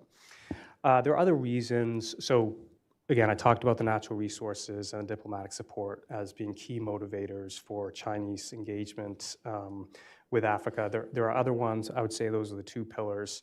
And just to give a very quick flavor of the type of resources and energy China pours into engagement with Africa, for more than 30 years, with only two exceptions, the Chinese foreign minister's first trip each year has been to Africa. I've researched this for a while, and I came up with the numbers here. So between 1963 and 2023, presidents, premiers, foreign ministers, and directors of the Office of the Central Foreign Affairs Commission, which is the CCP's office in charge of foreign affairs. So over those 60 years, those four offices have made over 300 visits to the continent, 332 to be precise. That includes 44 presidential visits.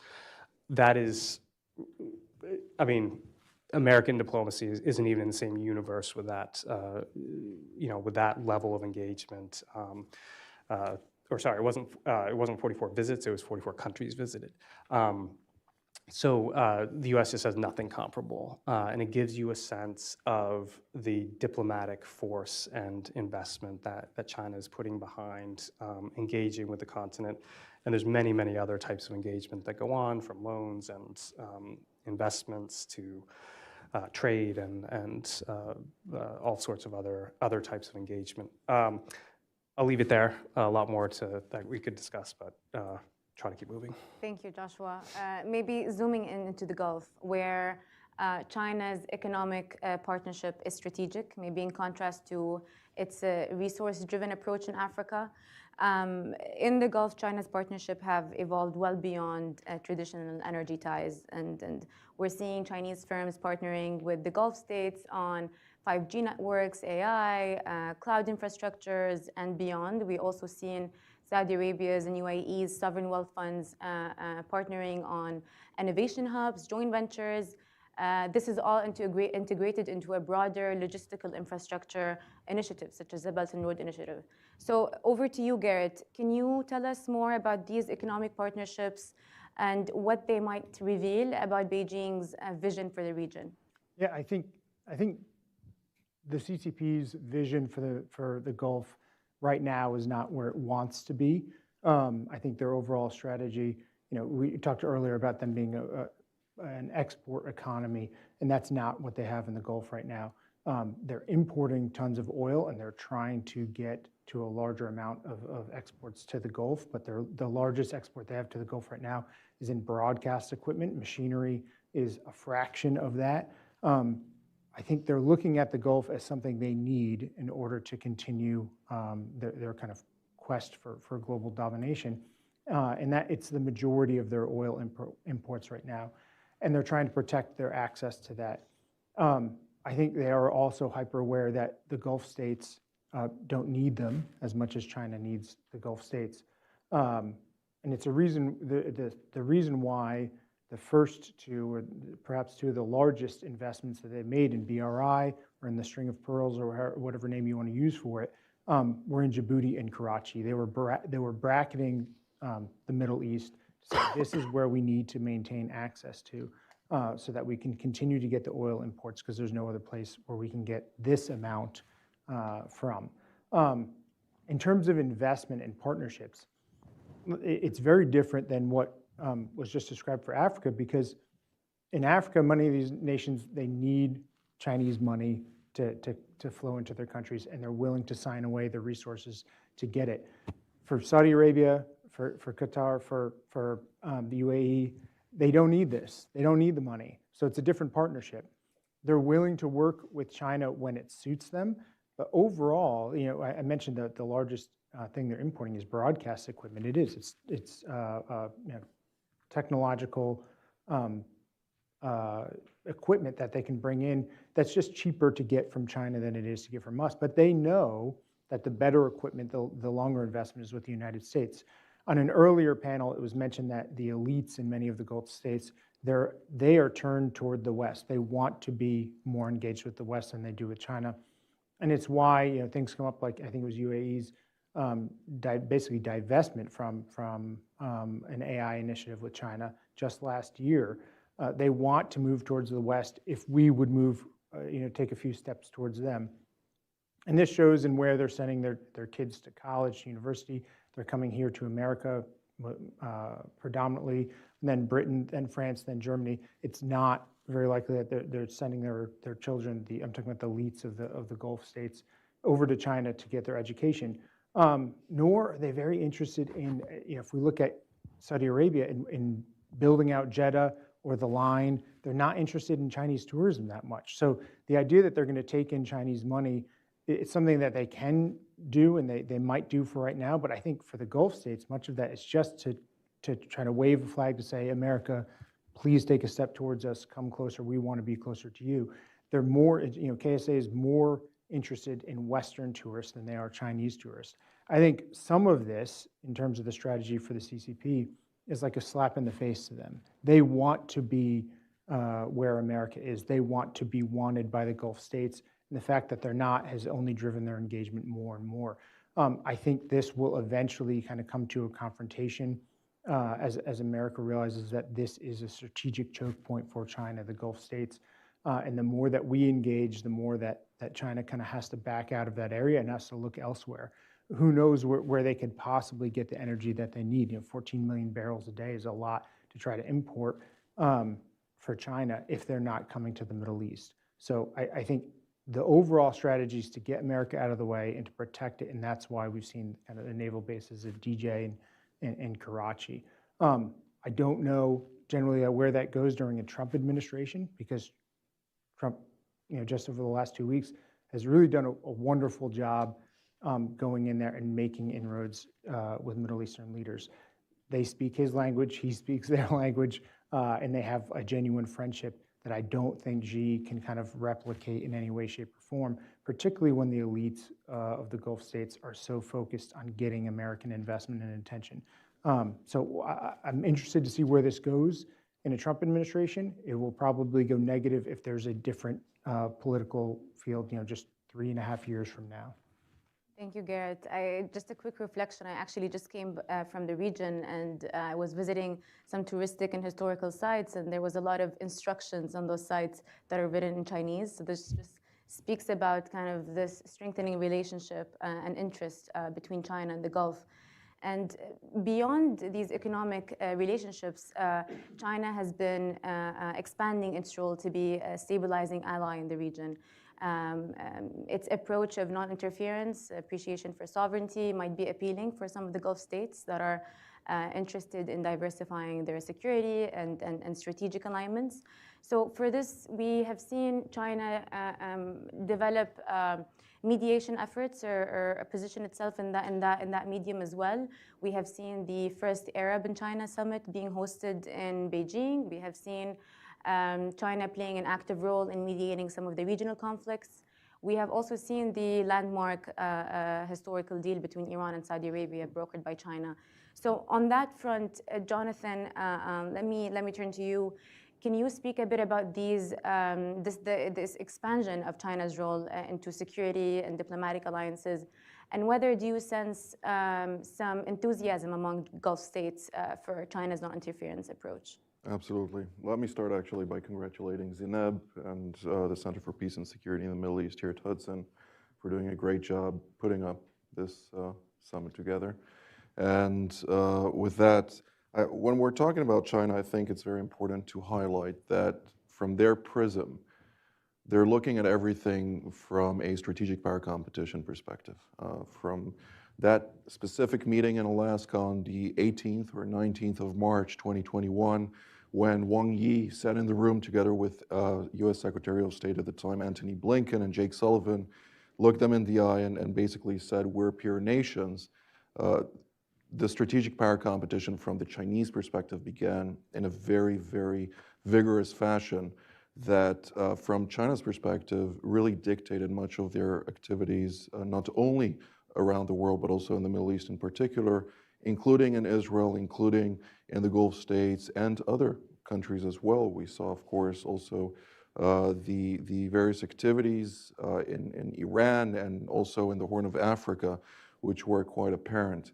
When we're talking from a military standpoint, the Chinese don't really have a very robust industry within the context of the Middle East, in contrast to what they would have wanted. And I agree with my colleague that they're not where they wanted to be or where they expected to be by now.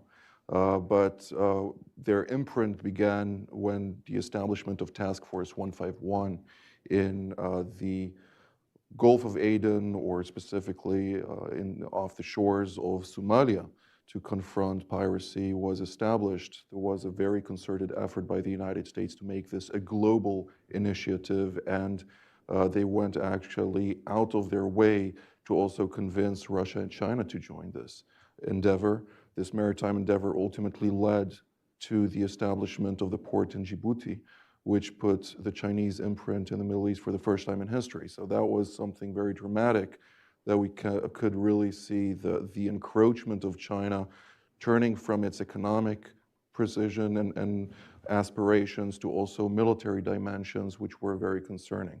Nevertheless, the partner of choice has and remains the United States of America. I think Dr. Takeyh was very clear about the fact that the Saudis, the Emiratis, and others first approached the United States and asked for specific types of munitions, of systems, and when they don't get it, the Chinese get the scraps, so to speak.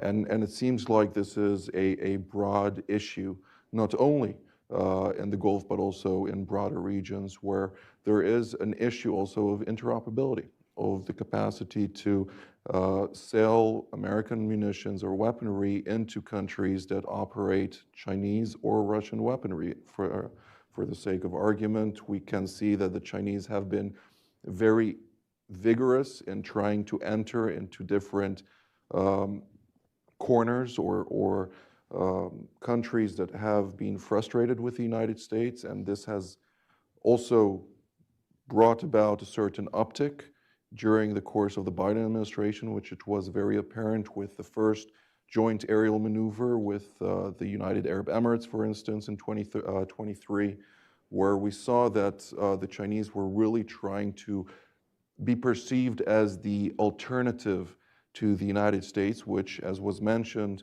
it continues to push this narrative where the United States is interventionist versus the Chinese that are non-interventionists and are unwilling and are willing to accept all those bad or malign activities by various totalitarian actors, even if it comes at the expense of atrocities or whatnot. And of course, we're not there yet, but nonetheless, that's the perception that the Chinese are trying to sell.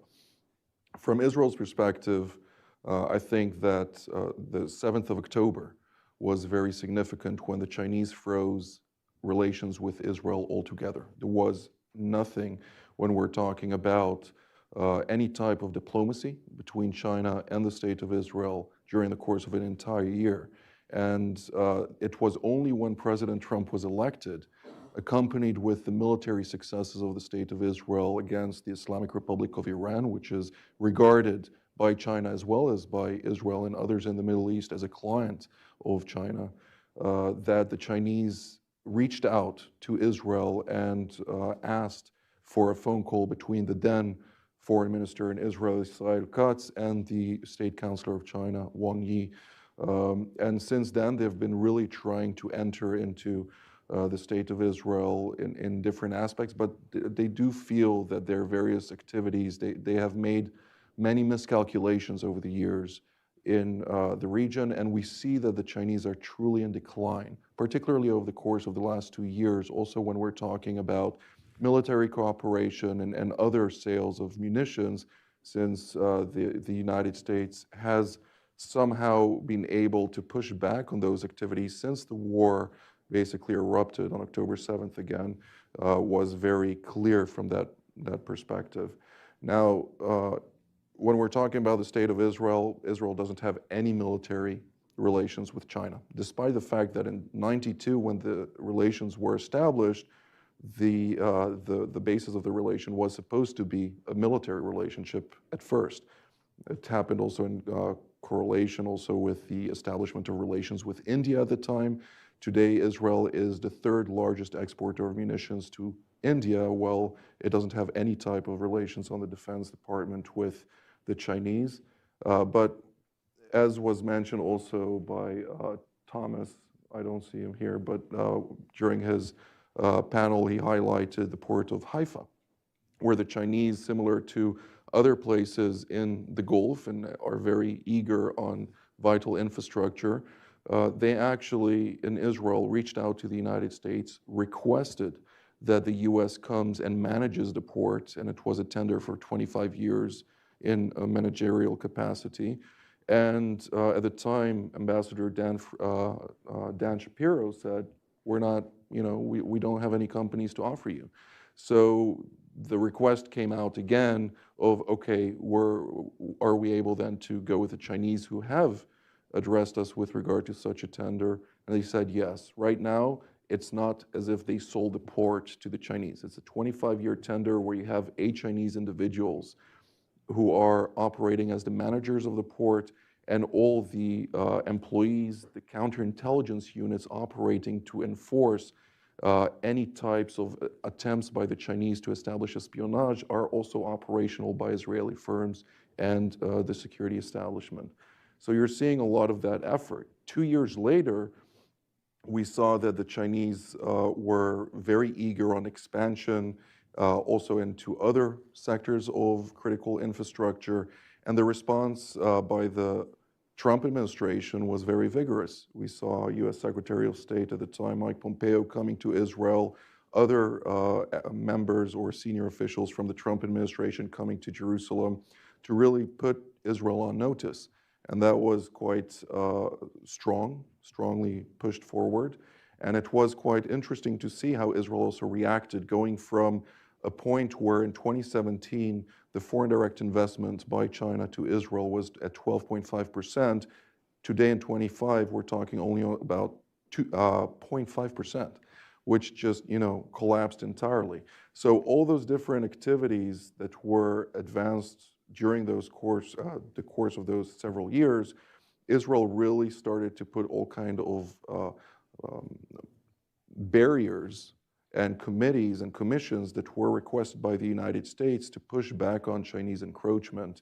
And today, in light of those activities, we see that China is really doing its best to somehow enter into the sphere of Israel without a lot of success. And therefore, I think that it's a good example of a vigorous American approach to pushing back on China and the successes that it can accumulate, such as in the state of Israel.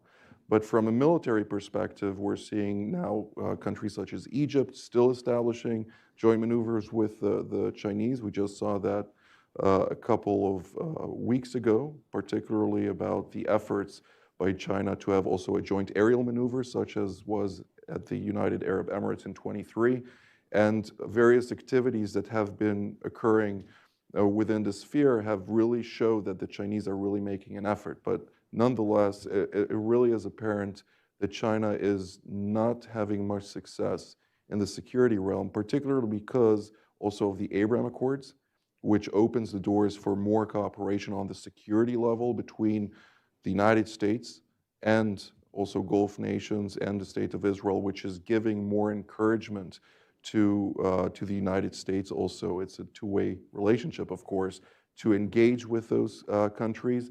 Dr. Doran spoke about the F-35 program that could have been part of the UAE, a very sophisticated aircraft, of course, that not many countries around the world would say no to. Unfortunately, the fact of the matter is, again, it comes back to interoperability, infrastructure, and other aspects that have very been detrimental to those countries. So they also need to make that step in the right direction towards the United States to say, hey, look, we are interested in the United States from other aspects as well, and we're willing to forgo certain advantages from the Chinese part in order to bolster our capabilities on other advances that would be more attractive, particularly also from the security perspective. I would say that during the Biden administration in particular, but also prior to that, multiple administrations have been more engaged from a security perspective, a lot of DoD, but there wasn't really an all-of-government approach. And that is something that is still or has been lacking until just recently, when Trump, of course, came to the Gulf and showcased a change of tone. Let's see, it's still very fluid. It's still not entirely there, so we'll have to wait and see how this evolves. Thank you, Jonathan. I was actually going to speak about this next, and I think it's important to understand to which extent the recent President Trump's tour in the Gulf, starting in Riyadh, signals an assertion of interest, and to which extent is this effort enough? We have talked about the expanding relationships of China and in Africa and the Gulf. It is undeniable, it is vast, and it's diverse. Is Washington doing enough? Let me conclude with a joint question for you all, bringing from your own expertise in different fields of studies. What do you think are the major implications for China's expanding influence in the region? Briefly, maybe in a minute or two. And what does this say about the regional alliances in the global world order? Starting with you, Dr. John. After Trump came back from the Middle East, I spoke to some senior administration people in Southeast Asia, so various Southeast Asian politicians. And a comment they made was, why can't Trump treat us like that? And what he meant by that was, they're used to an America coming in, telling them how they should do things, what kind of reforms, institutional or economic they need. Whereas, as in what they were trying to say was, they actually like this so-called more transactional approach.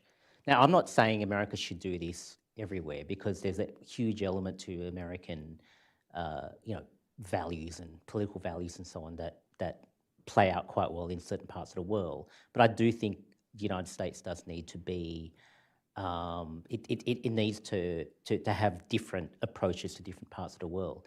Look, I think as other members of this panel have said, China fills vacuums. But if there is no vacuum, if the United States is offering, whether it's economic security they need, whether it's military, partnership with security they need, if they don't get it, they'll go somewhere else. But the United States is actually, and I'm quite optimistic, if it wants to actually take the lead in particularly places like the Middle East that value outcomes and power, the United States actually is in a better position than the Chinese. So I'm not advocating a transactional approach to everyone. There are parts of the world where it works better than others, and it would worry the Chinese right now. Yeah, the discussion around the transactional approach is really interesting because it appears as though the U.S. is pivoting away from its traditional approach in Africa, which is largely premised on development assistance and the promotion of democracy and human rights, and potentially moving more towards this transactional approach. It's very nascent, so we will have to wait to see how it all shakes out. But I think in the African context, such an approach would also be welcomed. Africa, you frequently hear complaints that the United States hectors its African partners about things like democracy and human rights, and there's the inescapable fact that the donor relationship that the United States has with a lot of African countries does create a dynamic of a donor supplicant, right? So that's an inherently unequal partnership. So I think even as we've seen Africa get dramatically affected by the U.S. aid cuts and other types of cuts that the administration is doing, there's also some hope on the continent that it could be replaced by sort of commercial engagements or more transactional engagements. Now, this question of where does China fit into this? Yes, I think China does seek out voids, and that's been the case for decades in the African context, because the United States has been so focused on things like development assistance and these sort of principled, if you want to call it that, engagements, and China has stepped in on the more practical side of infrastructure development, for instance. So I'm a little bit torn about what the aid cuts mean in the African context, because it's not the type of thing China wants to do in Africa, and so I don't think it's going to wholesale replace these cuts. So I don't know in practical terms how much of an increase in Chinese engagement we'll see on the continent in the development assistance space. I suspect very little. Now you could argue there's a qualitative effect where African states are a little unsettled by certainly the abruptness of the cuts, let's say. But I suspect China is trying to figure it out themselves of how they can take advantage of the moment. Yeah, I would just say that I think in terms of China's strategy, a peaceful and prosperous Middle East is probably the worst thing that could happen to China's kind of global plans. The Abraham Accords is a snapshot of this. If that were to be expanded and you had more Middle Eastern nations, more Arab nations normalizing with Israel, it's the worst thing for China. China wants more turmoil in the Middle East because it makes those states more reliant on sending their oil and getting money from China. And it's why Iran has been, as was said, as John said, their effective client state. If there was regime change in Iran, Iran was an actual democracy and was peaceful with its neighbors and was not fomenting war and terrorism across the region, and that entire region became more peaceful, how much more peaceful it would be if Iran was not the regime that it is? That's the actual moment where the United States gets to do what multiple administrations have talked about doing, which is primarily focusing on China and countering the growth of the CCP. The CCP knows that a peaceful and prosperous Middle East is the worst thing to happen for the movement of American military might out of that region and into the Pacific. So I think their overall goal is to keep this region slightly destabilized. It's why they're partners with Iran and no one else. It's why they are constantly interjecting themselves to mess up normalization with Israel. I think they see Israel as a kind of foothold of capitalism in the Middle East. And it's why they've opposed it on multiple occasions, most notably after October 7th, where they effectively broke off relations there. So I think that's the goal going forward, and President Trump looks like that's what he's driving towards, is to actually promote peace and stability in the region, to normalize relationships between Arab nations and Israel, and that would actually allow the United States to focus where it wants to, which is on countering a CCP expansion and aggression. I'd love to see it all kind of work out that way. I think we've got about 3 years, maybe a little bit more to get it done. But I think that's where things are pointing towards. I think China is all about perceptions and disinformation. It claims to be a champion of support for the Palestinians, saying that it's a leading figure in support of, humanitarian aid and such. But when you go and quantify the figures, there are only $17 million in aid, as opposed to the hundreds of millions of dollars of any pretty much other actor that has distributed aid and being so vulgar in expressing support. Next to that, you have, China, since October 7th, again, I'll go back to that, really utilizing the tools at its disposal to approach the war from a pro-America, anti-America perspective. So from its perspective, Hamas's anti-America part of the Iranian axis, and Israel is the embodiment of American values in the Middle East.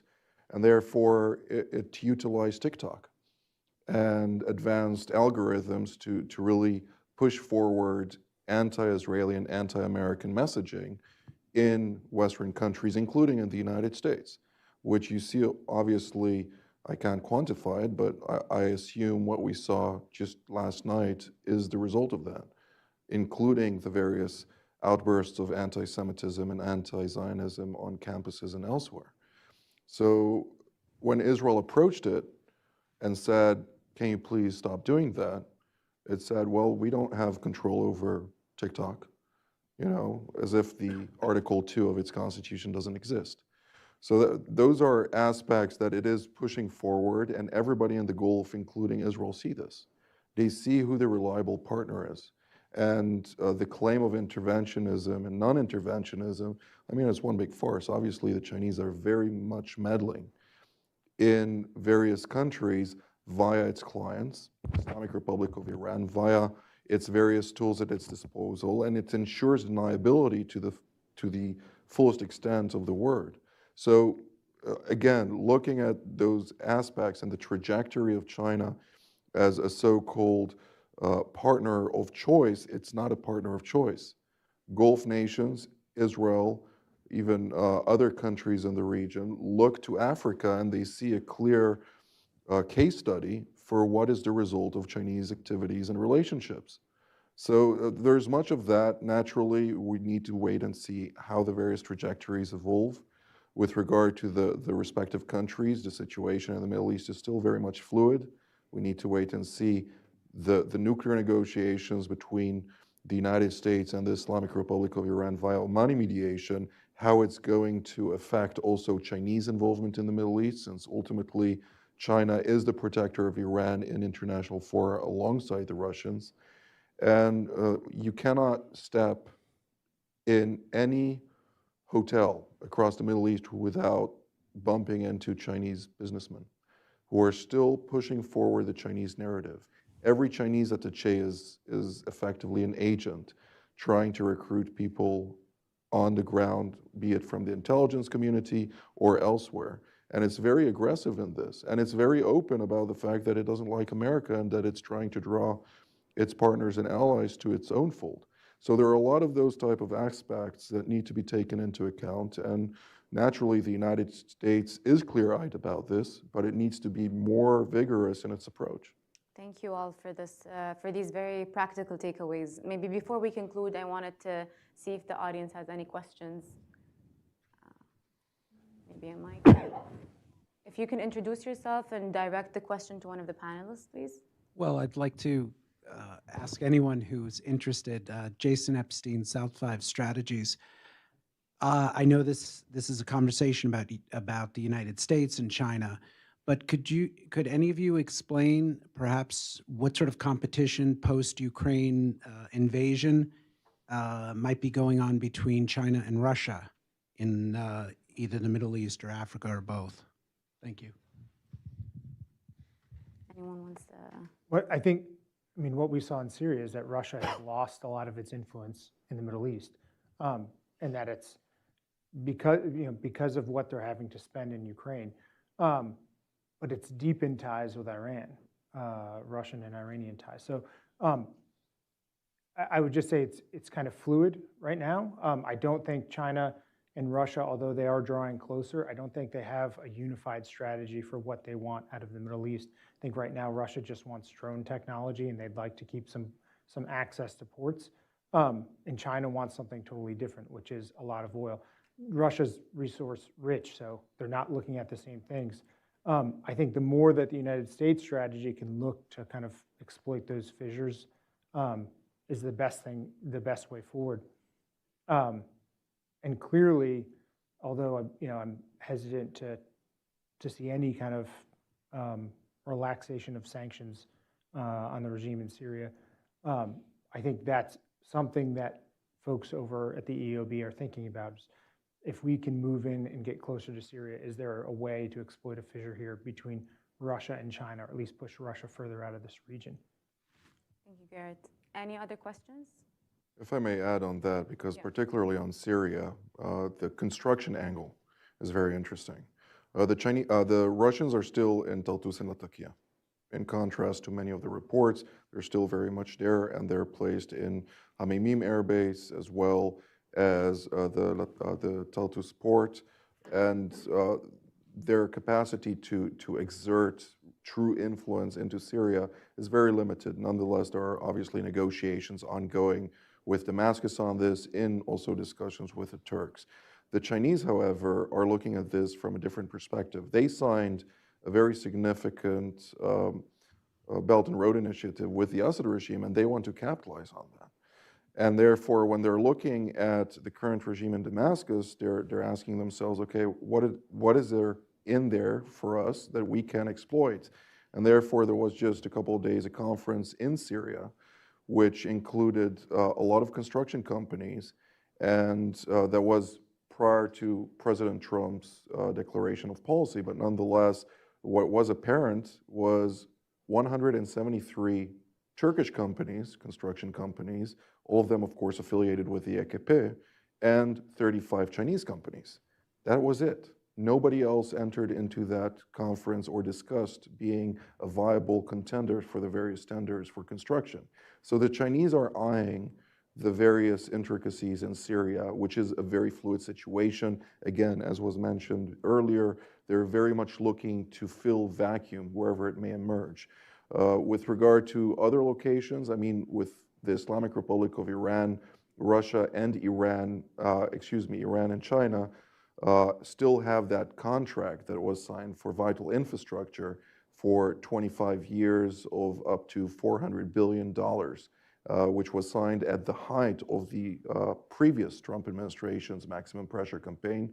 That is something that did not really evolve into tangible development in light of various sanctions that the Chinese were very wary of. But nonetheless, they're still looking at that, and they're very much interested to see sanctions lifted in order to accomplish the various exploitations they managed to pull during the previous Trump administration vis-a-vis the Islamic Republic, while the Russians are, of course, also looking to deepen their own hold in Iran from different perspectives, particularly on nuclear, where the Russians are very much involved there. And we're seeing also the Chinese trying to grab on certain contracts of the Russians with regard to the nuclear development plans, something that may cause some friction between the two. But nonetheless, since 2021, it's quite apparent that Moscow is not necessarily a 100% client of Beijing, but it's not far from there. Question over here.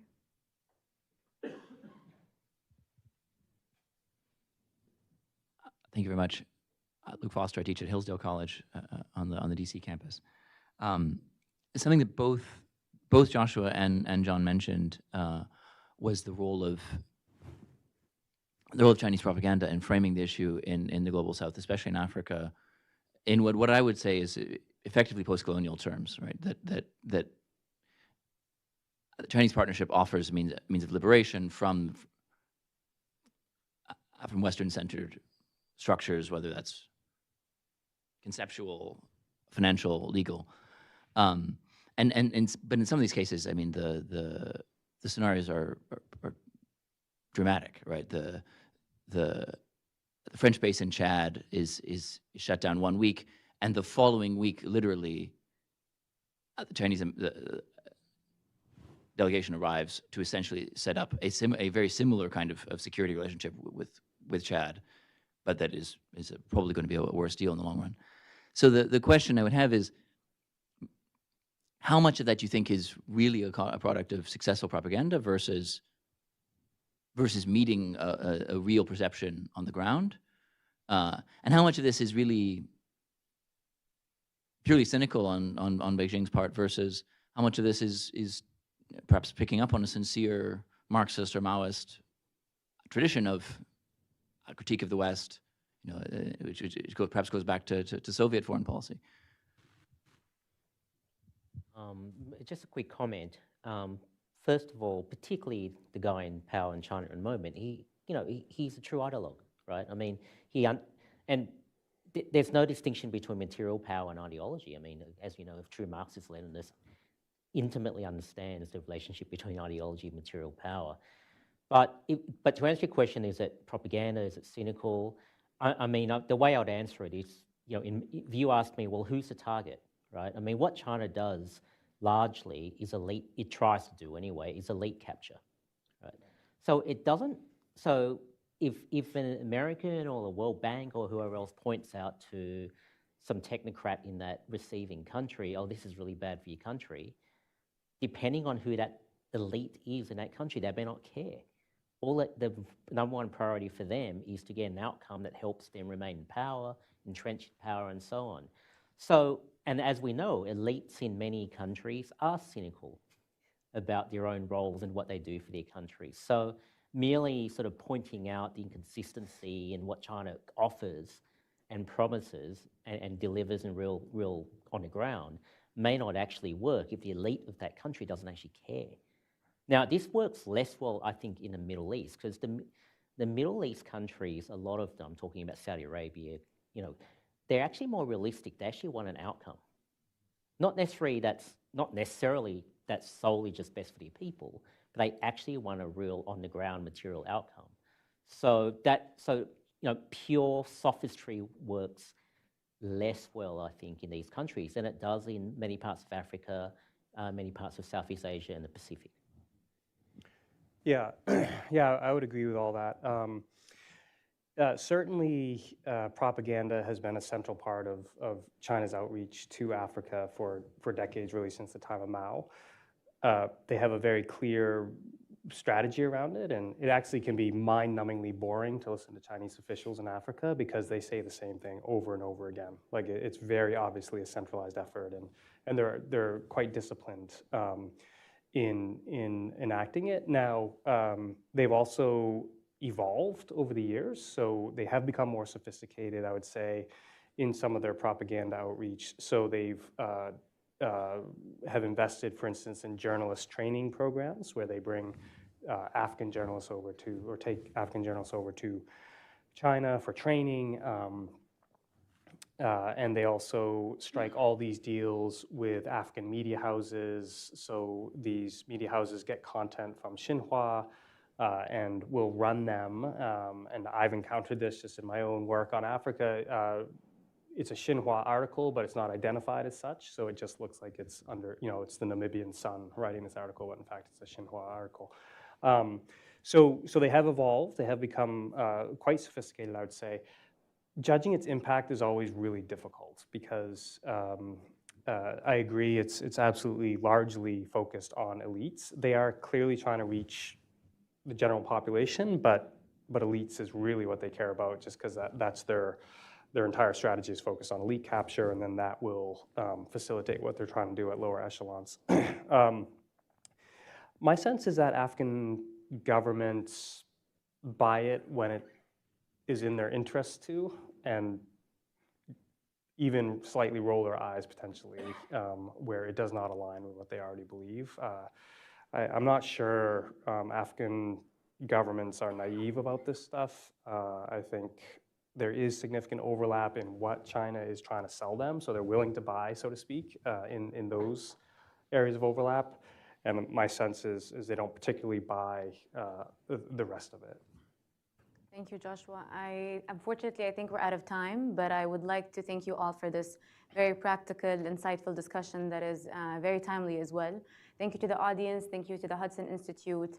One clear takeaway from today is that China's influence in the Gulf and in Africa is expanding. It is diverse, and it's real, and it's substantive. And this carries major implications for the region, for the US, and for the global order.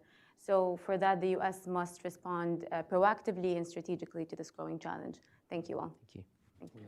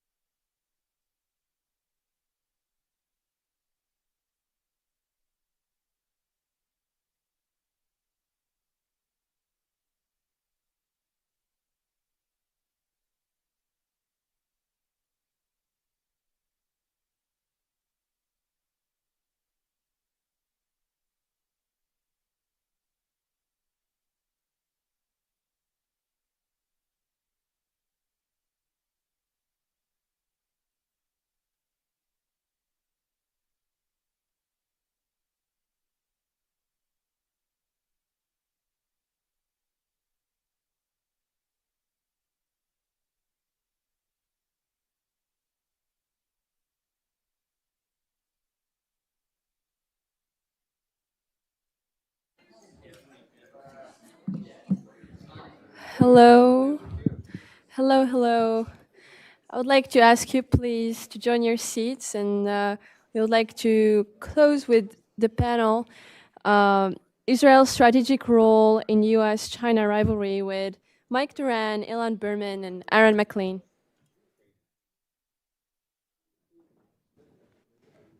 All right. Good afternoon, everybody. I commend you on your stamina.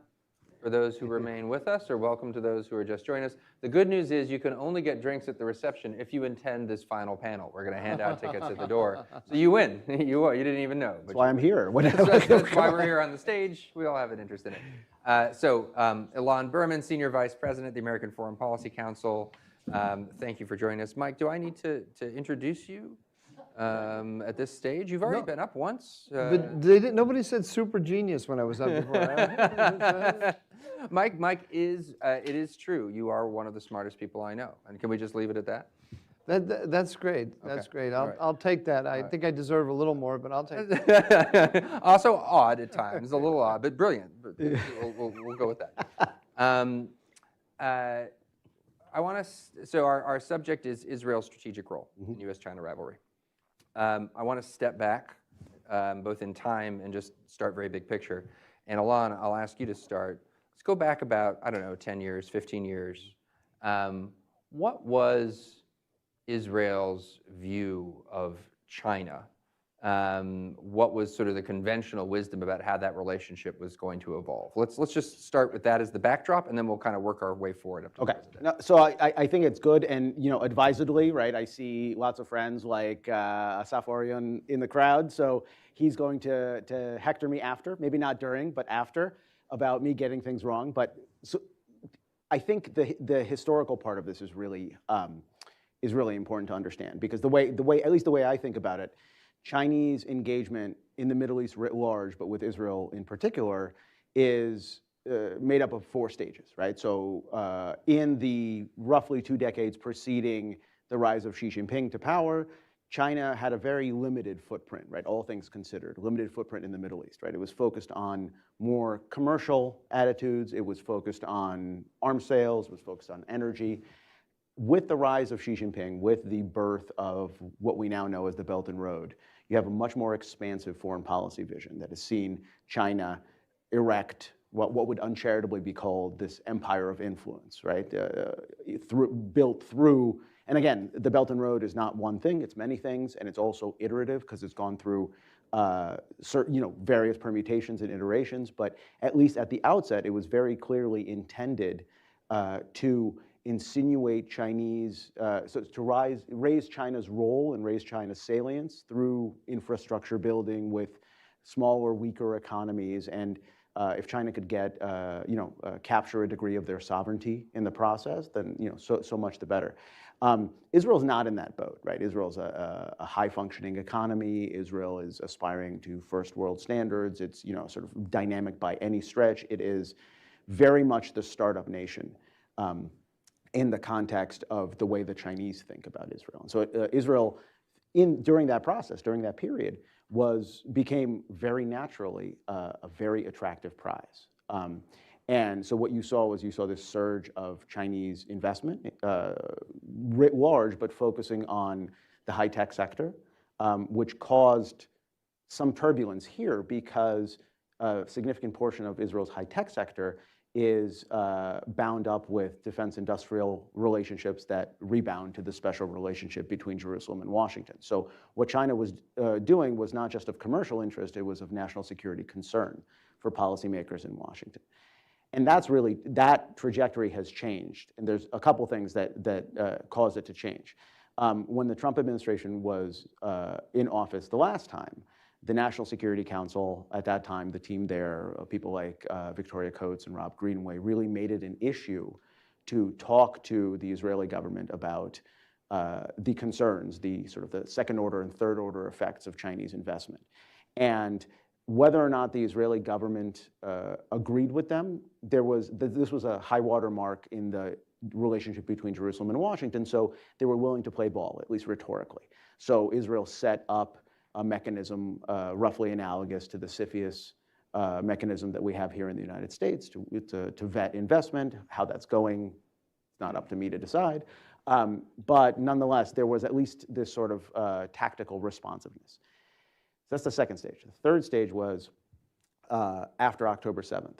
And before October 7th, China had done a pretty good job of triangulating. It was talking to the Shiites, it was talking to Iran, it had that, the last panel talked about the 25-year, $400 billion framework agreement, right? It's mostly unrealized, and yet it is a product of very deep Chinese engagement with Iran.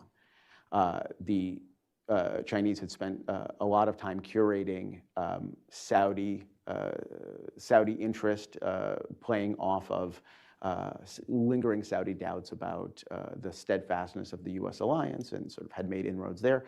And they were talking to the Jewish state. And after October 7th, they made their choice, right? It was very clear. My institution, we actually had a delegation in Beijing when the attacks of October 7th happened. And my colleagues watched in real time as the official Chinese narrative shifted from, oh, this is terrible, to, oh, well, Israel is a colonizing force and therefore, you know, it deserves what it gets. That week, within like 2 days. Wow. And so it was very clear that this was a party decision. This was a sort of a state decision that came down. And that's been the frame that's really chilled relations over the last 18 months, 19 months. And what you have now, and I mean, like right now, this month, has been this at least early sign that the Chinese are trying to mend fences, they're trying to change. The Chinese ambassador to Israel gave his first public interview since October 7th, I think it was May 10th. And it was all very scripted, it was all very formulaic, but he unequivocally denounced Hamas as a terrorist group. I mean, it took him 580 some odd days to do it, but nonetheless, you know, significant. And also talked about the need for China and Israel to upgrade the relationship. So there's clearly a desire on the Chinese side to sort of to reset the clock a little bit. So that's sort of been the arc of the relationship so far. Whether or not Israel is prepared to let bygones be bygones, is prepared to really understand, forgive the Chinese choosing of sides after October 7th, I think that remains to be seen. Mike, I'll ask you to respond to that and either emphasize things you want to emphasize or disagree if you want to disagree. But can I ask you to sort of swivel the map a bit? What has China understood its interest in Israel to be throughout this period? How does China look at Israel rather than the other way around? And why this? What is in the Chinese interest, this swift pivot against Israel following 10/7? Because it is a bit mysterious if you don't have any context. It seems odd. So I thought what Elon said was just brilliant and perfect. I guess a starting point for understanding maybe the starting point. Let's go back a little bit and talk about our assumptions up until Xi Jinping came on the scene, because our policy was governed very much. Really, until even after Xi Jinping came on the scene. It took us a while to wake up. By all of the assumptions that went into the end of history assumptions following the fall of the Berlin Wall, a great document to look at if you haven't is Bill Clinton's letter to Congress explaining why, in 2000, explaining why China should have accession to the WTO. Because it contains all of the end of history assumptions, which we have not completely left behind yet in our debate. Basically, the assumptions being that the greater economic integration and cooperation between the United States and China is going to make the Chinese regime, the regime in Beijing, more responsive to the Chinese middle class. It's going to build up economic interests of the middle class, and it's going to become less a dictator, a communist dictator, and more a manager of the Chinese economy. Much like the Israelis thought about what they were going to do to Hamas, turn it into a manager of the Gazan economy. And then it was going to create mutual, we were going to become prisoners of our shared dependency, and we were going to become partners, Beijing and Washington, in managing the global economy. So we were going to get a kinder, gentler China, and a China that recognized the shared interest with the United States more. And together we were going to go into the future of peace and prosperity. And that has never died. It's still alive in Wall Street. Fareed Zakaria occasionally talks this way. Last time I haven't listened to him in a long time, but he was explaining that yes, there's been a lot of friction with Xi Jinping, but think how bad it would have been if we didn't have all this shared interest and so on. And so the Israelis got whipsawed by us because one day we woke up and we said, this isn't going to work. And then we started getting annoyed with all of our allies who had gone along with those same assumptions and so on. But I think if you were China and you're looking at Israel, Xi Jinping's China starts looking at it from the China 2025 vision. Of, they looked and they listed all of the areas in which tech development is going to drive economies in the 21st century and military competition. And they wanted to be a leader in all of those areas, and they began looking at it. And if you look at the world through a China 2025, so they brought that out, and then they realized the minute they brought out that report that they had shown their hand, and they quickly deep sixed it. It doesn't exist anymore, but it still exists on the internet, and it's a good, I think, captures their worldview. If you look at the world through a China 2025 lens, and you look at Israel, Israel is a tech, it's a cyber superpower. It has a four-star intelligence, four-star intelligence services. It has a high-tech and very experienced military, especially an Air Force. And it has a defense industrial complex that is really deeply bound up with the American complex. So if you can take that entity and move it closer to you, that's a huge asset on your side of the ledger. I think what happened to them is that, as Elon said, we started to wag our finger at the Israelis and said, we might be cooperating closely with the Chinese in 17, but you cannot. And so the Israelis immediately got the message, and they started scaling back. And then along comes October 7th, and the Chinese are also they're less sanguine about pulling Israel away. They still want to have relations with it for any number of different reasons, but they're less sanguine about actually pulling it over to their side in any way because of the competition. And they're more focused on this dynamic in the Gulf, where they're building or they're helping to keep Iran strong enough to scare the Saudis and the Emiratis and the Qataris and others, and then set themselves up as the mediator in the Gulf on both sides of the Gulf divide. Along comes October 7th, and they realize that there's money to be made from their point of view. I mean, figuratively speaking, on appealing to the global South by hammering away on Israel as America's genocidal proxy, and it's also a good way of driving a wedge between America and its Gulf allies, because I think that's the heart of the game for the Chinese today, is to pull Saudi Arabia, the Emirates, and the Qataris closer to them.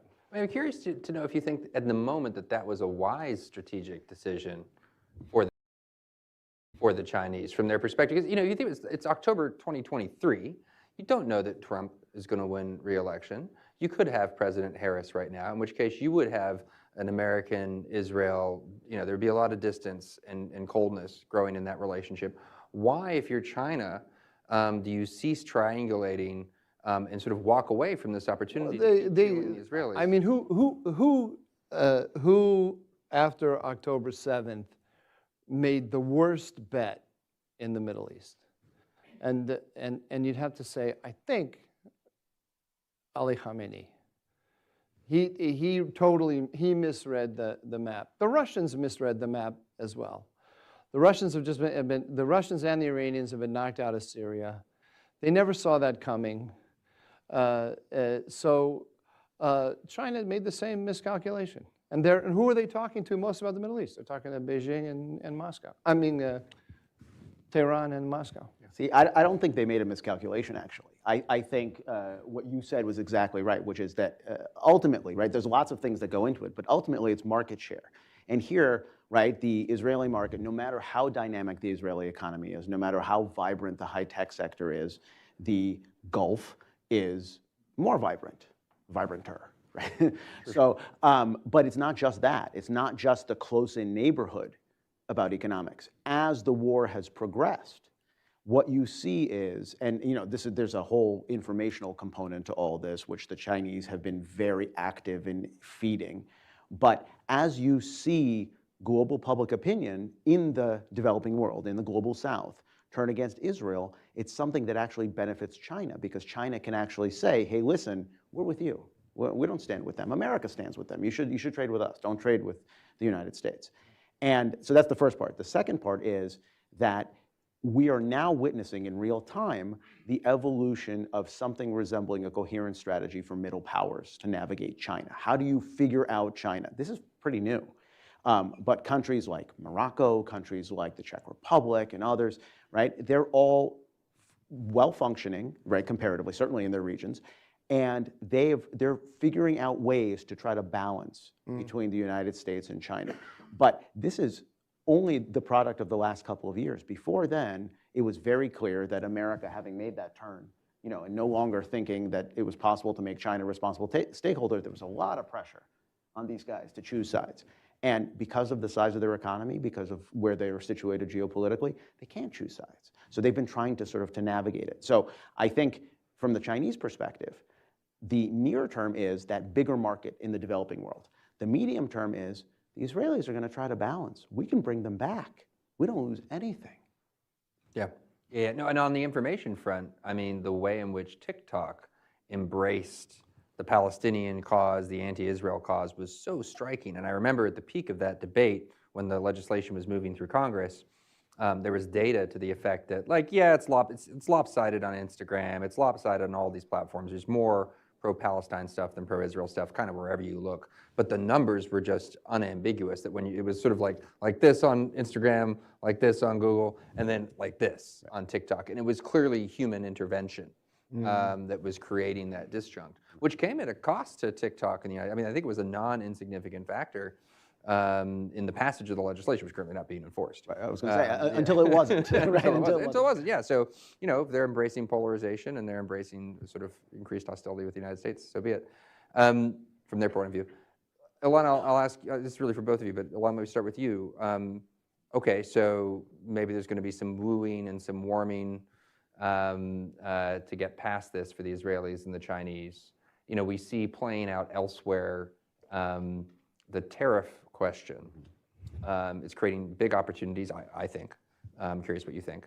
Creating big opportunities for the Chinese in Europe. Where are we with Israel tariffs? It will be 17%, right? If we don't get a deal of some sort. Is this a factor? You know, how does that intersect with so I think, again, I'm not an economist, but I think from my sense, it's only on the margins. I was there a week and a half ago, and Israel's a pretty spendy place, just generally speaking, right? Costs are pretty high, restaurants are pretty high, the nightlife is vibrant, and the sort of the price for drinks reflects that. And I see there is a little bit of upward pressure, right, on prices. I found prices higher. I found the exchange rate with the dollar less favorable than in the past, but not that much change, right? Much more continuity than change. And the ubiquity of Chinese products, at least for now, it's not there, right? You're not seeing streets saturated with cheap Chinese cars. You may in the future, in a year or two, right? But right now, I don't think there's quite as significant a shift as you're beginning to see elsewhere. Mike? Can I say a word about the TikTok thing? Absolutely.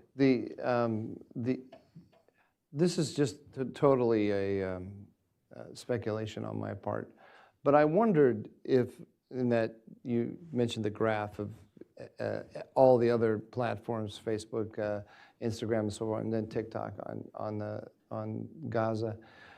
I wondered if it wasn't a dry run for Taiwan, because it's a kind of cost-free test case to see can we actually manipulate, change the American public perception on an issue for the time when it really matters to us the most.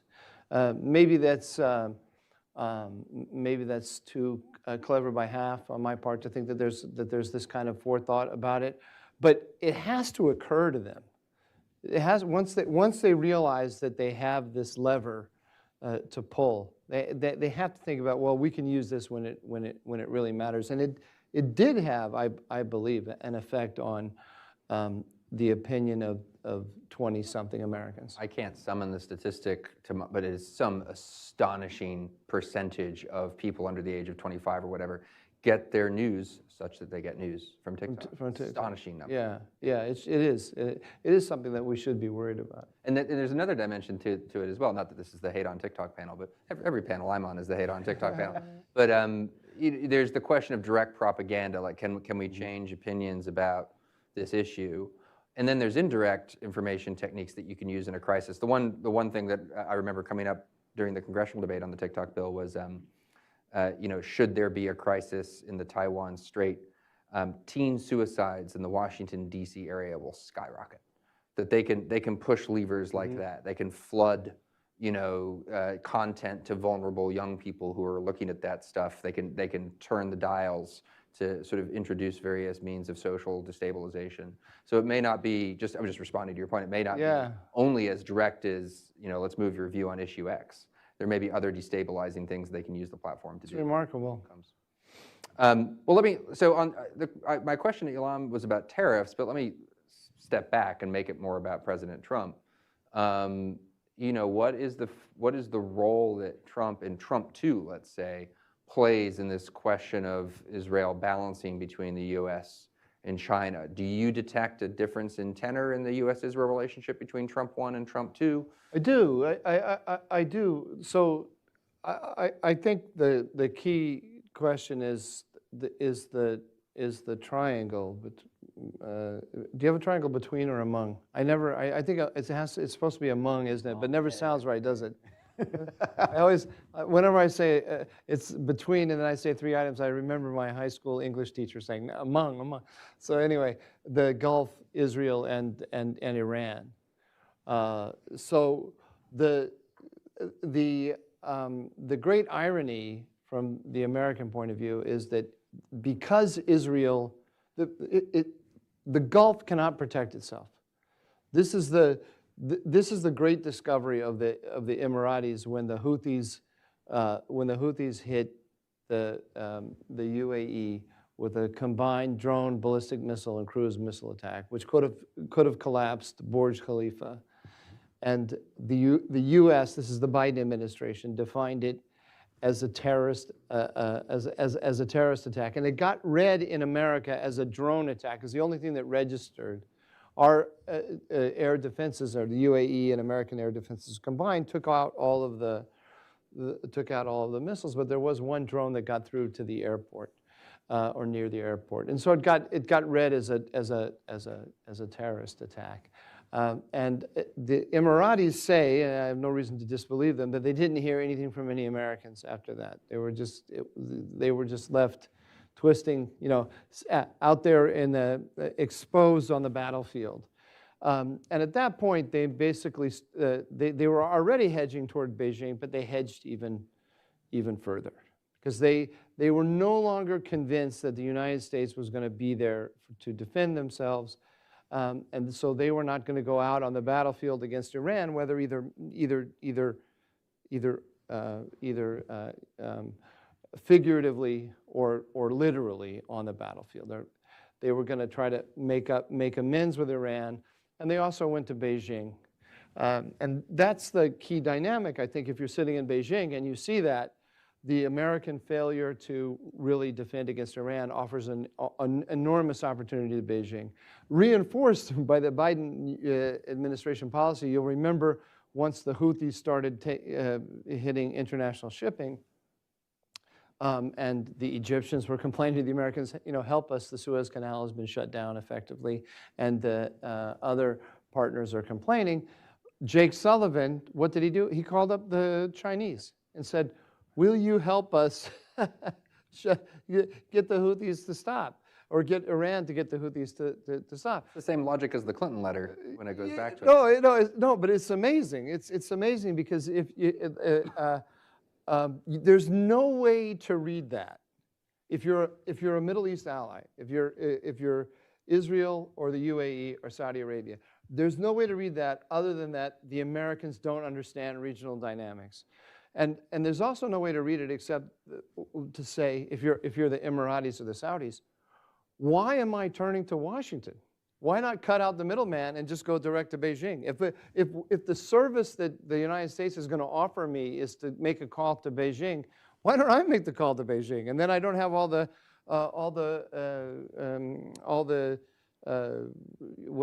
baggage of being an American client when I do that. So the Saudis and Emiratis can't protect themselves against the Iranians. They need someone to do that. They need the Americans to do that. Ironically, the Israelis came in and did it. I mean, if anyone has chastened the Iranians in the last 10 years, it's the Israelis. And it's created an opportunity for Trump to launch a diplomatic initiative. I expected Donald Trump to understand this dynamic better since he had the whole history of Qasem Soleimani and so forth. Because I think that the cutting the separate deal with the Houthis, not going to Israel, negotiating with Iran on the nuclear program over the heads of the Israelis. You don't get the sense that this is really the U.S. and the Israelis have a combined position. No one knows what Witkoff is saying in the room with Arakchi. The Americans negotiating with Hamas over the heads of the Israelis, and the U.S. making a major decision about Syria without consulting the Israelis. Israel is kind of, the Israelis today, like the last couple of weeks, are sort of in shock over all of this. I think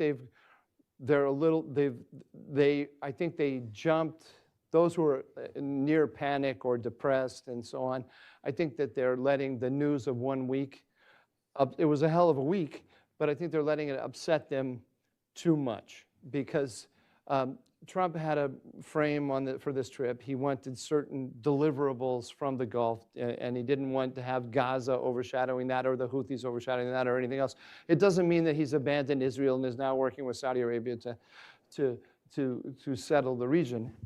But having said all that, there's a failure on the part of the Trump administration at this stage to, I think, integrate the security dimension of their policy and the economic dimension of their policy in a way that is self-reinforcing. When they're trying to negotiate a nuclear deal with the Iranians and think that the Iranians are weak, and they cut a separate deal with the Houthis, who are an Iranian client, they undermine their negotiating position on with the Iranians.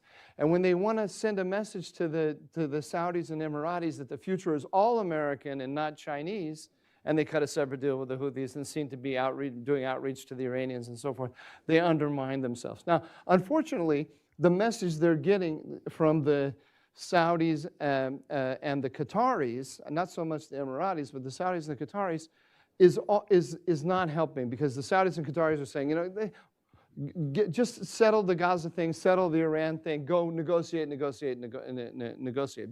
those guys have been whipsawed by American policy so much, they're not going to take an anti-Iranian position, because they know that they may take an anti-Iranian position today, and then tomorrow, who knows where the United States will be, and they'll be again left out on the battlefield alone. Am I making sense? I made a very complex picture here, but my basic, are you following on? Yeah, not really, but my basic point is, if there's no distance between the United States and Israel, it strengthens the U.S. position everywhere with the Emiratis and the Saudis, with the Iranians, with the Houthis. Unfortunately, the Trump administration isn't doing that.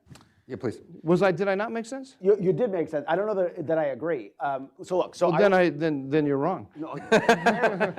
So I was there a week and a half ago, and again, right, I try to talk to a broad spectrum of people to try to sort of put a finger on the pulse. And what struck me was the degree to which Israeli opinion is souring in real time on the Trump administration. Right? By the way, that is not to say that they don't think that America, on balance, is an ally and whatever it is, but the catalog of things where the Israelis have been surprised unpleasantly is steadily growing. I was there during the week where the week started, their week starts on Sunday, the week started with a Houthi missile attack on Ben Gurion Airport, and 2 days later, as the Israelis were bombing the Yemeni port, Trump announced, without any forward knowledge by the Israelis, that they had struck a separate deal. And the Israeli reaction was, let's say, unpublishable, right, among the people that I talked to, right? They sort of said, you know what, we're on our own.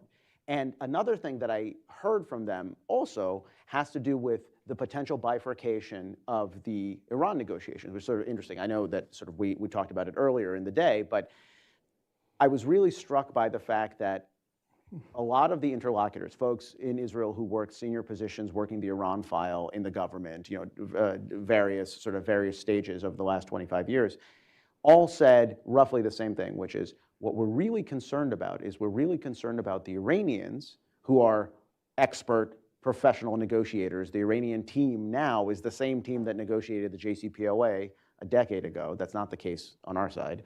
And we're worried about them hammering out some sort of framework that Trump can sell to Congress, but still leaves us exposed, right? So an example that's sort of really evocative here is, what if Iran, right, just imagine, what if Iran puts a cap on its ballistic missile ranges, right?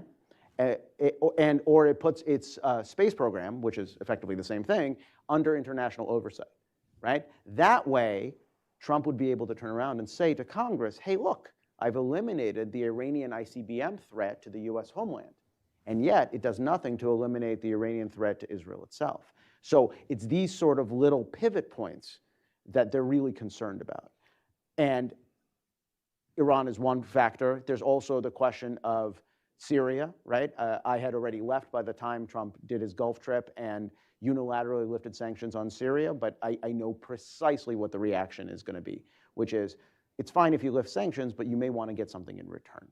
And so it's that change of tenor between Trump 45 and Trump 47 that the Israelis are having a little trouble calibrating. And the point of disagreement here is no, that... So the point of disagreement is I think... Because that all sounded pretty consistent. No, it's consistent, but I think the Israelis also have a job here, right? The Israelis, I don't think yet have appreciated the fact that we are now this old paradigm of U.S.-Israeli partnership, right? Values-based, sort of, long-term sort of Reagan-era partnership at least has receded temporarily. And so my counsel to all the Israelis I talked to was, look, this is a mercantile Middle East policy. You should figure out things that you guys do well that you can sell to the Trump administration, right? One example is, President Trump gave a speech yesterday on the Golden Dome on missile defense, issued an executive order 3.5 weeks ago on the Golden Dome. Directed energy defense, laser defenses are a big part of that. The Israelis are pioneering laser defenses. Where is that conversation? And why are they not publicizing that conversation, right? There are things that they can do to improve their competitiveness in the eyes of the Trump administration. Because the thing that I'm worried about at watching the Trump administration, the president himself, but also the Secretary of Defense and sort of other principals sort of obviate visiting Israel is that familiarity breeds contempt, right? They think that they have the Israelis in their pocket, and so they don't have to try. And this is what I'm concerned about, right? It creates daylight. It creates daylight in the relationship, but it also creates daylights in regional perceptions of the relationship. The Israelis also, particularly the supporters of the government, I was there just after Trump's election, and you would have thought the Messiah was coming. They assumed that the best days of Trump 1 were going to be baseline for relations moving in. And they didn't realize that there were going to be differences between Trump 1 and Trump 2. So there was part of their depression this week is a reflection of exaggerated expectations, I think. Yeah. All right. We'll only go for a few more minutes, and then I'm going to open it up to the room for questions. So please be thinking about your questions. Maybe let's stick with Iran and potential futures on Iran and how that's going to affect U.S. Israel, but also China Israel. I mean, if I'm looking for this, the last several minutes have been spent on friction and a bit of gloom. One could maybe naively, I don't know, but nevertheless say that a bright point sitting here at this moment, it could all change, an hour from now or tomorrow, is that there does seem to be some consensus on the American side that the only acceptable deal is a deal with zero enrichment. Because, Alon, I agree. A month or two ago, I was like, well, if the Iranians just wise up and offer some major concessions that make it objectively better than the JCPOA, could President Trump ram that down a GOP Senate's throat? Maybe, is the answer, maybe. Well, zero enrichment is going to be a hard sell for the Iranians, which one very possible scenario going forward is there is no deal. And if there is no deal, it's going to be hard to, it seems to me, restrain the Israelis in that situation, if Trump even wants to. Right. So question one, if that's the scenario that in fact plays out, how does that affect the Israel, US, China triangle? Like how does that play out? But also feel free to reject the premise, like if you think there's another scenario that's more likely. No. I think that's generally right, and I'm also enormously heartened by the fact, by the sort of the stiffening of the American negotiating line on Iran, but listen, all politics is local. So ultimately, when Steve Witkoff came back and had gotten his bell rung by the Iranian negotiators and started articulating a domestic uranium enrichment capability that was the same as is codified and enshrined in the 2015 JCPOA, that started ringing alarm bells here on Capitol Hill and in the administration, because the only thing worse than the president not getting a deal on Iran, right, from their view, is if the president could be painted as, oh, this is just JCPOA 2.0, right? That's unacceptable. And so I sort of see that internal dynamic as being the thing that has stiffened the administration's spine. All to the good, I think. And there's also sort of another frame that I think we have to think about it. When President Trump withdrew from the JCPOA in May of 2018, he basically said that he was withdrawing because of three things, right? The deal was too short. There were sunsets. It was time limited. The last provision that attaches expires mid-October of this year. So there's a conversation coming about snapback and all that. It was too generous. It gave too much money in near and medium-term sanctions relief to the Iranian regime. And it was too limited. It didn't cover things like ballistic missiles. It didn't cover things like proxies. Those things still apply. But there's also a fourth component now. There's the domestic enrichment question, which we didn't really pay that much attention to at the time when the JCPOA was getting baked. But it's of supreme importance now because we have shifted the goalpost on nuclear nonproliferation globally. And there are countries like Saudi Arabia that are coming up behind Iran. What is the Saudi impetus to take a deal that's less beneficial than what the Iranians have, which includes domestic enrichment? I see that realization as being the thing that's, at least in part, stiffening the administration's spine. And by the way, you're absolutely correct. That actually brings the two sides closer together. The Chinese are trying to sort of navigate this in a really interesting way. So that speech by the Chinese ambassador to Israel that I mentioned, he actually, as one of his talking points, right, printed on the sheet in front of him, right, you can watch the video, it was apparently that China also opposes a nuclear-armed Iran, right, which is new-ish, right, and it also is a little bit of a nod to a recognition that the Iran file is spinning in a way that the Chinese can't really control. And so if the Israelis move against Iran, which they're more and more likely to do, at least in my estimation, that won't be the thing that ruptures the relationship with Beijing. And I think that's an important signal. Mike? A couple things. The Iranians have two immediate goals in the negotiations with three, actually. It's like the Spanish Inquisition. The three goals are, number one, to buy time so they can rebuild their defenses. The second is to destroy snapback. And apparently, they've destroyed snapback if these negotiations go on for another month and a half. Although snapback doesn't disappear until October, for a variety of reasons, they need to start activating it by the end of June, or some give or take. So let's say let's be generous and say we need 2 months. 2 months of negotiations, regardless of whether they end in agreement or not, and snapback is gone. And then the third thing that they want to do is prevent an Israeli attack. And as long as the negotiations are going on, there's no Israeli attack. So it almost doesn't matter what the terms. They can gain advantage regardless of what the terms are if they just keep the negotiations going on. Now, the second thing is no one knows what the terms of the negotiations are, as far as I can tell. I have not, and I've squeezed everyone that I know who I think might have some information, and I've gotten nothing. The Witkoff team leaks less than the Biden team, and briefs less than the Biden team. And the Israelis either don't know, it's probably unlikely, but they're not talking for whatever reason. The early messaging coming out of the Witkoff team was not at all heartening about the 3.67%. And they had to walk it back, and Rubio went out and said, no, we're not really talking about them enriching to 3.67%. We're talking about enrichment being done elsewhere, and then but they clearly walked it back. And then since then, the messaging has been fantastic. But the fact that the negotiations are still going on, Khamenei himself said last week, that Trump is lying.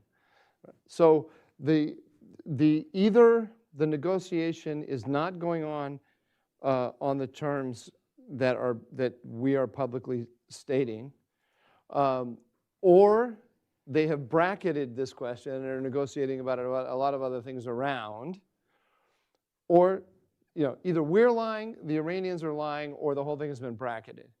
But something doesn't add up somewhere. And I don't see the Iranians are not going to negotiate away their nuclear program. They only have the Houthis and the nuclear program left as sort of elements of their of their defense of their national security strategy prior to this. They're not going to give up on the nuclear program unless they're attacked. That's the only way we're going to get an agreement with them. So what's going on there? I don't know, and I'm also concerned that there'll be some kind of clever manipulation, right, or clever thing. One possibility scenario that we haven't discussed is an interim deal, right? That allows Trump to say, this isn't JCPOA. Remember there was the JPOA and then the JCPOA. We're going to have another JPOA. And that'll get rid of the snapback. And Trump will say, I've staved off war. This isn't what I want. The negotiations are going to go on. But this is what I have for the moment. Of course, we all know that in the Middle East, there's nothing more permanent than the temporary. So the JPOA will be the new agreement, but it will allow Trump to say that he hasn't reneged on any of his promises. The other thing is that there'll be a lot of the little clever things that the Iranians do, and we'll go along with it. Like they will unplug all their advanced centrifuges. They won't dismantle them.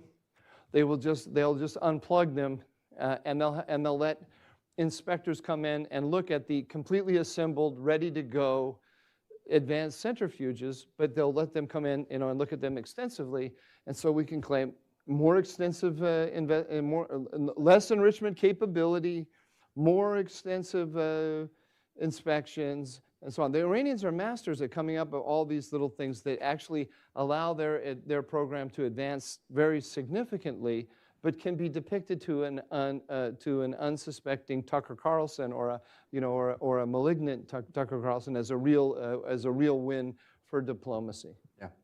All right. On that unsettling note, let's open it up to the room, please. We'll start right here. There's a mic coming. Please say your name and your affiliation and form you put your impassioned screed in the form of a question. Good afternoon. Thank you. My name is Anna. I am a Georgetown student of conflict resolution and peace building. Last month, the RAND Corporation launched a report on a durable peace, Israeli-Palestinian peace, and it proposed that China can fund the infrastructure, the rebuilding of Gaza for the day after. So I am wondering, what is your opinion on that? I thought that was very innovative. I hadn't heard or thought about that before, so I wanted to know your opinion on that. Okay. Look, in principle, it's not a terrible idea in the sense that there is a requirement for, and again, I hate the idea, the phrase day after, because that's a purely American construct, right? Because we Americans are very impatient.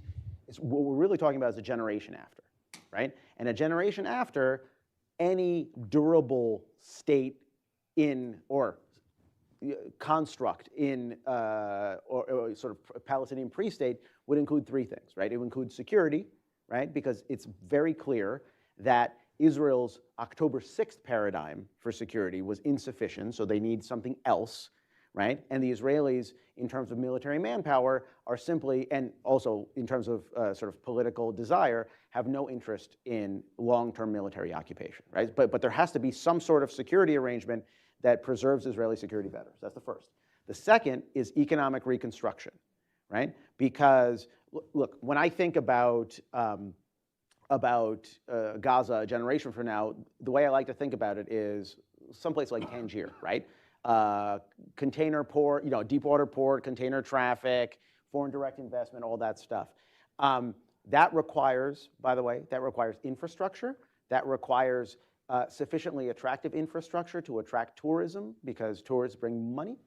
And it also requires the third component, which is de-radicalization, right? Because it's going to be a service economy, and you can't have your waitstaff trying to kill your guests.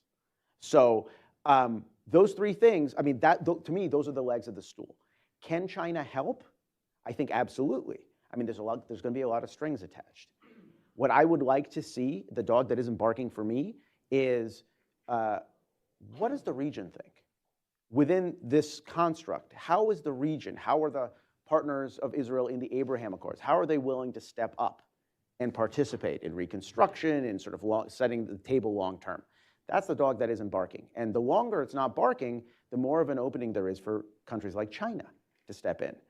I would prefer that the framework that the Trump administration midwifed and that the Israelis helped create, the Abraham Accords, to me seems like a more durable, stable arrangement for those three things. All right. There were other hands. I saw that. There we go, sir. 08, oh, sorry. In 08, the JPOA was a political deal, which was not based on the knowledge that the IAEA required to really scrutinize the Iranians based on what they had. The JCPOA had its various flaws, obviously the sunset, and you spoke about all of that. Now, Mike, you spoke about an interim deal. In the event that that's not viable, is there also an interim solution to a reality without a deal that does not include a kinetic strike? Sorry, what was the question? Do we have also an interim, so to speak, process before there is a kinetic strike, or is it immediately, if the deal collapses or diplomacy collapses, the next tool is war? Or do we have another process of blockades, ABCD, with regard to a more stringent maximalist pressure campaign that would frustrate the Iranians even further? Right, yeah, I hadn't thought about that.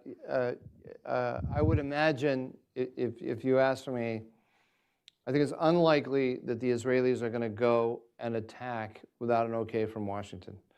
I think that's just highly unlikely. So what would likely happen is there would be movement toward an attack, and then the Iranians will start negotiating again. That's probably what we can likely expect. But we're in somewhat uncharted territory because they've never been what makes this not simply a repeat of JPOA, JCPOA, and all that is the Iranians are objectively weak and vulnerable. And the Israelis actually might, I don't think it's likely, but I think they might go it alone.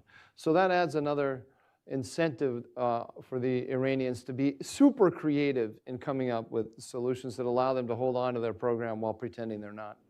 Over here on the right. Yes, sir. Great. Thank you, Aaron. John Sitilides with the Foreign Policy Research Institute.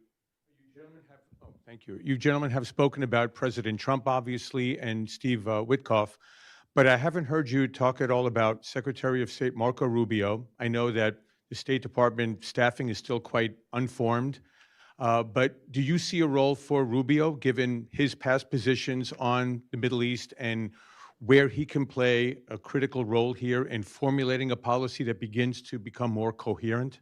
I totally do, and I think we're seeing that. We're seeing that happen. He's playing a fascinating role between traditional foreign policy establishment and Witkoff, and you saw it in that dynamic where Witkoff came out with the 3.67%, and then Rubio walked it back. You see it with him becoming National Security Advisor and Secretary of State at the same time. And I put out some of the more troubling scenarios here, but I'm so glad you asked your question, because the fact that the Trump administration has hardened its position publicly on this issue of no enrichment and dismantlement, that is very heartening to me. I think I heard from someone else. Well, it doesn't matter. I think I better not say what I heard from somebody else. But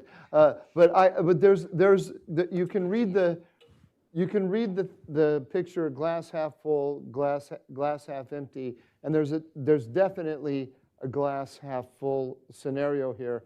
And I can imagine Donald Trump in his zigzag policy coming back and saying, hey, I told these guys what I needed. I tried to do it. They won't listen to me, and we have to take action. I think we have time for one more. Sir, you get the final question. There's a mic coming right here. Give us just 1 second. Thank you. I think I have an easy question for you. About a month and a half ago, there was a meeting between Prime Minister Netanyahu in the Oval Office.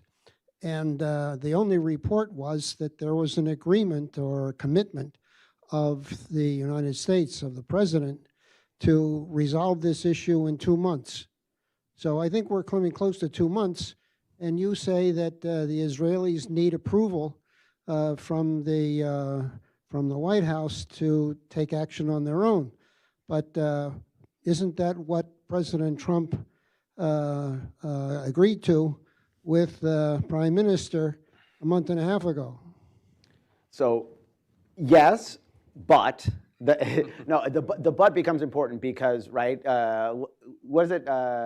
Man plans, God laughs, right? So you have strange things that sort of fall into the mix, and I think the Iranians are banking on precisely that. They're banking on the idea that they can drag out the timeline further.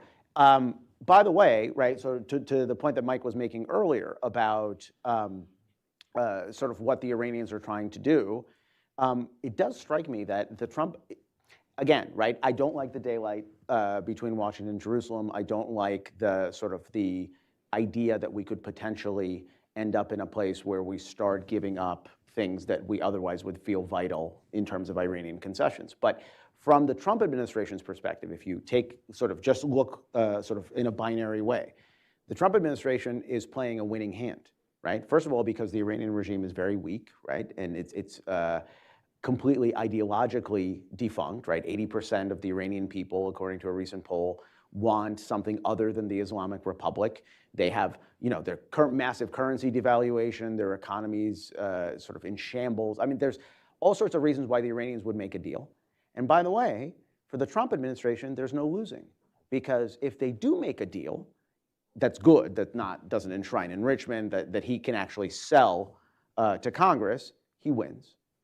If the Iranians drag things out and the Israelis get impatient, he wins.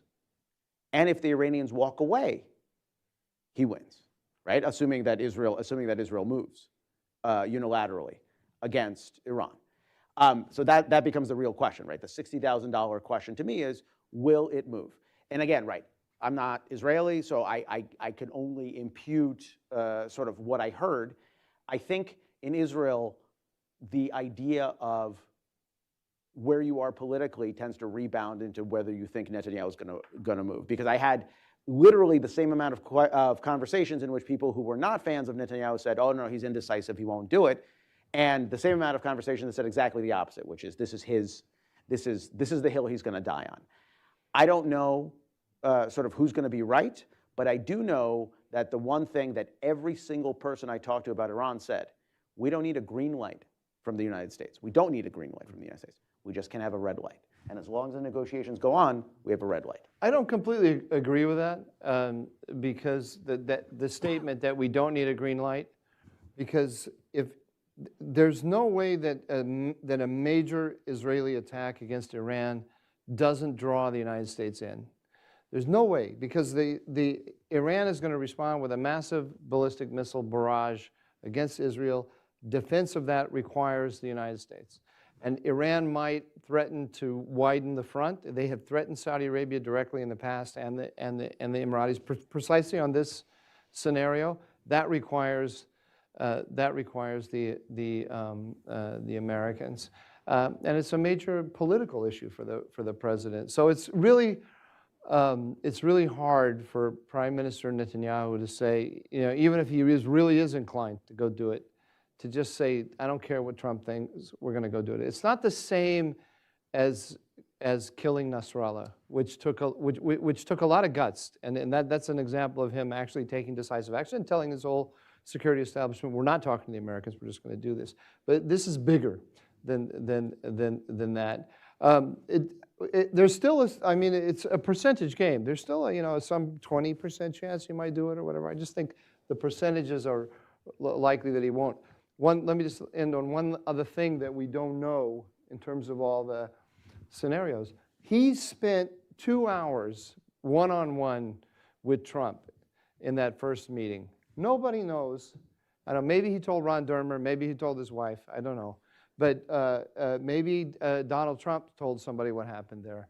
But I haven't talked to a single person that has the slightest idea of what they decided among themselves. And I cannot but believe that he said to Trump, we have a window of opportunity. We have to take action now because this is an historic opportunity. This is an existential threat to the state of Israel. I'm going to have to do this. And then Donald Trump said, I understand you, but I'd like to try a negotiation first.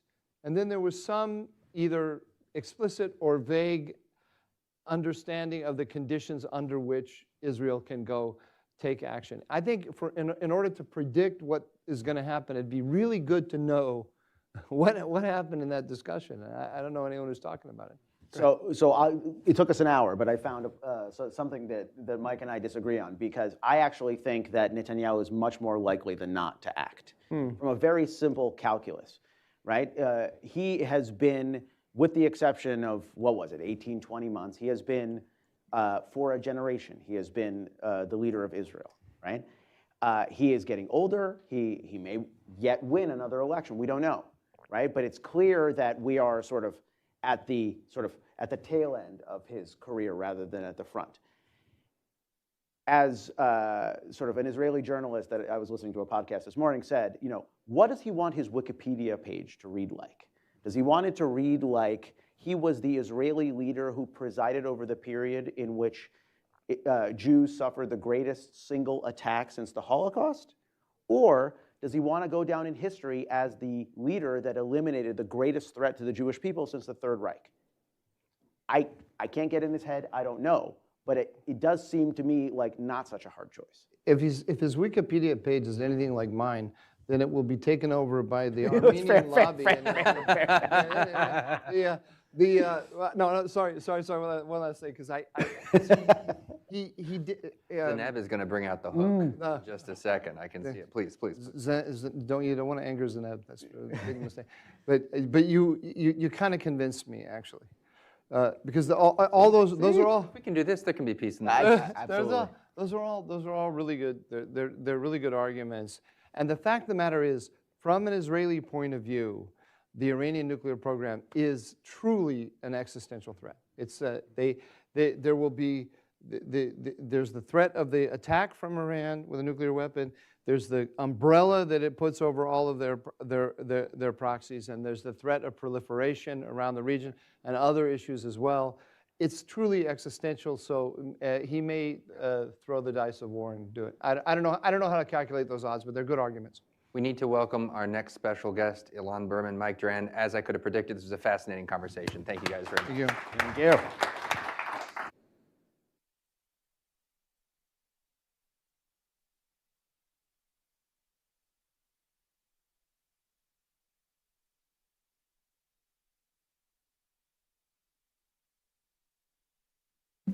Hello once again. I would like, first of all, to thank you for staying with us since 9 a.m. I would like to thank you for taking the time. And we have a very special guest with us, Representative Kevin Harn, the chairman of the House Republican Committee, the formal policy forum for House Republicans. He represents Oklahoma's 1st Congressional District and serves on the influential House Committee on Ways and Means. In the 180th Congress, Republican Hearn also chaired the Republican Study Committee, the largest conservative caucus in the U.S. House of Representatives. During his tenure, he led efforts to advance bold, conservative solutions to major national challenges, most notably superseding the Countering Communist China Act, the RSC's flagship legislative package to combat the growing threat of the Chinese Communist Party by strengthening sanctions on export controls and blocking U.S. investment in China's military-industrial base. Born on an Air Force base, Representative Hearn developed an early appreciation for the sacrifices made by military families. He earned an architectural drafting certificate in high school and used it to work and fund it for his engineering degree. After graduating, he worked as an aerospace engineer for Rockwell International until the Space Shuttle Challenger disaster disrupted the industry. He pivoted to entrepreneurship,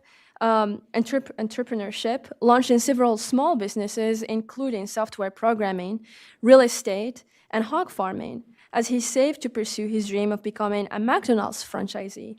Needless to say that Chairman Hearn has always been committed to U.S. interests, to U.S. local businesses, and we're honored to have him today join us to speak on the threat that China poses, not just in the Indo-Pacific, but also in the Middle East. Please join me in welcoming Chairman Hearn.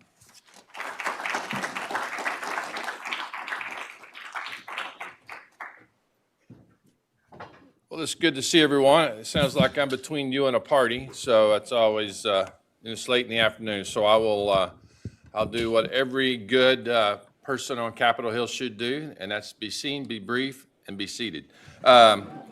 But I do want, as we start through this process, as I'm sure you've heard throughout the day, I was looking at your agenda for the day. It's a very complicated process. Obviously, China has a lot of tentacles in the world. So borrowing a narrative from President Trump, as he said to us, and I've heard him say this many times, it's going to seem like I'm rambling. I'm not rambling. I'm weaving around to different topics, but I will come back. I'm not rambling. Rambling is when you never come back. That's Joe Biden. That's what he would say. Anyway, but I'm not going to do that. I'm going to weave a little bit. So, as we get going here, last year I was here to talk about the RSC Comprehensive Countering Communist China Act, which was a 360-page sort of summary of all of the things that we've been working on in Congress. And one of the issues we have is we talk a lot about combating a complicated adversary, but we don't really do a whole lot about it, certainly that at least anybody sees. And that has been that way for many years. In fact, one of the things the Biden administration said when they came into office, that they really appreciated what President Trump had done and, taking the lid off of what China had been doing aggressively around the world. In fact, so much so that they even increased the tariffs on China. And, so I'm grateful what President Trump has already done in exposing this. And it's probably, if not, I'm certain it is, it's the most bipartisan thing in Congress today. And just to give you a little history of this, the former Speaker, Kevin McCarthy, tried to get, when he was the minority leader, to get Speaker Pelosi to put together this committee, this China Select Committee back in early 2019, and it didn't take place. And we lost a couple years in being able to get the whole Congress together, the House and the Senate and the White House together. We could have gotten a more, more aggressive start on this, because quite honestly, no other time in American history since our founding have we had an opponent, and I look at this as a business person, competition, I think just as the president does, President Trump. We've never had a competitor that's as close to us as China is. And if you think about just from a GDP, which is sort of the way everything is measured in the world, because it's what allows you to have economic influence and military influence around the world and political influence. And if you look at that, their GDP essentially is the same as ours. And to put this in perspective, the third and fourth place are Japan and Germany, and they're around $4.5 trillion in GDP. So a big chasm between the two. And that's really going to set the tone for what I'm going to talk about today, is this notion about two big economic superpowers. And for some of us in this room, that we grew up under the idea that superpower meant who had the biggest nuclear weapon stockpile. But today, it's about who has the biggest economic stockpile and who can do the most with it. So, when you look at the CCP, there's no doubt about what they want to accomplish. It's been well stated. They're willing to wait us out. It's one of the, if there are any weaknesses to a democracy or representative republic like we have, is that we're limited to how long our leaders can stay in place. And elsewhere around the world, when you have three great superpowers, in Russia and China and the United States, two of those can just wait out hours. And so it really becomes a competition about alignment and realignment and adjustments and realignment, and it is a continued state of flux on how that occurs. So everything that happens right now, we're trying to manipulate, orchestrate, and align interests around the world so that people that want to support us, and we need them to support us, aren't going to someplace like China looking, quote, for a better deal. It's, I know there's a lot of focus right now in the Middle East. Last year, General Jack Kane came, and he said to the 150 or so that were in attendance, probably there's no one that's smarter than he around the world on military conflict and just looking at the political conflicts around the world. He said, for anybody in the room that doesn't think that Iran is not in the center of everything evil, was his words, evil in the Middle East and throughout the world right now, you're a fool.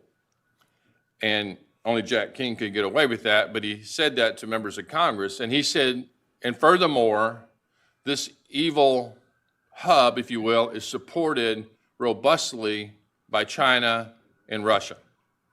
And so while Iran has proxies with the Houthis, Hamas, and Hezbollah, Russia and China are using Iran as a proxy to control and dominate and create conflict, and to be able to leverage that opportunity to create ports and air bases throughout strategic locations throughout the Middle East and the rest of the world. So as we go through this and we're looking at the what China is trying to do, one of the things that's really important in this job is to get out of the bubble of Washington, D.C., and I would argue even the bubble of the United States of America, and see how the rest of the world views the United States of America. We get told we're the greatest and we're awesome and all that kind of stuff, and we get to believing our own, we drink our own juice. And about August of 23, I had the opportunity to go to Sigonella, the Sixth Fleet, the head of Eurocom and Africom, and get a briefing on what was going on in that part of the world and what China was doing at the Horn of Africa. And, and the example they gave, we say we'll protect you. Russia says we want to conquer you.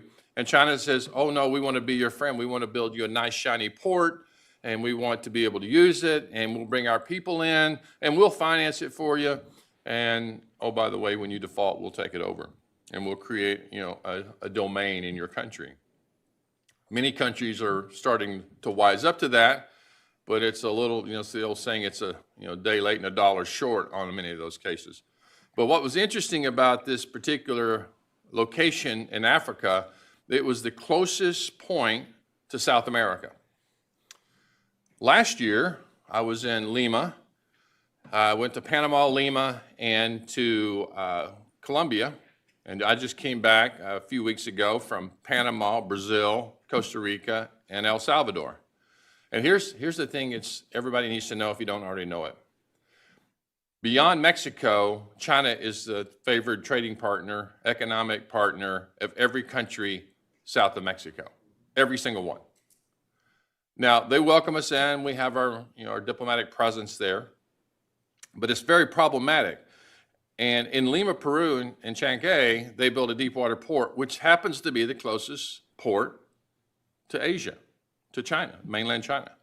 So they have South America locked in. And the reason all this is important is because it's sort of what President Trump gets accused of a lot. Something's happened over here, you create a squirrel moment over here, so they go chase this while he's doing something over here. And China's doing a great job of that all over the world. While the Middle East is blowing up and burning and a lot of bad things are happening, meanwhile, China's doing direct investments in other countries around the world to quietly overcome these two big moats we have called the Atlantic and Pacific Ocean. And now, when President Trump talks about Greenland, he talks about Canada, he talks about the Arctic waterways, he talks about Panama, their strategic canal. All of these things are about this closing that you're feeling. It's almost like being in a balloon, and the outside pressure is China coming down, and we're sitting here, fighting with ourselves as opposed to looking outward.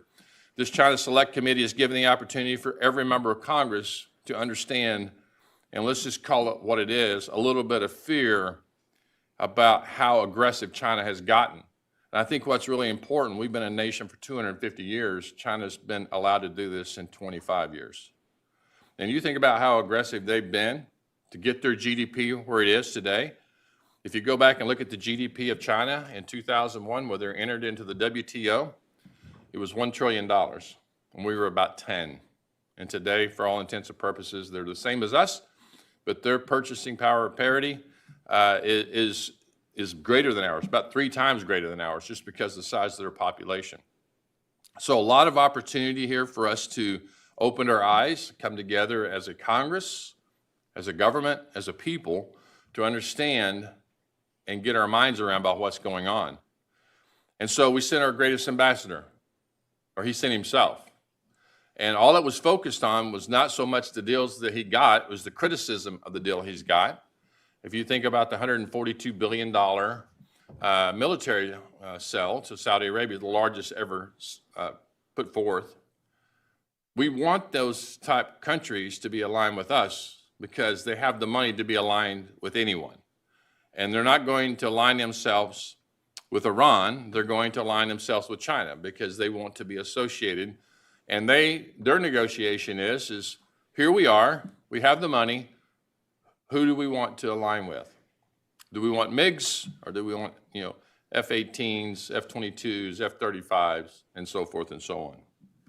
So I've often said since I've been in Congress, I'm certainly no world historian, but what I know as a business person, you try to see who you can overcome and take over and who you can control. And I've said time and time again, and I think it's even been proven most recently, that China wants to overcome us economically and control us militarily. You think about all of the modernization they're doing today. The interesting thing when we were in Sigonella almost 2 years ago now, that the generals were saying, is the only thing that keeps China from being as dominant as us in the military is the fact that their submarine fleet is so bad. Russia's submarine fleet is outstanding. It's equal to ours. In fact, as a sidebar, we saw China's premier submarine sink before it ever left the port about 6 months ago. Maybe there was some help, I don't know. But the reality is creating this little bit of consternation between Putin and Xi Jinping is important to keep them from being aligned. And I'll talk more about that in just a second. In fact, I'll talk about it now. So last August, I went to Ireland to listen to the Aspen Institute. And the reason I went is because there were 10 scholars and 9 of them were Democrats. And I thought this will be the best place ever to get a perspective from the other side about where Russia and China sit in the world order. I'm so glad I went. There were 20 Democrats that went, 8 Republicans that went. By the way, most Republicans that ever attended an event, 5-day event on this. And we talked, and it was very well done, very well thought out. And these are folks like Mike Froman and others, folks from Stanford and Harvard and Columbia and Yale, and people who had spent their lives talking about this. And here's what the summary was. The summary is that Putin knew and knows he cannot take over the world.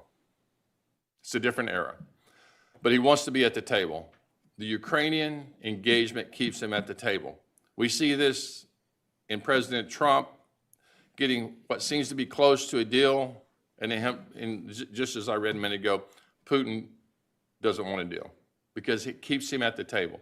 If there's peace, there's no Putin.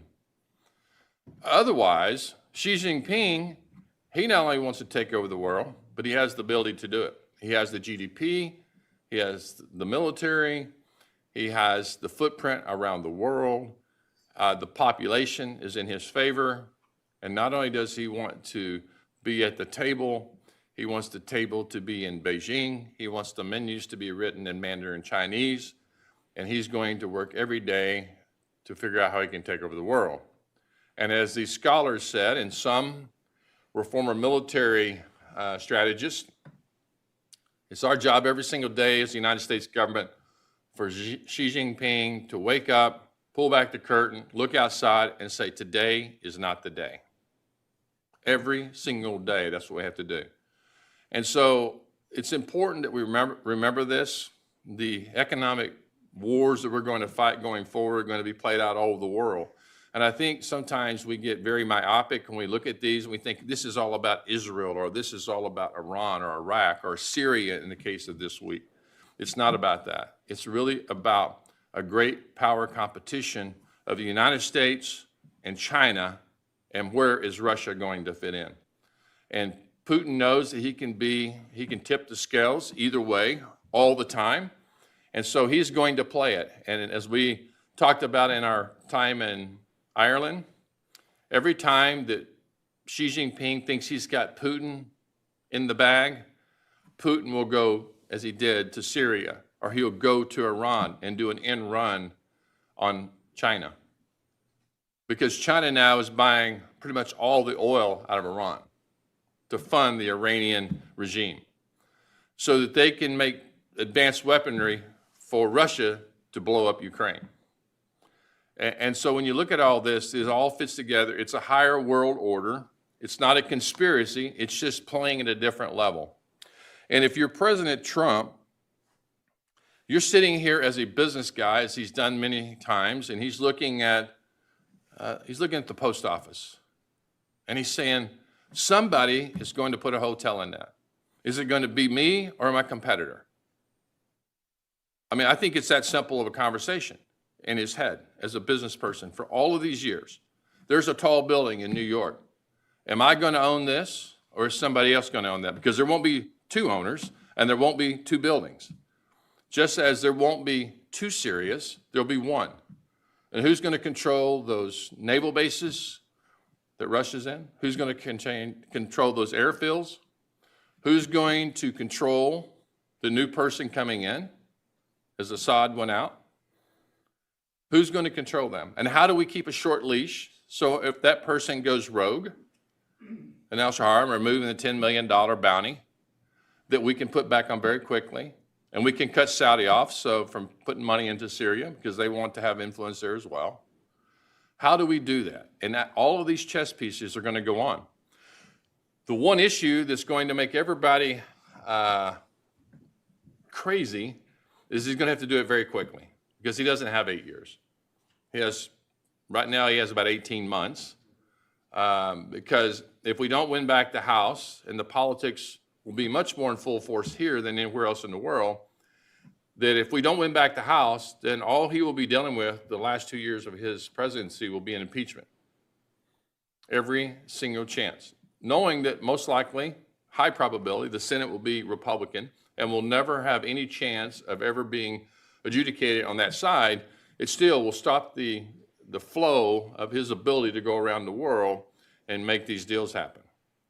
And so as we go forward and we're looking at things that are very important, I think, to codifying some of these relationships, we need to make sure that we're doing what this big, beautiful bill did that we passed, and I think I slept an hour and 2 days now, is that we have strengthened our military in a time when we thought that was behind us. Some of us in this room, our hair is gray, and some of it's turning loose. And we thought that the days of big Russia and those kind of battles were put to bed. After 20 years of fighting terrorism in the deserts, now we're back into the great power competition that we thought didn't exist anymore. But the rise of China has done so, and it's going to be very costly. It's going to be costly in space. It's already costly in modernizing our nuclear arsenal. These things are all important to protecting the future and the sovereignty of this great nation. And quite frankly, every component of this isn't going to be the pictures that some of us saw, like you get under your desk because that's somehow going to save you from a nuclear bomb. These are things, it's death by a million slices. It's fentanyl coming across the southern border and killing 100,000 Americans per year.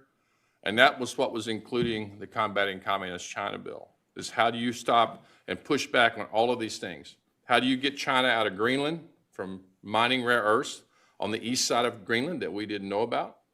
How do you keep China from owning ports on both ends of the Panama Canal and selectively keeping our ships from crossing? All of these things matter to the sovereignty of our great nation. And so I can tell you this.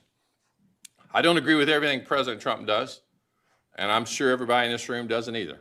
But you have to know this is a big, big game going on right now, and you can count 100% of the time that President Trump wants this nation to be successful.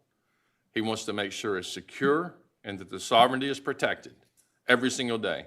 We all might disagree on how he's going to do it, but this isn't something that somebody's just going, the day of somebody in Central America saying, what's the United States and it's Japan, is over. I was just there, just to give you an example. We left the foreign minister's house and we were driving across town. It seemed like every 2 or 3 miles there was a BYD EV brand new showroom on the corner in San Salvador, El Salvador. And in talking to the person that was from the foreign minister's office, we said, we drove by this beautiful soccer stadium. Beautiful, probably costs, I don't know, it's like the Audi Stadium. We said, that is very cool. I mean, how long has that been around? They said it's been here 2 years. China gave us that to kick Taiwan out. Think about this. This is going on all over South America. China now owns all of the grid, the electric grid of Lima, Peru, all of it. They spent $3.5 billion building this deep water port I told you about. And the response by Peru to us about, why did you do that? And they said, hey, it's no problem. We've got a place 50 miles south of Lima, you can do the same thing. It's a different world, a different world. And sometimes we get so focused on our internal conflicts that we think that none of this stuff is happening to us around the world. Remember this, Great Britain was just like us until they weren't. Let's be smart, let's be focused, let's appreciate somebody who has the intestinal fortitude to go out and stop things like the Iranians enriching nuclear materials. Very problematic. Let's appreciate a president who doesn't want any wars started around the world. It's very difficult. In his mind, it really bothers him a lot. There's not a lot bothers him. It bothers him a lot to see 5,000 people a week dying in Ukraine and Russia. He wants that to stop. These things are all detrimental to us because they're chaos and conflict, and you have the other two great superpowers involved in it every single day. So I just want to say, hope I didn't ramble, but more of a weave and bringing it all back together. And I'll leave with this. President Trump says, China bad. But the important thing that is something interesting about China that's no different than the United States. Well, our governments are completely different. When I was in Taiwan 2 years ago, over the 4th of July, I was talking with then President Tsai, and she was talking about the greatest threat to Xi Jinping, because at this time, about that time was when Wagner went in to threaten Putin. Bad things happened after that. Airplane mysteriously blew up. But she said, here's the deal. People that think they understand China do not understand China. Xi Jinping's greatest fear is what the possibilities are of his people rising up and killing him. He doesn't fear the United States. He doesn't fear Russia. He fears his own people for either not doing enough or doing too much. Right after that, I mean, literally within 2 weeks, it's when he fired the ambassador in the United States, and he's got two right-hand people. He did, he still does, but one of them's not there anymore. One ran his military, his foot soldiers, and the other ran his nuclear arsenal. He fired the leader of the nuclear arsenal, the general. He's always concerned about who's closest to him. We have to continue to have that kind of disruption, just like they do with us. And their group, and it's even more than just, propaganda espionage, but what you're seeing with the so-called Confucius Institutes, and you start following that up, it's about educating and making sure that everybody thinks about China is the cool place to be. And listen, I'm as guilty as anybody else. I thought I was a very well-educated business guy. And my wife and I were just talking about it this week. In 2003 in Tulsa, Oklahoma, all the schools were talking about all this great relationship, how every school was fighting to get Chinese into their schools, and these Confucius Institutes, as it turns out to be, in our schools. So much so that I told both of my two boys that I didn't want you to learn how to speak Spanish, I want you to learn how to speak Mandarin Chinese, and they both did. My older son clept out of the Naval Academy out of Chinese.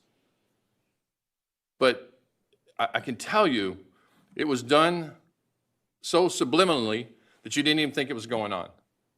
And we've sort of gotten wise to all this. And I'm not saying that we should be concerned in a sense that we just should be aware. And I think what we're seeing right now is the Congress is getting everybody aware, and there might be a little bit of fear in there, and that's okay if we can change our demeanor and understand that this Cold War is for real. It's not about bombs, it's not about weapons, and the way we think about weapons, it's about economic influence and controlling us militarily. Thank you all so much. You've been great. Appreciate it. Thanks for all you guys do.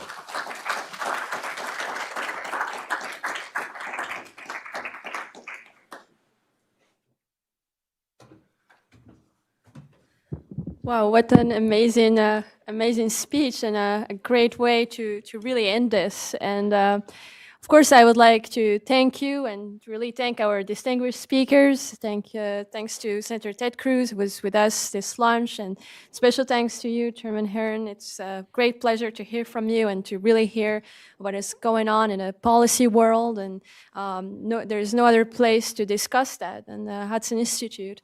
Of course, I would like to also personally thank you for coming here today and taking the time for a very important discussion, really beyond what is happening in the Middle East, but also about U.S. posture, about what the United States strategy should be, where are we going? I think these are very important questions. I think that what is happening in the Middle East is really affecting the United States in several ways. And I hope that discussion continues. I think this is just the start. And I hope that you enjoyed throughout the day, discussing with each other, exchanging with each other, because I think that this is really what it's about. Thank you all, and I hope you enjoy a very nice reception.